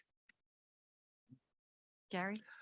When you mentioned the canary in the coal mine, I couldn't help thinking about my third Gideon Rhymes novel, which was Nickel City Storm Warning, which I wrote in 2019, and it was published in 2021 and depicts a white supremacist attack in my city, Buffalo, a full year before the actual white supremacy attack on a supermarket in the neighborhood I grew up in. And I think the reality is that in terms of right-wing politics, that we're moving more and more into areas of domestic terrorism. And I think the future of crime writing will have to address some of those things. It will absolutely have to, because, and it's not that earlier fiction hasn't, it's not that earlier movies haven't, but those things are past the point of intellectual exercises. They're moving into very dangerous territory. And I think as writers have an obligation to say something about life and reality. I remember an old episode of the Dick Van Dyke Show when his comedy series closed down for a while, and he took a job someplace else. And he's sitting down on his first day on this job, and it was in a factory, and somebody came in and said, "We're on strike, you got to stop." And he said, "Strike? Why, yes, we need our dignity." He said, "I'm a writer. I don't know anything about human dignity." Well, we have an obligation to do something about human dignity as we create people and characters and situations, because I'm not a robot. And that is the thing that I think distinguishes us. We want to feel something. If we're given a choice of feeling pain or absolutely nothing, how many of you would choose to feel the pain? Because it's feeling something. So we have an obligation there to address where we're headed. Well, jumping in on the feeling kickoff point, I think I don't know about trends or directions in general in life. And I started a long time ago as an actress, and I think the direction that I follow generally is what you're saying about, how do I say this? If something is true to me, true in being worthy of pursuing, for example, an exploration of generational trauma, there's a truth to that. I think just by virtue of the fact that we're all human beings, it's going to be true or worthy for some other people. I don't know if I ever would know how to write for all other people, but if I pursue to the best of my ability something that seems true and worthy, there are going to be those people who intersect with it, if that makes any sense. Yeah, I think it does. The question, of course, is how you do the work to represent people who are not like you, or how I do the work to represent people who are not like me. What does that mean? Does it mean 7 sensitivity readers? Does it mean I don't have a point of view character who's so different than me that all I'm doing is describing that person as if they're standing out there? Because that's terrible. So what does it mean to you? You've all written characters who are unlike you, either ethnically, racially, gender, or sexually, sexual orientation. What do you do to make sure you get those characters right as you can with respect? So go ahead. Oh, I'll start. So in Finding Mrs. Ford, I have a main character. I mean, he's like a third character down, who's an Iraqi Chaldean. And my dear friend here from Roseville, Michigan, do you remember the Chaldeans in Detroit? The Chaldeans are Catholics from the north of Iraq, and there are a lot of them in Detroit, a huge population that came there. And there's action that happens in August of 2014 at the moment that ISIS is really taking over in the north of Iraq, where the Chaldeans are from. So how did I write a Chaldean character? Man, I did a tremendous amount of research on the culture. And then I just probably used what I used as an actor is you just try to make that person as real as possible. Whether as an actor you're playing a murderer or someone who's different from you, you have to find the commonality at the end of the day rather than the difference. And sure, you have to burnish all the cultural particularities, the cuisine or whatever you're writing about. But in the end, it's the common threads, one human being writing another human being. That's what I think. I think the greatest thing you can do as a writer is get out of yourself. Get into another character. I can't imagine that that someone creating a monster like Hannibal Lecter is actually a monster. But if you stop and think, and I would say to people in writing workshops, don't check yourself, because frequently, I can't do that. And that slows down your process, that impedes what you can do. If you stop and think and sit alone for a while, you can imagine what it's like to be a different person under a different circumstance. But it also helps to have the broadest base of friendships possible. And I like to say I'm George Bailey Rich, because I have friends from all walks of life. I have people I've been friends with since elementary school, since high school, people I've been friends with in professional relationships, through the university, through my involvement in the theater community. So many different people bringing so many different perspectives, and you learn to listen. I wrote a piece about a woman not unlike the lady I grew up next door to.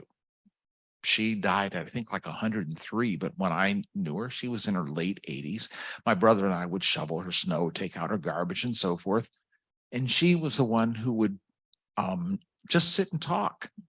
And the old people on my street loved me, because when they wanted to talk, I just sat there and listened. And she said to me once, when I was, I think, about 16, "Yeah, that flu in 1918 was terrible." I knew nothing about a flu in 1918. And she said, "I lost 3 children to that flu in the same day." I never forgot that.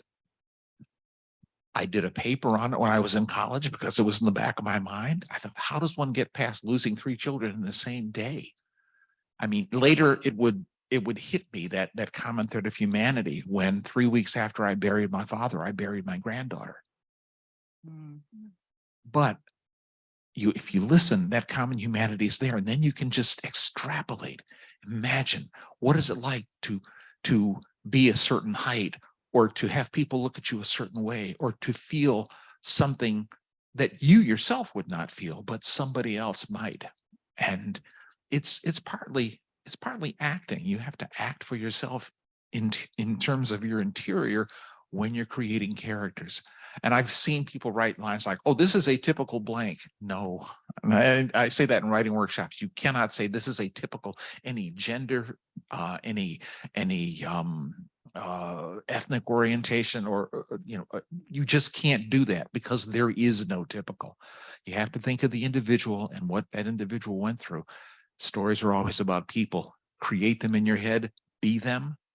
My next door neighbor many years ago, he has since passed away, but he would see me at night writing, and I would be acting out my characters. You know, and if somebody falls in a story, I have taken that fall to see where I landed, how it felt, and so forth. I've used cushions. I'm not stupid, but it's a matter of trying to be other people so you can present other people. Yeah, I mean, these are all great answers. I mean, it's about, you know, finding the connecting threads and empathy and going in with an open heart and listening. But I think really like friendship is one of the biggest ones. You know, for me with Paradox, there's a character in the book who's trans. And I was like, well, this can go real badly real quick. So I called up my friend Alina Boyden, who is an author of fantasy novels, and she's trans. And then I took her out to dinner. I'm like, hey, you know, this is the idea I have. Like, you know, do you think I'm gonna like hit a brick wall on this thing? And she's like, maybe. And she's like, do you want me to read it when you're done? I'm like, yeah. And so she read it when I was done. And she's like, okay, you know, here's a pile of things that you did really right and good for you. And here's a pile of things that you messed up and you need to fix.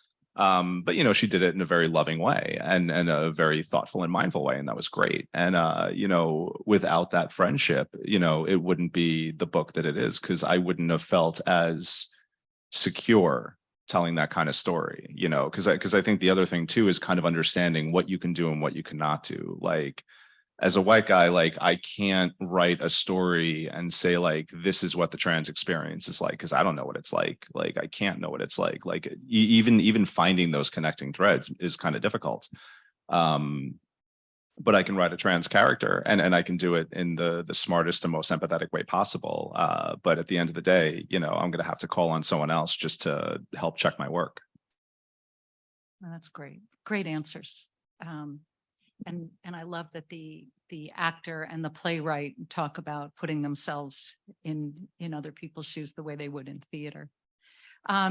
So the new reality clearly encompasses what's on the news every night. A lot of violence, things changing at warp speed. How do you pluck some element out of the current news, or do you? And if you do, how do you judge whether it's big enough to support a novel that you write over the next 6 months to 18 months? You're all well, Deborah. Not sure who to call first. Oh gosh. Yeah. So how do you pick something from the news? Well, I'm going to go back to my first book, Finding Mrs. Ford, so I really was working on it heavily in 2014, and I knew certain things I wanted to have happen. And I knew that a big chunk of it was going to happen in Detroit. And as the whole thing was happening in the north of Iraq, and I kept seeing Chaldeans in the news, I thought, that's so interesting. This period that I'm writing about in Detroit, I have a character who works in a very sketchy kind of mob-owned disco as a cocktail waitress. And I did work at a very sketchy mob-owned disco as a cocktail waitress that was heavily frequented by Iraqi Chaldean men. And so at that point, it made sense for me to incorporate something of what was going on in the news into my story. There was a real reason for it. I had kind of what I was doing, and it's a story of two young women, but the genesis of that character, Sammy, it made sense for him to be in that group because the book goes from the late 70s to the summer of 2014 when all of that is in the news. So that's a long way of saying I wasn't just like picking a news item out of the air. There was a real reason for it, I guess. It reflected pieces of your life, and it clearly touched your heart in some way. Right. So that was that. I hand it to you. Okay. Part of the new reality that we must look at is our technology and how our technology is changing us in so many ways. Our union, United University Professions, has a retiree program, and I'm retired, so I'm one of them. Last week, I went to a luncheon, and they had a guest speaker from the State Attorney General's office talking about scams. And you'll see this says smart seniors. Because there are stories of people who get taken, so forth. And I mean, we all have stories of that. I got a call once. Mr. Ross, yes. I'm calling from the IRS and you owe us some money. No, I don't. My taxes are up to date. Oh, no, sir, you do owe us some money. The IRS does not make phone calls. Yes, we do, sir. And if you don't address this debt today, we're going to send a deputy out to your house to arrest you.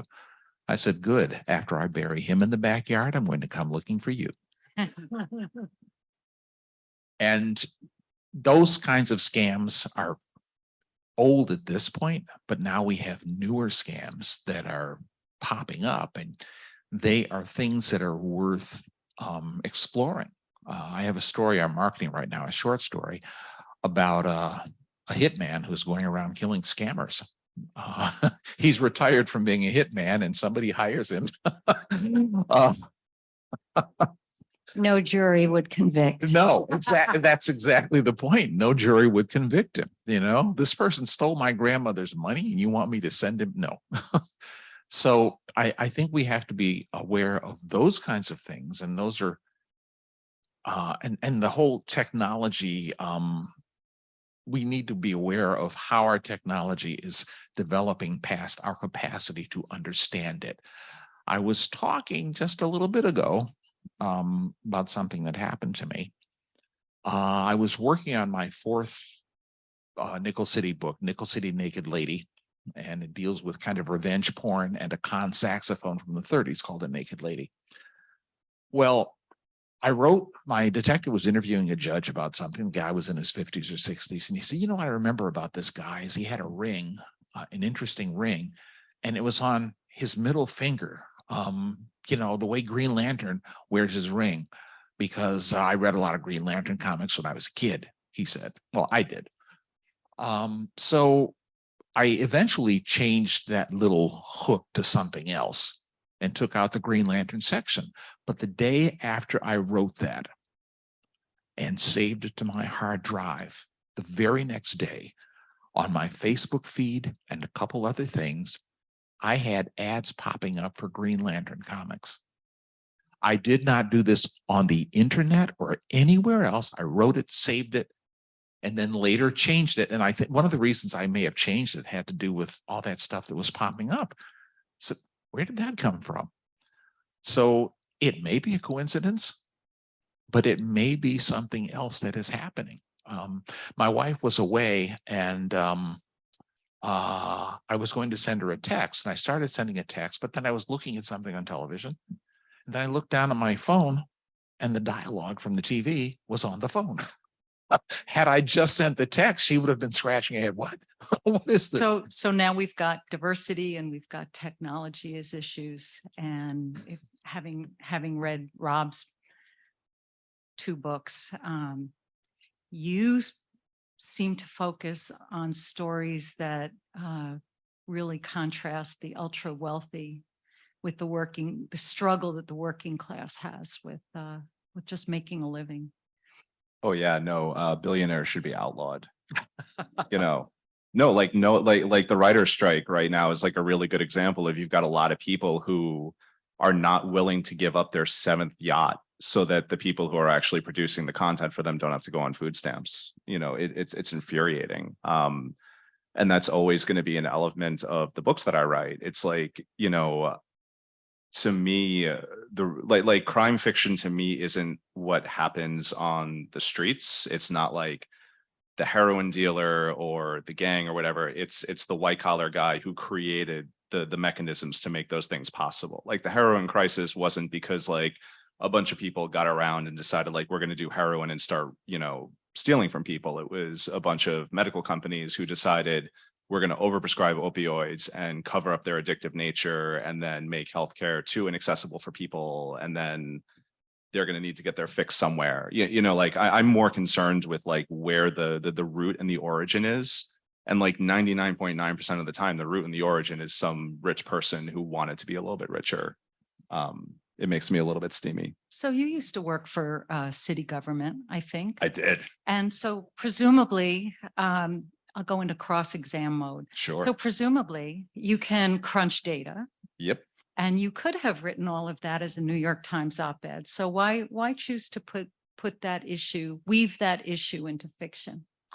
Well, I think, you know, it's at the end of the day, fiction's an empathy machine. You know, like I could like with the research I did on Warehouse, because Warehouse is it's about Amazon, but it's also about Walmart and Apple and Google and all these major corporations and the way they sort of treat workers like, you know, gears in a machine and just kind of toss them out when they're done. And, you know, I probably could have written like maybe like a cool nonfiction book about it or maybe a series of articles, but like, you know, it's more effective to me if you can kind of like feel and understand yourself in that role. You know, like there's something about fiction that is just going to sort of appeal to people and get to people in a way that nothing else can. It's like, you know, it's like part seduction and part like, I don't know, the best analogy I could ever think of was that it's like when my daughter was younger and she didn't want to eat her vegetables. So sometimes I would put broccoli in her mac and cheese. You know, it's like she got a really palatable meal and something that she enjoyed, but she also got her vitamins too. And like, that's kind of what the Warehouse is to me. And that's kind of what Paradox is to me. That's like, you know, I'm going to tell you like a really fun story. And Paradox has like robots and dinosaurs and time travel and all this weird stuff. But it's also a story about how rich people will literally let the world burn if it means adding a few cents to their stock portfolio. And the sneaky thing, the even sneakier thing you did with that is put it into the future. So people won't get their backs up if they happen to disagree with you on a political or factual point because they're reading sci-fi. So it allows people to feel more, empathize more where they might not otherwise. Yeah, you know, I've never gotten any pushback on the one person once came back at me about like, oh, you know, but you're getting paid for your books. I'm like, okay, man, like you're not that clever. Because I was doing it was like because I was doing an event at the Harvard Club and I guess it was like some Republican who thought he was smart. The only pushback I ever got was from people who were like, oh, your books are too political because you have diverse characters. And I'm like, you know, first off, I grew up in New York City around a lot of diversity. So I'm just writing my reality. And second off, you know, I'm just going to fall back to what Kurt Cobain said, which is like, if you don't like women or Black people or homosexuals, like, don't buy our music, don't come to our shows. Like, I've always kind of, you know, I don't want to tell other writers how to be, but I always kind of felt like if you want to take the safe route because you're afraid of offending somebody, that's kind of a bummer. Amen. So, Deborah, your most recent novel, Reef Road, takes place during COVID, during the deep days of COVID, and so does your most recent Gideon Rhymes book. Just a year ago, authors and publishers were saying, is it too soon? Are people going to read a COVID book? But you went ahead and wrote them anyway. Did you think about whether those books would be, they're not dated and they're not really COVID books. They have a setting during COVID, but did you think they might be time limited because the COVID period at some point would end? Well, I did think the COVID period would end. No, I didn't think it was time limiting. I thought it was actually defining that. I mean, the book isn't about COVID, as you said, it's just the setting. So I think when you choose to set a novel, there are certain things you telegraph right away to your readers. Like if you pick up a book that's set in 1944 Paris, you know certain things immediately about what's going on around your characters and what they can and can't do. And Alice McDermott, she has a really interesting new book on writing called What About the Baby? And she talks about the difference between writing nonfiction and writing fiction. And she says in fiction, in nonfiction, the job of the writer is to include absolutely everything. That is what you must do. But in fiction, because the possibilities of what you can include are actually infinite, it's the job of the writer to somehow curtail what he or she is including and, you know, put a bit of a box around it. And so I think COVID, in my particular novel, was a very convenient box to have around the characters who are in a community in Florida in the lockdown period. And the husband of one of them disappears with the children on a plane to Buenos Aires, and she cannot follow because there are border closures depending on your citizenship. So that is kind of a nifty thing in that case. I don't know how I would have kept that woman from getting on a plane to follow her family members. So I think also when you know, I think that's really the whole thing I need to say about that.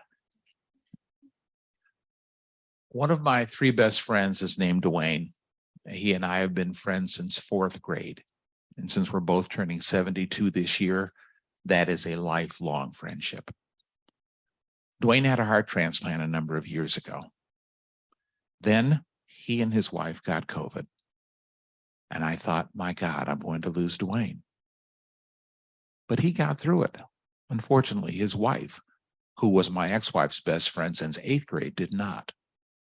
I owed it to Sheila. I owed it to my brother-in-law, Ronnie, to my neighbor, Dorothy, my ex-wife's mother, Lolly. I owed it to all the people I knew who died of COVID. Somebody had to speak for the generation that survived COVID to reflect some of the horrors. And so I don't write, this is, Nickel City Naked Lady is not a book about COVID, but a couple of the recurring characters in my series died from COVID because they left Gideon Rhymes's life just as Sheila, Ronnie, Lolly, Dorothy, and others did mine. As a matter of fact, you say in the book, this is not a COVID book. I forgot I put that in there. You did.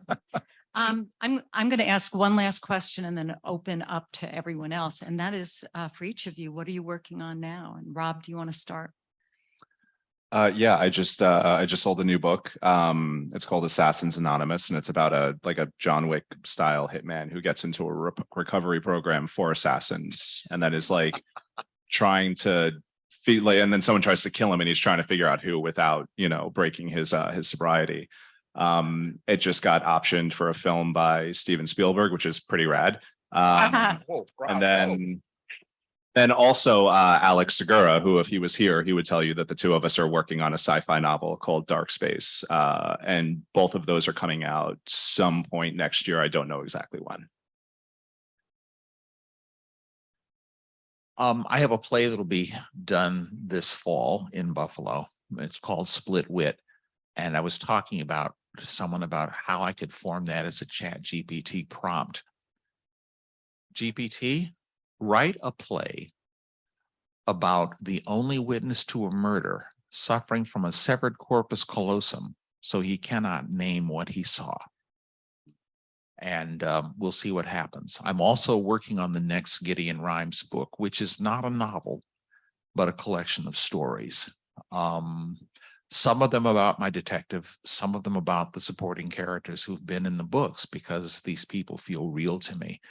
For example, his old partner, Jimmy, who died of COVID, left behind a widow, Peggy Ann. And there's a story in there called Afterglow, about Peggy Ann rediscovering her sexuality in the wake of her husband's death. Now, somebody who read that said, it's really good. Well, I tried to put myself in her head. Gary, I hate doing this. I'm going to cut you off. I'm done. So, Okay, I got an email last year from a man who said, "Remember me," which is always a good beginning to an email. And then he went on to say, "I was your best boy in Survival Game," which is a fabulously provocative sentence. And if you know the movie business, a best boy is a head electrician. And Survival Game is a movie I did 300 years ago with the son of Chuck Norris. He had a son called Mike. So, okay, I did that movie. And the guy went on to say, remember that Thanksgiving dinner we had together? You were the only actress nobody visited on the set. So now it's getting a little weird because I don't remember that about me at that time. I don't remember Thanksgiving dinner with him. And the capper was, remember when we ran into each other at the Cannes Film Festival and you were standing outside the British pavilion holding a baby and waving at me. And I wondered for a moment if the child was mine. But I knew that couldn't be possible. So I don't remember the fellow. And I got to thinking about memory and a woman who perhaps has a flawed memory and a man who approaches her with a series of data points that actually correspond to places she knows she was, but maybe he's telling the truth and maybe he's not. And I'm calling it Best Boy. Oh, that's fabulous. All right, who's got questions for these wonderful authors? Oh, it's 3 o'clock and you all need caffeine, don't you? Okay, right, here we are. Just a quickie, but Mally, you should tell us what you have coming up next too. Oh, well, thank you for asking. The Counterfeit Wife is the second in my Revolutionary War mystery series. It was nominated for an Agatha. I'm working on the third. My two protagonists are George Washington's least likely spies, and they are off to Paris to solve a slight problem of murder for Benjamin Franklin, our first ambassador in France.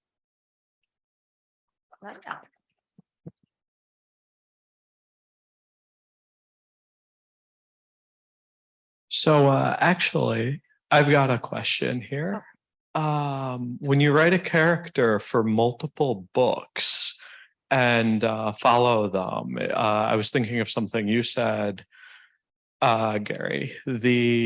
What is that like to watch a character evolve over multiple books in that way? They start to feel real. That's all I can say. They start to feel real. It's like, I know these folks. There's good and bad. Yes. The good is that they do start to feel real and you know them and you start the book knowing them. The challenge for me, and I'm a relatively new author, is through how many books are you going to torture your poor main character with some life-changing problem that they've got? So working their character arc is a job.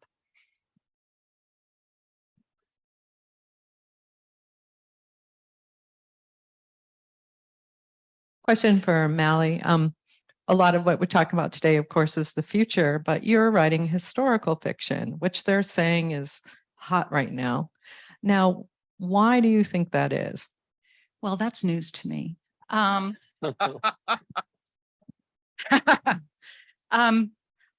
In some ways, I think it's a comfort to read about a different time when we're going through such a disruption in our lives, what we're seeing now. In part, for me, seeing some of the similarities between the past and the present is almost comforting. For example, this country was just as divided in its founding as we are now. South of New England, historians think fewer than 50% of the country supported independence. There were 30 food riots, there were spies, there was smuggling. And that sparked my first book because I thought, oh, well, we survived that. Okay.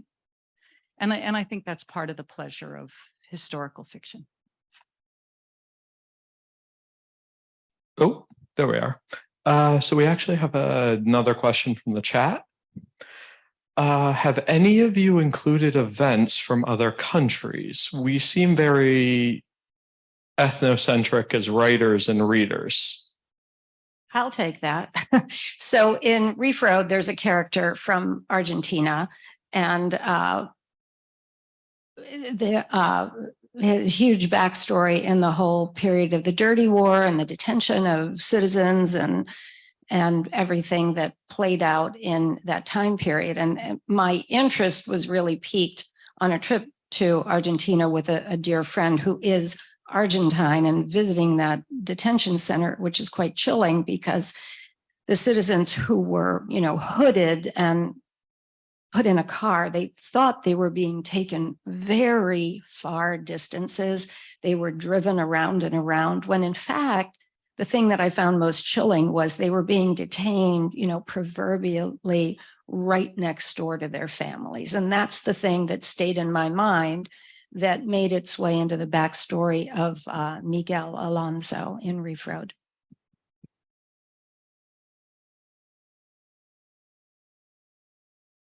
Thank you very much. Thank you very much. Thank you, Melanie. Allie. Guys.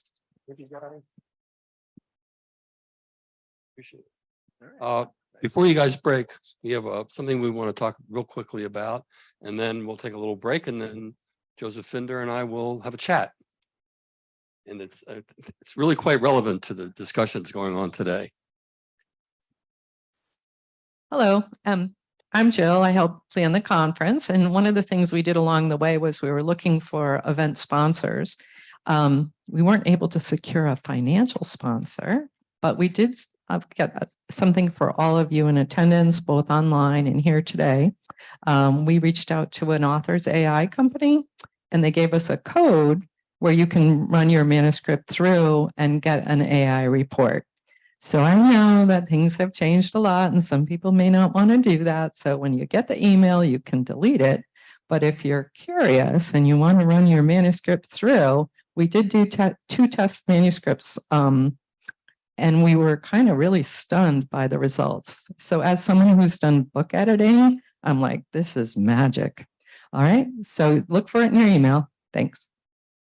Yeah, I did it. I was one of the test dummies on that.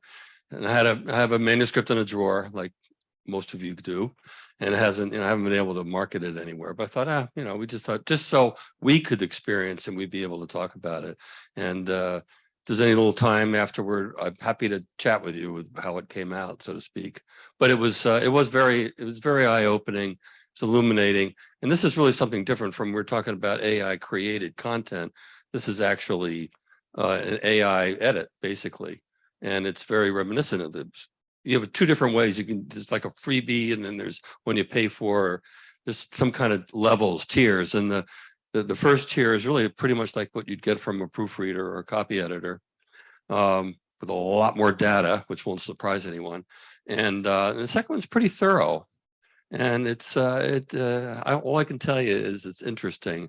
I'm not sure I would do it again, but to somebody's point on one of the panels, you really got to look at these things as tools. It might have been Eric or one of you guys, I don't remember, but who, there's things that emerge in technology, not necessarily can be used for good or evil. They can just be something that you can use as just another arm of your efforts. So let's take a break and come on back in like 10, 15 minutes, and we'll take it from there.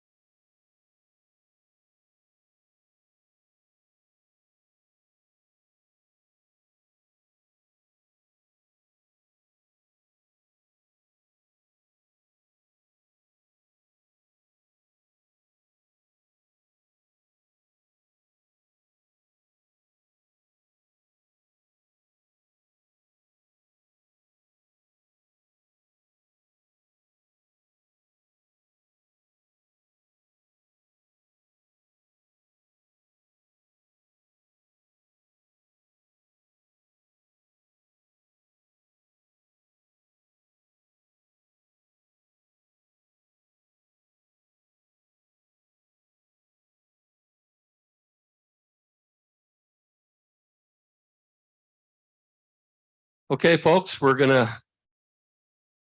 have our last session here. As soon as I can collect everyone's attention. I guess we can wander up there, Joe.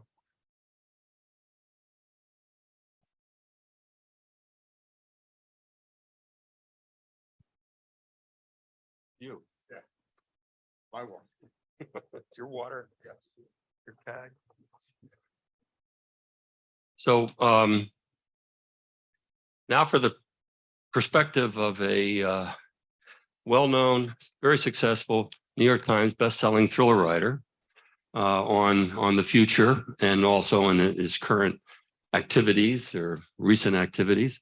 And I'm not going to again go through a lot of introductions. You guys, it's in the book, and believe me, if you Google him, you'll find a lot of really interesting info on Joseph Finder. Some false, some intention, yeah. But not, yeah. But who put that stuff out there?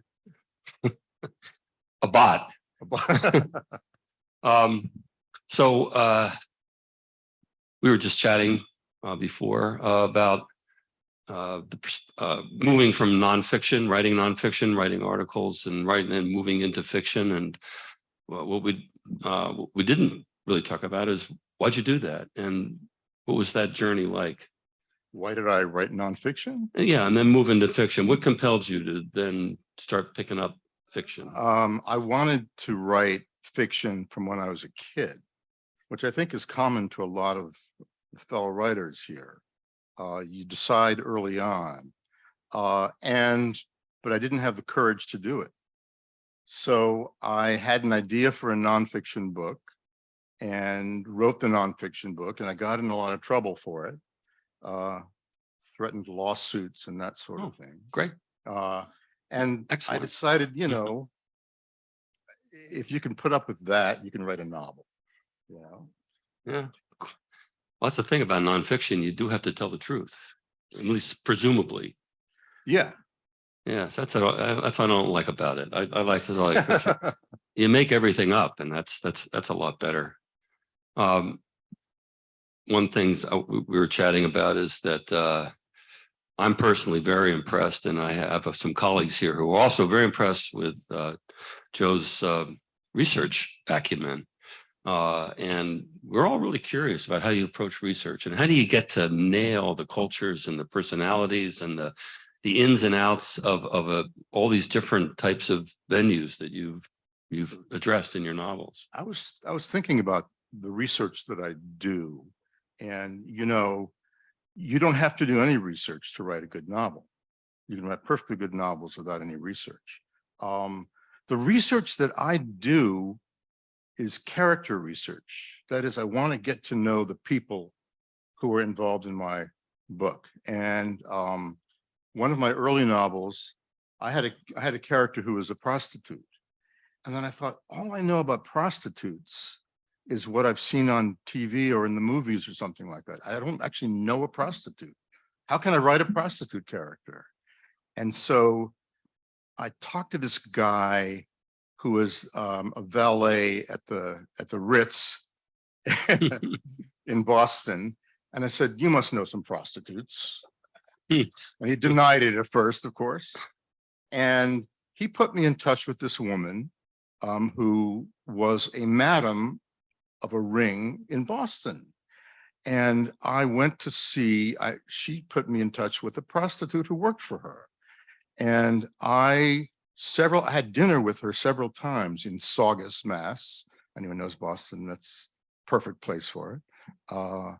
And I would come back and my wife would say, so where were you tonight? And I was having dinner with my prostitute.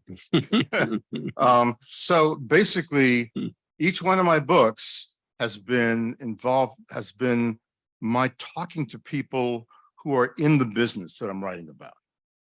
And, you know, I wrote a book, which I was talking about earlier with Bill here, called Power Play. And it's about this incident that happens to the board of directors of a aerospace company, which I knew nothing about. So as it turned out, I had a friend who was the CEO of a company outside of Boston who was on the board of something with CFO of Lockheed Martin. So he put me in touch with, and people are, as you all know, they're willing to talk to writers. They like talking to writers generally. And the CFO of Lockheed Martin, I told him what I wanted to know, and he introduced me to people, sent me to factories, and I started talking to people. And that's the reason I went, is not to go to the factories necessarily and see how they manufacture parts of the airplanes.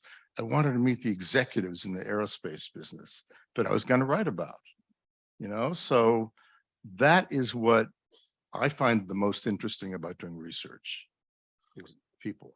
Do you ever find yourself just hitting on facts or unknown things that spark something great for your plot? Yeah, I'm trying to think of some examples. Yeah, even in the book Power Play, where I was asking about, you know, I'm kind of a nervous flyer, and I was thinking what could bring a plane down, and they were, you know, they use all these new highfalutin materials in building planes, and I learned about a flaw in the manufacturing process that could bring a plane down, and I just sort of thought, I got to use this.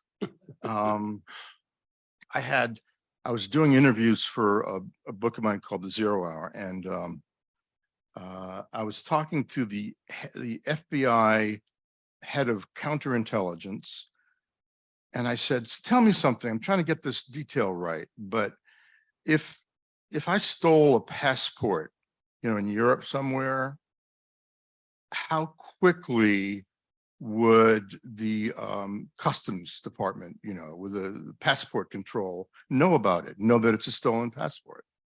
And he said, there's no connection whatsoever. These are siloed.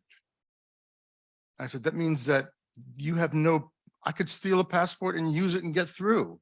He said, absolutely. And I said, oh man, you know, I didn't even know if I wanted to use that little factor. Well, many of your books have I did. But you did anyway, yeah. Who'd you go as? Lee Child. Right. Not even his real name. Many of your books do have obviously international thriller elements to it. Do you ever find that it kind of puts you in a maybe not such a safe spot? Or do you ever get concerned about talking to the wrong person at the wrong time and ending up with a, you know, with a blindfold on and behind in the back seat of a Camry, you know, heading to the downtown somewhere?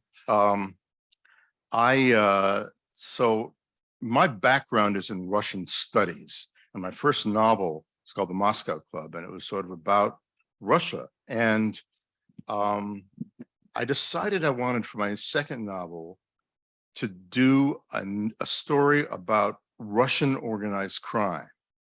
And I sort of thought, well, I don't know anyone in Russian organized crime. I got to meet someone. And through some emigres here, they put me in touch with this guy who was a member of one of the Russian mafia organizations in Moscow.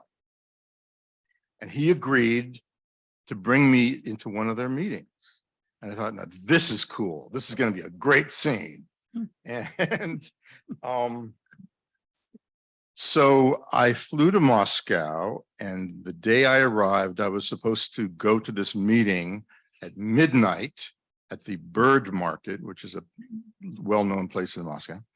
And I was all set to do it. And I speak Russian, you know, and I got a call from this guy about, 2 hours or so before I was about to leave for the Bird Market.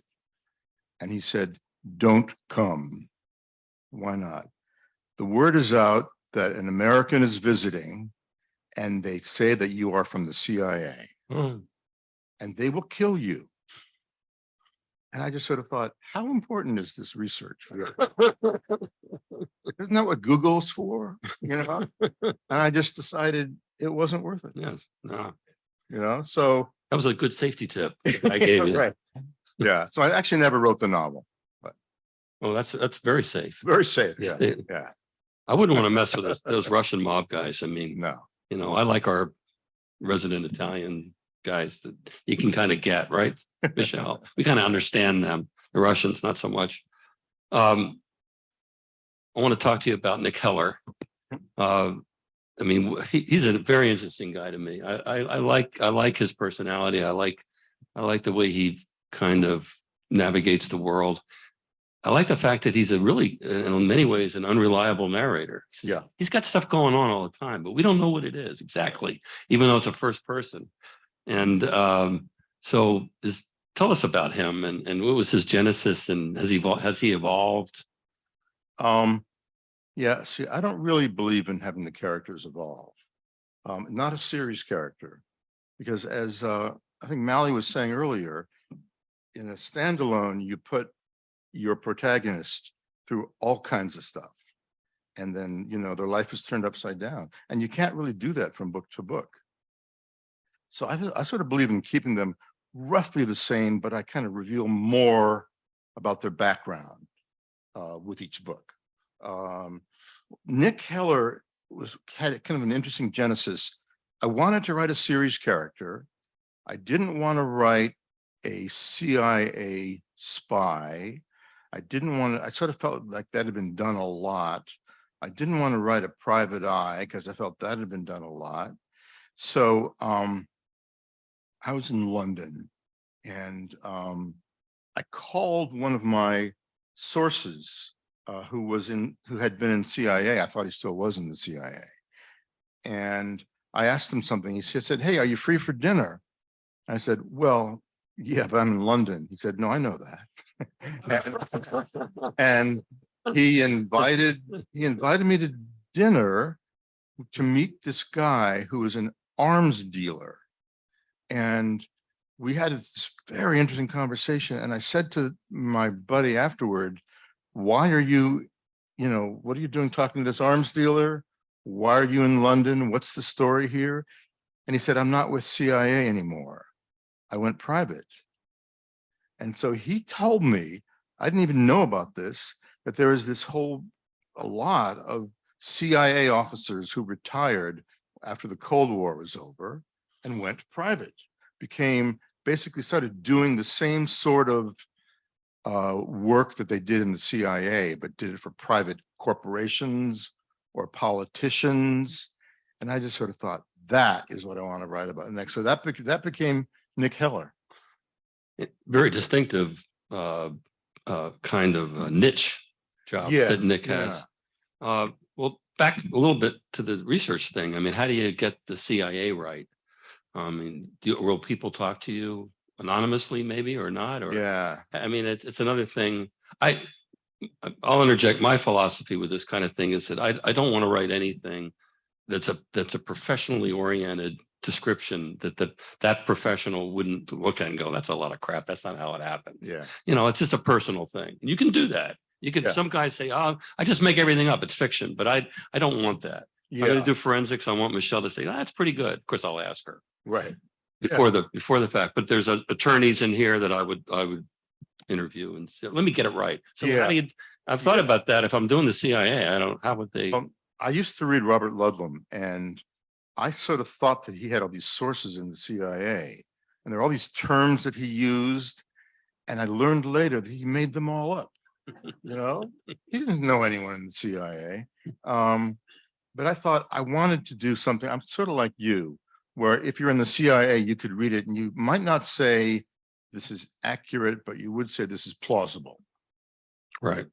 So my first couple of years after college, I was in grad school in Russian studies, and it was a training program really for CIA.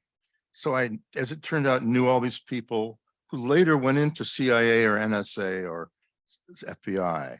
And so I was able to call some of them up and just sort of say, "All right, I've got this guy in Vienna, and sort of what would happen here." And it took me a while, but then he would, once I would talk to him, he would say, "Oh, let me talk to my buddy George. You can talk to him." So, one source tells another. And pretty soon I sort of was able to get it right. And you're able to go back to these people every once in a while, just to, so now you have a relationship with them. Yeah, I mean, if I also they're weirdly afraid of being named in the acknowledgements. And Yeah, how about that? yeah, I wonder why. don't know why. And I promised them they won't be named, no, I think that as long as I don't screw them over in the book, they'll talk to me again. Yeah. Yeah, I have had guys say, no, I'll tell you, but don't tell them who I am. Yeah, yeah. Another guy told me how to deposit dirty money. It's a whole thing. I can tell you after if you want to know. Yeah. And he's a banker, and he said, no, you got to do it like this. And it's got to have a certain rhythm to it, and or a lack of rhythm, all that stuff. Right. And I forgot to ask him if it was okay to use his name, and I did. And I went to the bank. He wasn't there anymore. So I said, what happened to Charlie? He said, we don't know. He's gone now. He said, no, I'm kidding. That really didn't happen. So this being a conference on future, I mean, what's your take on publishing, the future of writing and publishing from your perspective as a guy who's done a lot of very successful thrillers and has worked with large publishing houses, and you have that perspective that I think would be important to hear. When I started out with my first novel, my agent contacted 24 or 26 publishers, and now there are 5. And that sucks. That really is problematic. And then you have imprints within publishing houses who aren't allowed to compete with one another. So I think the fact that there are so many, that there's such consolidation is not good for writers. I worry about that. I was talking at lunch with my agent and an editor, and I said, so if you got a novel in, that was good, and you'd want to accept it if you were an agent or if you're an editor, and it turned out it was written by AI, generated by AI, what would you do?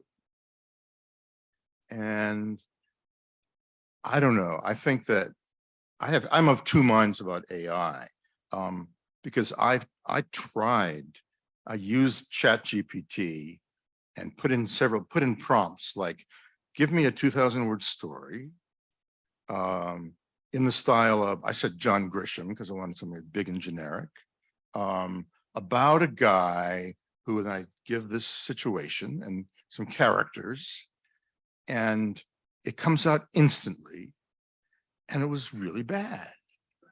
It was like this computer had taken all of these characters and made them into a couple of really recognizable, corny, cliche characters. And the plot was as cliche and stupid as you could get. I mean, nobody would take that. So I'm not worried about what AI can do now. But there's a reason. I think someone at the AI panel was saying that, I think it was Tom Knight, that he believed, Eric Knight, sorry, that he believed there should be a moratorium on AI. And my response was, I was thinking, when has a moratorium ever stopped the development of technology? You want to tell me that the Russian military is not going to be working on AI? They've got great computer people there. There's no way to contain it. There's no way to contain it. So I sort of worry about that. I think it's a lot harder today for an aspiring writer to break in the business than it was when I started, in 1989. So I worry about how that's going to shake out the voices, the new voices that you sort of want to hear. Yeah.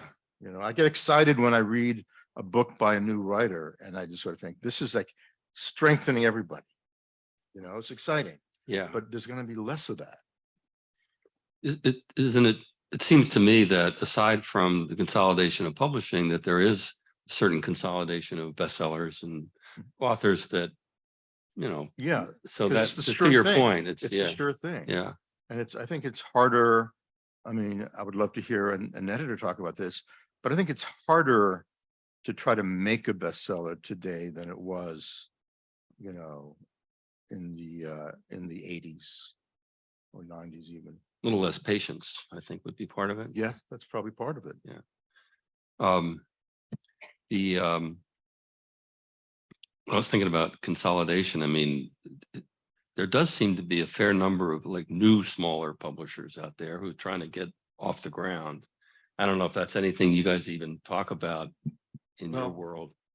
One thing that I've observed is that Amazon basically killed off Barnes and Noble pretty much. And it killed off a lot of bookstores. But now you see small independents coming back as people realize they want the experience of actually browsing in a bookstore. So I think that small publishers will probably spring up as there's more consolidation for the big five. So smaller publishers perhaps targeting these smaller bookstores or book chains. Or they smaller can publishers targeting readers around the country, but wanting to sort of give the opportunity for new writers to break in. do you think the editorial world has changed a lot in your time? I mean, when I say world, I mean the way editors approach their job. I mean, do you feel any kind of a shift there that's something that's different? I'll tell you what, I had a really good editor in my first novel, and I've had a bunch of really good editors who really put the time in to read a manuscript and make it stronger. And I haven't seen the deterioration. I'd heard about this. Editors don't edit anymore, you know, they just acquire and it goes into the machine. It's not true. Yeah, well, that's not true. Yeah, it hasn't been. I don't have your experience, but what experience I have has been that too. I mean, the editors are serious about their work, and they really do work at it hard. And Right, they're not working at a hedge firm. Yeah, you know, they love words and they love books and they love authors sometimes, you know. And I think it's a love-hate though. That's what I'm understanding. Okay. Love, frustration, right? Something like that. And I also heard that copy editing is kind of declined. And what's your attitude there? I think that is true. I think there's a lot of cuts in copy editing in journalism and in publishing. There's less of it, and I think it's considered less important. Yeah, I think that's a hole in the publishing process. Yeah. Everybody knows what a copy editor is. I mean, the definition is a little squishy, right? Because some copy editors are terrific developmental types, and others really are more like proofreaders who are just going to be work on the craft of the thing. But you know, a good copy editor is crucial. You know, wait a second, on page 28 he's named George, and on page 75, right, he's named Fred. And mistakes that you can make as a writer that you're not going to catch. I'm a genius at that. They should hire me to train copy editors because I hide screw ups really well. Words hidden, you know, and I'm deliberate. Oh yeah, I mean, I I really do it naturally. It's a gift, and the like flipping, you know, misspelling heel and heel. You know, I use it. I'm always switching those. They're called literals or something. I'm always switching them, and it's like a game, you know. And then there's copy editors. Easter eggs for the copy editor. Exactly, you know. When they get one of my books, they're like, "Wow, I think I did it. I did it." And then I get an email from some fan saying, "I can't believe you misspelled this on this page." And, right. You know, you numbskull. But I know some really. I mean, I think the copy editors are just absolutely priceless. Yes. I mean, again, it's the continuity issue. You film people out there, you know what that's all about, right? You know, where you continuity errors. Yeah. Yeah. We're always making that kind of mistake. Yeah. It was October, and then all of a sudden the guy's, you know, he's on the ski slopes, but it's only been 2 days ago. And then he, you know, and I do that too. I'm really good at that. What would you like to see? I mean, if you could, well, with copy editing, since we're on that subject, how would you rectify it? I mean, it's a financial thing. They're just squeezing their staffing costs and their attitudes are. I think it must be that. Yeah, I don't know. I generally have found that when I have a good copy editor, I request her or him every time, you know, keep them employed. So, how do you see yourself moving ahead in this new world? I mean, personally, is it a matter of just, oh, you're going to stick to what you do because you know and it's working? Or do you ever find yourself thinking, you know, I gotta change some strategies here. I gotta mix things up a little bit.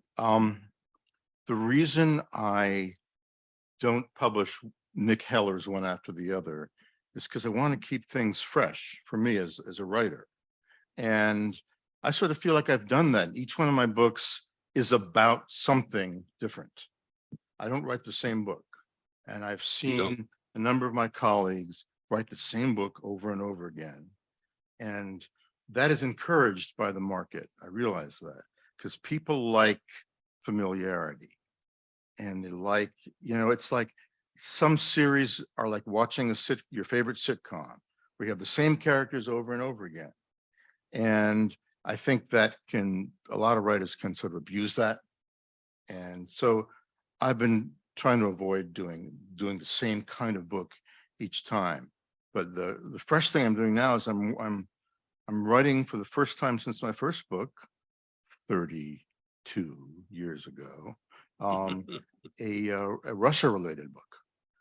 It takes place mostly in the US, but I get to use all my Russia stuff.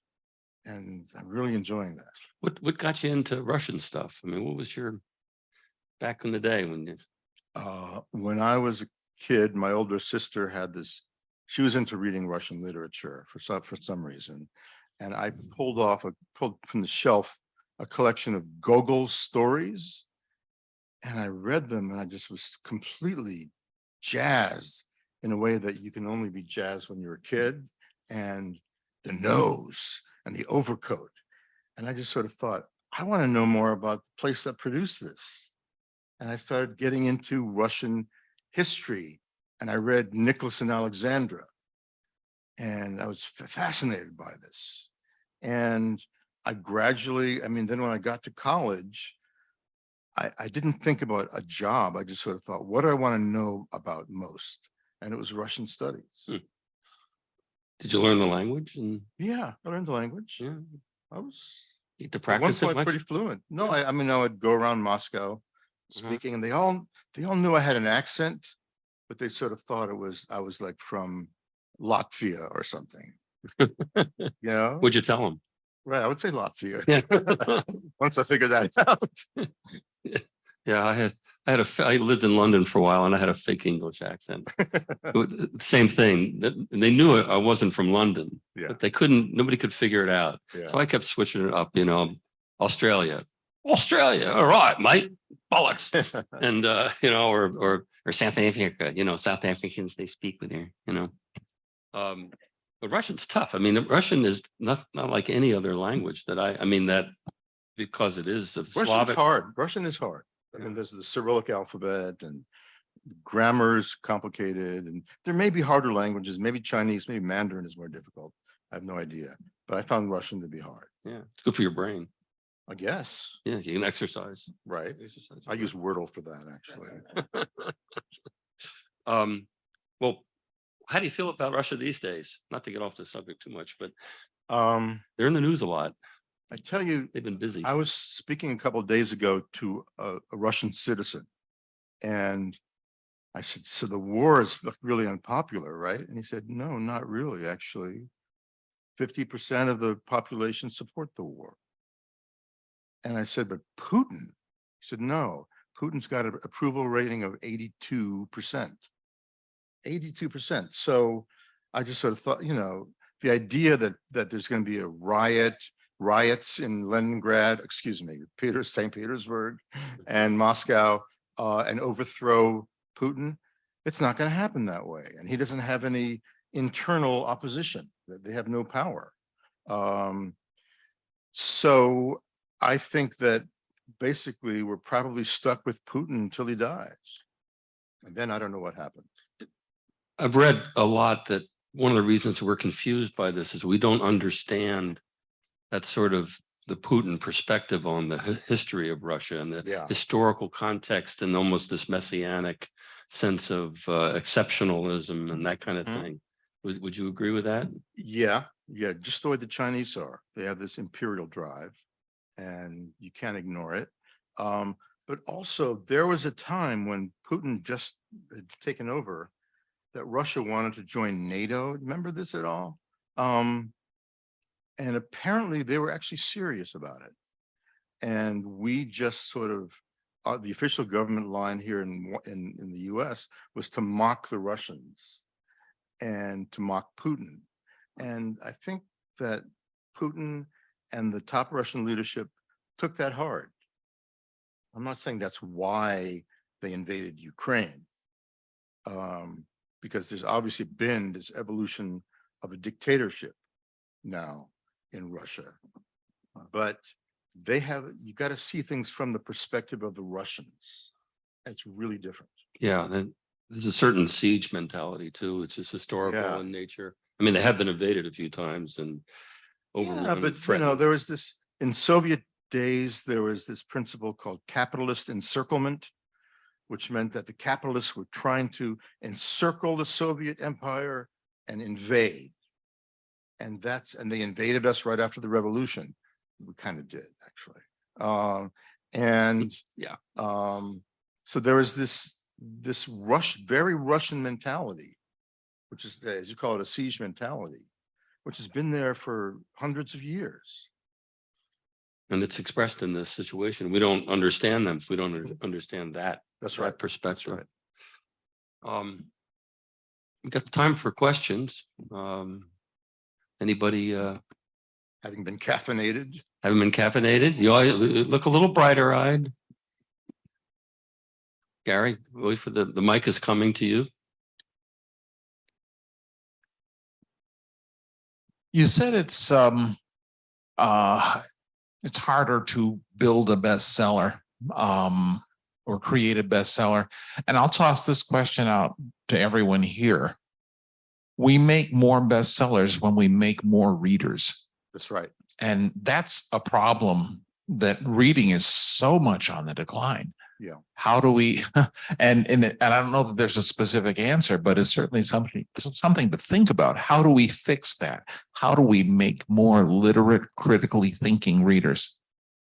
Let's see, abolish Netflix. Yeah, it's a problem with all my friends too. They say, I say, what have you been reading lately? And they'll say, oh, watch Succession. You know, people are watching, TV has gotten so much better. The writing's really good in a lot of shows. People are watching TV more, but you know, another Gone Girl comes out or another Da Vinci Code comes out, and all of a sudden the circle of readers expands. I just don't know how you keep that, how you enlist readers. I mean, people who read the Da Vinci Code often did not read any other book that year or for several years perhaps, right? So how do you get them into the habit? I don't know. You think social media too is, I mean, it's got to have people, a big impact.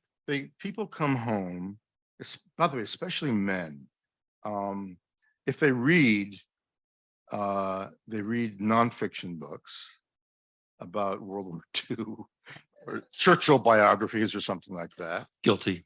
But a lot of people they read less and less. They're online, they're doing email, they're doing Twitter, right? Because you get that instant feedback that you don't get. Well, what about audiobooks? I am a big fan of audiobooks. There used to be a prejudice against them. This notion that if you take your books in via audiobooks, you're not really reading. Stories started in audio form, right?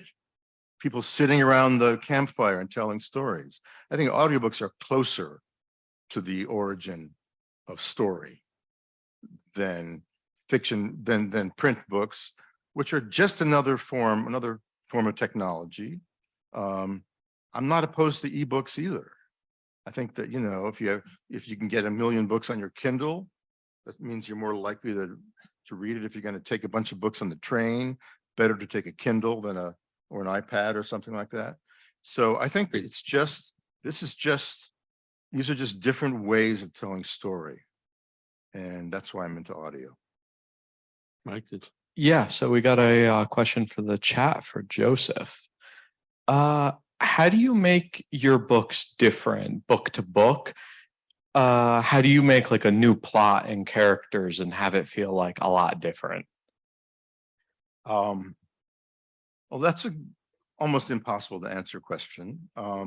But each one of my books starts out with a different idea. And the characters, after I get the idea, then I think of the characters. And then I start looking into the characters and who they would be. And the characters are what defines the book for me. So coming up with new, fresh characters who do different things makes the book feel different to me. That's just one of the ways. you can wait for the mic. Yep. Joseph, geez, what has been your experience when one of your novels has become a film? Your involvement, your your contributions, like what are there things that were changed in a screenplay that you would go, oh, really didn't want that? Or how did that happen? How did that transition, that experience for you? So I've had 2 movies made, and one came out pretty good and one came out pretty bad. And they both made changes in the book. And I sort of learned this from the movie High Crimes that was made from my book. It starred Morgan Freeman and Ashley Judd. And I realized that they took this 450-page novel and translated it into 110 double-spaced pages. So you got to leave a lot of stuff out. And I found that actually liberating as a writer, as a novelist, to sort of think, I get to put in all the stuff they had to take out. And what is that? That's point of view. And what's getting to know the characters, what's in their heads, because that's really hard to do in movies, you know? So I'm okay if they make changes, as long as the movie's good. You know, it doesn't need to be faithful to the book. It just has to be a good movie. So that doesn't bother me. No, I think a good movie is a great billboard for a novel. It's great advertising. There's a book that I read recently by Laura Dave called The Last Thing You Told Me, and that was made into a TV series, and a pretty good TV series, and she's back on the top of the New York Times bestseller list because of that series. So a good TV series, or the Reacher books, they're actually, because of the TV series, they bring in more readers. So I think that a good movie or TV series can really enlist more readers.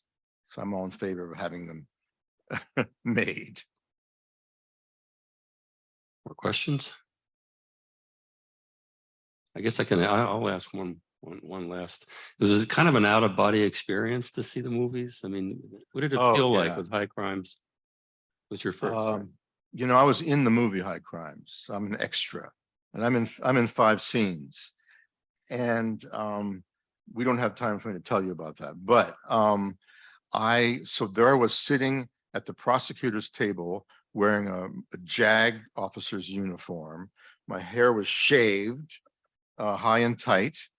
And anyway, I'm sitting there and I said, what's my job? As an actor? What do you want me to do? What's your motivation? And they said, your job is to glare at Morgan Freeman. I said, I can do that. But the cool thing was I was sitting in this courtroom that I had designed by myself, sitting at my computer a couple of years earlier.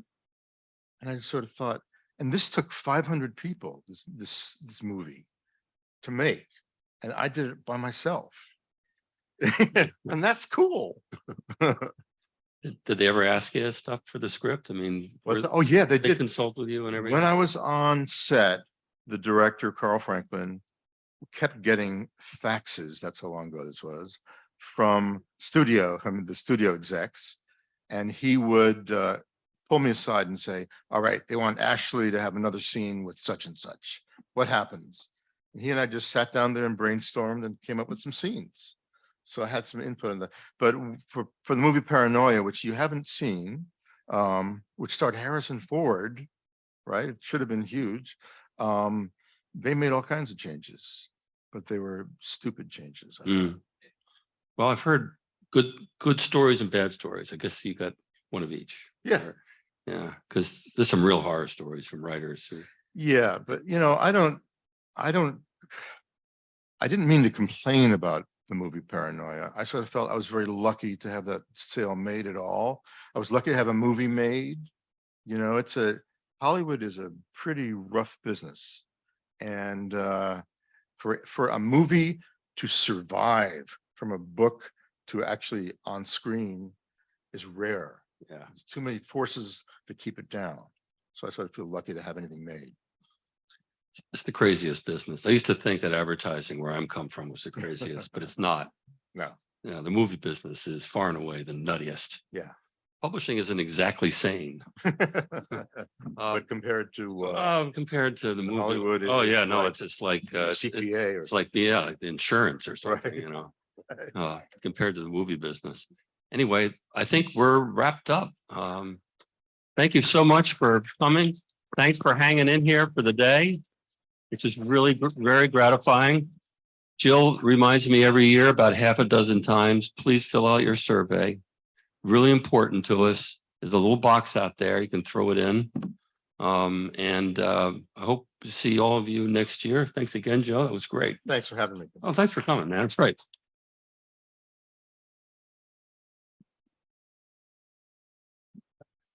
All right. Yeah, it was good. Good questions. Thank you. Yeah. See, you didn't have to. Well, I have some script it. Well, you gave me a few. Get some scrawled notes. Yeah, it's because you always have to have something to go back to if you can't think of a question. Right. You're blank for a second. Not that I would ever blank. No. Yeah, no, it was good. It was fun. It was fun. Thank you. No, It was fun. One thing I wanted to ask you about, but we didn't have a chance. I forgot to bring it up before was you went on didn't you go overseas with a group of writers?